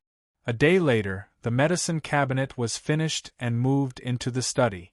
Han Yunshi did not let Su Xiaoyu or Zhao Mama help her. She used the letters she could understand to mark each drawer, and then began to organize them. It had to be said, this was a large project. Han Yunshi felt that she urgently needed a trustworthy assistant. She could trust Zhao Mama and Su Xiaoyu, but it was a pity that they didn't understand poison and she didn't have the energy to teach them. Although taking care of these ornaments wasn't an urgent matter and it didn't need to be done in a day, Han Yunshi didn't like delays. She always wanted to finish things as soon as possible. It was like someone giving her a pillow when she wanted to sleep. When Han Yunshi was so busy that she didn't even have time to eat, Bailey Mingxiang brought a small piece of luggage and came over. They had already informed her beforehand, so Steward Luo directly brought her to the leisurely cloud pavilion. Needless to say, Han Yunshi had actually forgotten about this matter. She came out of the study and saw Bailey Mingxiang standing in the yard. She was wearing a simple and elegant maid dress. Her hair was combed into a simple bun and her hands were crossed at her side. Her body had almost recovered. After walking through the gates of hell, it was like she had washed off all the dirt. Her entire person had become steady and low-key. It had to be said, her appearance and temperament were even better than the maid's by Empress Dowager Li's side. Chapter 432. It had only been a month, but Bailey Mingxiang felt like she'd been reborn. Han Yunshi had a feeling that this woman hadn't only changed physically, but mentally as well. As soon as Han Yunshi walked out the doors, Bailey Mingxiang bowed in greeting. "This servant greets esteemed Wang Fei." This, although they'd agreed before that she'd return to Leisurely Cloud Pavilion as a servant girl after she recovered, Han Yunshi was still caught off guard. Actually, it wasn't just Han Yunshi, but Zhao Mama and Su Xiaoyu on the side. Han Yunshi walked closer and circled Bailey Mingxiang to examine her, her heart filled with emotion. In the end, she personally helped Bailey Mingxiang to her feet and said in a low voice, "I won't say much else. I'll say the same thing, You can leave whenever you want. I won't force you to stay. This servant girl will remember, Bailey Mingxiang murmured back. Since things had come to this, Han Yunxi could only accept it. She just so happened to be lacking an assistant. She'd agreed to let Bailey Mingxiang be her assistant in the past. Bailey Mingxiang had dealt with poisons for many years, so she'd have a good grasp of them. It wouldn't take much effort to teach her. Zhao Mama, clear out the room below the stairs for Mingxiang to live in. Bring her to familiarize herself with the rules of the estate, Han Yunxi instructed. Zhao Mama liked Bailey Mingxiang very much. She had Su Xiaoyu tidy up the room while she personally brought Bailey Mingxiang to familiarize herself with the place. When Grand Concubine Yi was in charge, the rules of the Duke of Qin's estate were complicated. The estate had its own rules, as did the various courtyards. Even the laundry had its own rules. But after Qin Wangfei took charge, everything became much simpler. In her words, "It's fine as long as you don't lose face for the Duke of Qin's estate when you speak and act." Zhao Mama took Bailey Mingxiang for a walk before returning to the hibiscus courtyard. "Miss Mingxiang, we'll be walking around this courtyard in the future. Let's not stroll around today."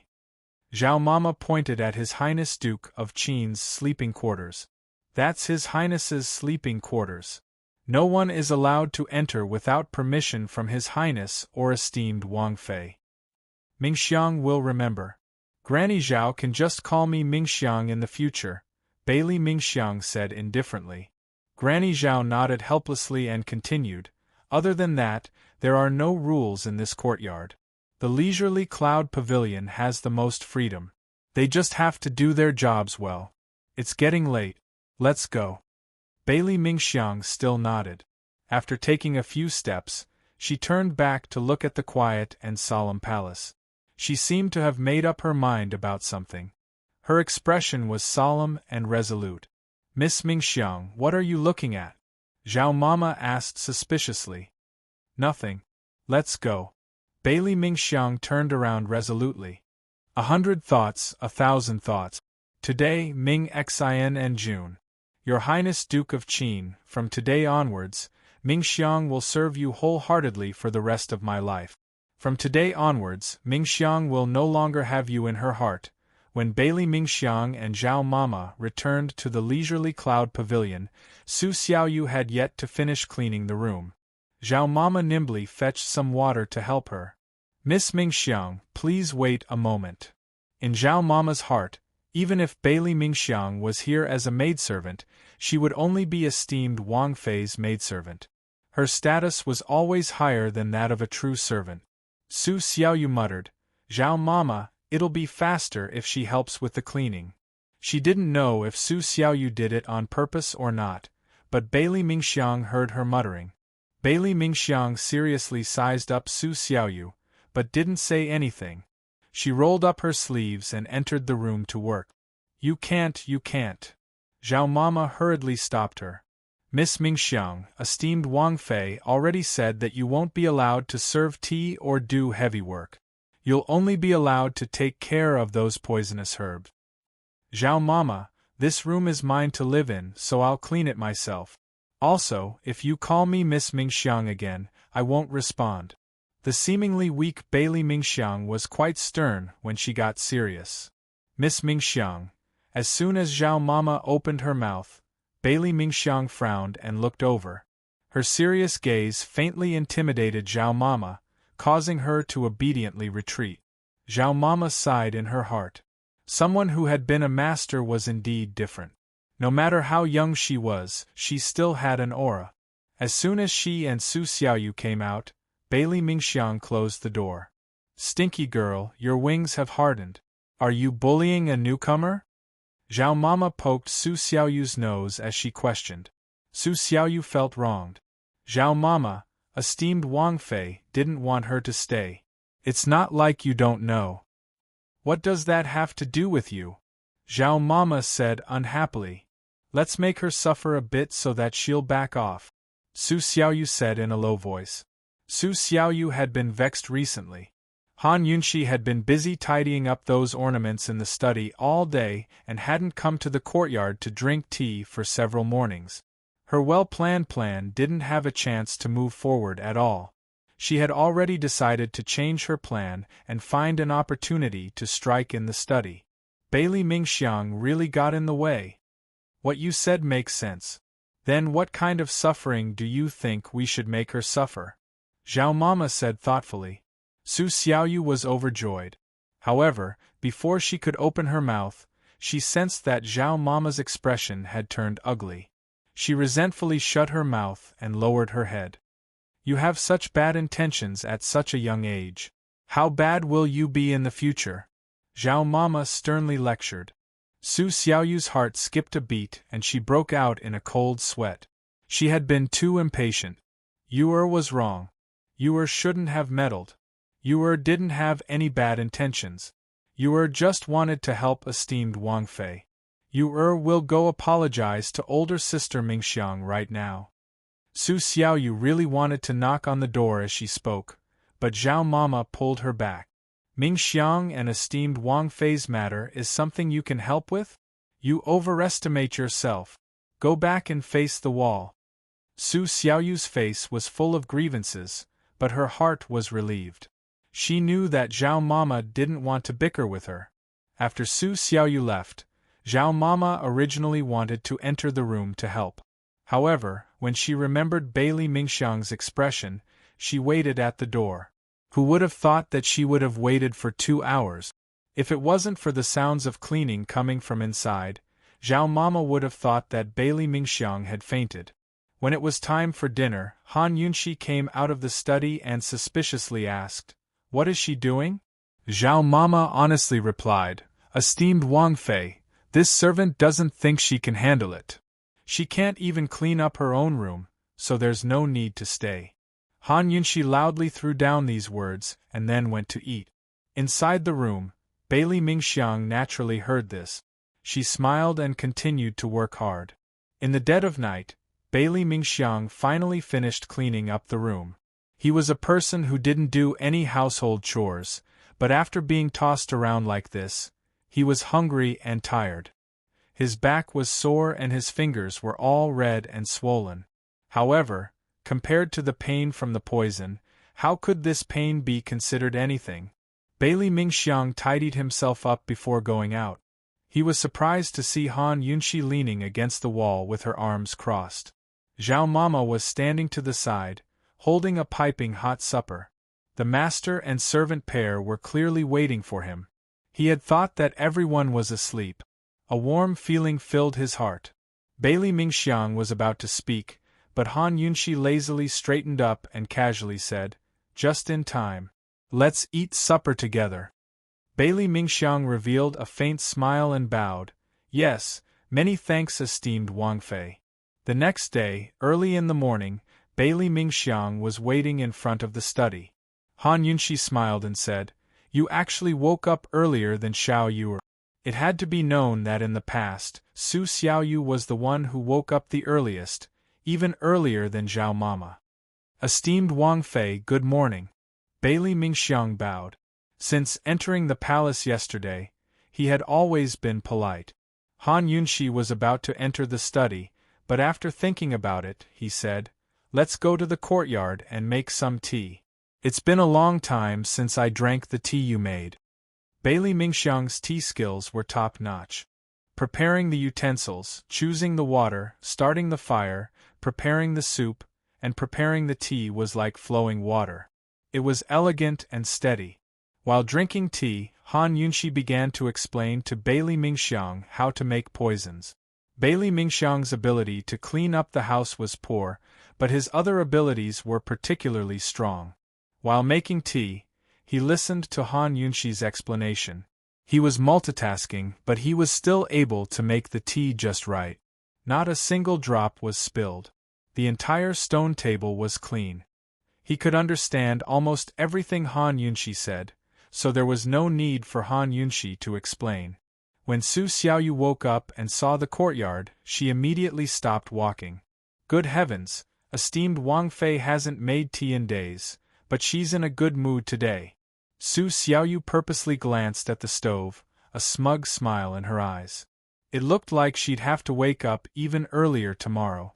After sitting for an hour and explaining the general situation, Han Yunxi brought Bailey Mingxiang into the study.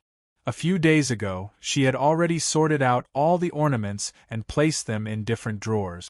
Next was to make the same type of ornaments into poisons. Han Yunxi boldly gave Bailey Mingxiang a few simple procedures that wouldn't be easily infected. Bailey Mingxiang was a little unfamiliar with the process at first, but after a few repetitions, he became adept and didn't make any mistake. Lil Thing lay on the roof beam, secretly watching Bailey Mingxiang's every move. After a while, it came to the conclusion that this woman was very intelligent.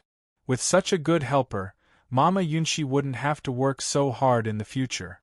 Compared to Su Xiaoyu and Zhao Mama, Bailey Mingxiang was much less talkative. Aside from Han Yunxi's questions, he usually worked in silence and didn't waste words.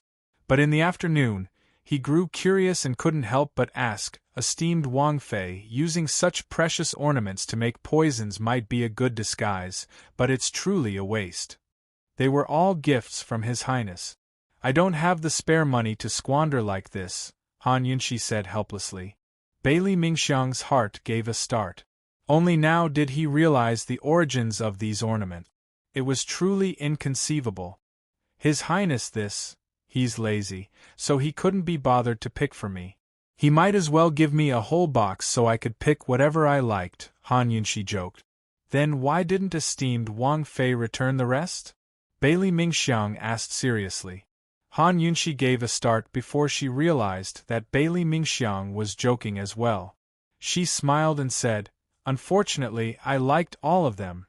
Bailey Mingxiang laughed as well. "Esteemed Wang Fei, if His Highness was really lazy, then he wouldn't have given you any more. His Highness dotes on you." Han Yunxi naturally understood. She thought it over, then asked, "What do you think I should give him in return?" After receiving so many things from Long Feiyi, she felt like she had to give him something in return. But besides tea, she had no idea what Long Feiyi liked. Chapter 433. What did His Highness Duke of Qin like? Han Yunxi didn't know, and Bailey Mingxiang was even more clueless. Faced with Han Yunxi's question, Bailey Mingxiang hesitated for a long time before replying seriously, "Esteemed Wang Fei, the most important thing in giving a gift is the thought behind it. Esteemed Wang Fei has to express her own thoughts."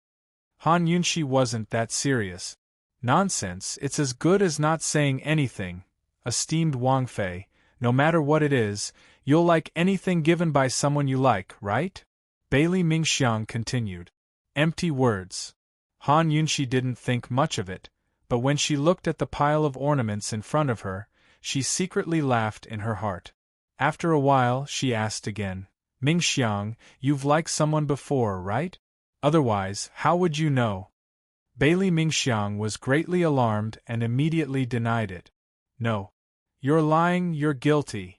Han Yunxi's insightful eyes made Bailey Mingxiang tremble with fear. She had already sealed that secret in the depths of her heart. She was afraid of the consequences of her daring adoration being exposed. "Esteemed Wang Fei, Mingxiang really didn't. Mingxiang only knows that esteemed Wang Fei really likes a box of ornament. Even if His Highness gave you a box of scrap metal, you'd still be happy, right?" Bailey Mingxiang was smart and changed the topic to Han Yunxi. Han Yunxi never liked to talk about her likes and dislikes with others. She felt that it was truly boring and love-struck. Today, she didn't know why she was chatting with Bailey Mingxiang. After hearing Bailey Mingxiang's words, Han Yunxi didn't want to talk about it anymore. She teased, "All right. This Wang Fei will give him a box of scrap metal." Bailey Mingxiang smiled and didn't continue the conversation. After a while, Han Yunxi asked again, "Has His Highness been with your father for the past 2 days?" Han Yunxi hadn't seen Long Feiyi since the day he delivered the big box of things. He didn't come back at night either. That fellow didn't allow her to go out. Could it be that he had gone somewhere else? "Mingxiang has never had the right to ask about the matters between your Highness and father," Bailey Mingxiang replied truthfully. Han Yunxi nodded. If Long Fei Yi really went out, she wouldn't care if Zhao Mama stopped her. Once she was done with her work, she would definitely go out for some fresh air. Pack up these things. I'll take you out to eat something delicious. We'll go secretly and not let Granny Zhao and the others follow us. Han Yunxi said in a low voice. Thank you, esteemed Wang Fei. Bailey Mingxiang respectfully replied. She didn't know that His Highness Duke of Qin hadn't lifted the Wang Fei's confinement order. Han Yunxi and Bailey Mingxiang busied themselves for 2 days and finally finished dipping the big box of ornaments in poison. They sorted them out and put them in the medicine cabinet. All that was left was the finishing touches, which would be finished in half a day. Han Yunxi confirmed that Long Fei Yi hadn't returned home these past few days. She made an appointment with Bailey Mingxiang to go out tomorrow afternoon. Early in the morning, Bailey Mingxiang woke up early as usual. Just as he was about to go out, he saw Su Xiaoyu open the door and enter the room. Xiao Yu, why are you up so early today? Bailey Mingxiang asked. She had been the first to wake up every day. The first thing she did was to prepare tea leaves and refreshments for esteemed Wang Fei. Every time she finished preparing, Su Xiaoyu would wake up. I'm up to take a dump. Su Xiaoyu rubbed her sleepy eyes and lazily replied. She was especially displeased with Bailey Mingxiang. She had already woken up early several days in a row, but who knew that she wasn't even as early as this woman? She had originally planned to take care of the matter at night, but that person in the attic was a night owl. She often didn't sleep in the middle of the night and stood by the window to take care of things, so she didn't dare to act rashly. Helpless, she could only stay up all night and make sure it was safe before taking care of the matter. Who knew that she would run into Bailey Mingxiang as soon as she entered the room? No one really treated her as a servant, so why was she so diligent? Seeing that Su Xiaoyu was heading to her room, Bailey Mingxiang didn't pay much attention and went to the courtyard to prepare tea and refreshments as usual. When Han Yunxi came downstairs, the sun had already risen. The early morning breeze at the end of spring and the beginning of summer was very comfortable. Esteemed Wang Fei, good morning. Bailey Mingxiang slightly bowed. It was as peaceful as this morning. I smelled the fragrance of Chimen Hong from upstairs. Han Yunxi smiled as she sat down. On the stone table there was an ebony tea tray, white porcelain teacups, dark red tea, and emerald green pastries. It seemed to be placed randomly, but it was well arranged and pleasing to the eye. The fragrance of the tea rose in spirals and seeped into one's nose. Bailey Mingxiang's white hands wandered around, her 10 fingers like orchids as she offered the first cup of tea. She lightly said, Esteemed Wang Fei, please enjoy. Han Yunxi didn't say anything. She gently smelled and tasted it, her heart calm. The essence of Kung Fu tea was the word Kung Fu. It took time, it took time, it took time, it took time to calm down, it took time to think, it was called meditation. The courtyard was silent. The person tasting the tea and the person making the tea were all silent. Only the sound of water boiling and smoke rising from the small charcoal stove on the stone table could be heard. Bailey Mingxiang used a small delicate gourd to scoop up the water. The water was already scooped up, but it was still boiling in the gourd. It was scalding hot. Only this scalding hot water could bring out the color and aroma of Kung Fu tea. Su Xiaoyu hid in her room and leaned on the windowsill to watch this scene from afar. She was clearly a child, but her eyes had become incomparably sharp and cold, and they were filled with a coldness and determination. At this moment, she was like a hunter who had been lying in ambush for a long time, and her prey had finally arrived. How could the people in the courtyard know about all this? After a few cups of tea, Han Yunxi seriously instructed, After you tidy up the things in the study, you'll be in charge of taking care of these poisonous plants in the courtyard starting tomorrow. You'll have to regularly apply water and poison. Every 10 days, remind me to take samples to study the changes in toxicity. The one on your right is a poisonous orchid. It's a highly corrosive poisonous plant. Han Yunxi spoke very slowly and in great detail. Bailey Mingxiang listened attentively and carefully remembered. From time to time, he would pour tea for her. Both master and servant had serious expressions on their faces. Suddenly, the water on the stove started to boil violently and looked like it was about to spurt out. Han Yunxi and Bailey Mingxiang looked over at the same time. Before they could figure out what was going on, the pot of hot water exploded without warning. With a bang, the boiling water splashed everywhere. Han Yunxi and Bailey Mingxiang instinctively dodged. Han Yunxi retreated quickly, but Bailey Mingxiang, who was close to the boiling water, couldn't avoid it. She fell to the ground. Her entire arm was soaked. The scalding hot water made her sleeves and skin stick together immediately. Bailey Mingxiang fell to the ground and looked at his arm. He was dumbfounded. Han Yunxi couldn't care less about why the pot of hot water suddenly exploded. She strode forward and made a prompt decision to pull Bailey Mingxiang up and leave. They had to quickly find cold water to cool down. Once the clothes and skin stick together, the wound would be troublesome. Quickly get up. Bailey Mingxiang came back to her senses and also got up. But who would have thought that when she stood up, she would see the stove behind Han Yunxi suddenly burst into flames. Bailey Mingxiang didn't know what was going on, but she knew that this was definitely abnormal. Princess Consort, be careful. She didn't hesitate at all. She tightly hugged Han Yunxi and turned her back to the stove. Pung! A loud sound rang out. The entire stove exploded. Fragments and charcoal flew everywhere and hit Bailey Mingxiang's back. The accident happened in an instant. The floor was covered in fragments and sparks. Everything quickly calmed down, but Han Yunxi could clearly feel Bailey Mingxiang trembling. Bailey Mingxiang. Han Yunxi quickly broke free. She looked at Bailey Mingxiang's back and sucked in a breath of cold air. She saw that Bailey Mingxiang's back had been burned by the charcoal. There were several wounds on his back. His clothes were burned and the skin was peeling off. His flesh was badly mangled. Han Yunxi looked at the exploded stove. After confirming that there was no further danger, she immediately let Bailey Mingxiang sit on the ground.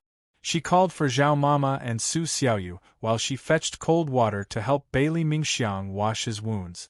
Zhao Mama was outside the courtyard. When she heard the explosion, she immediately rushed over.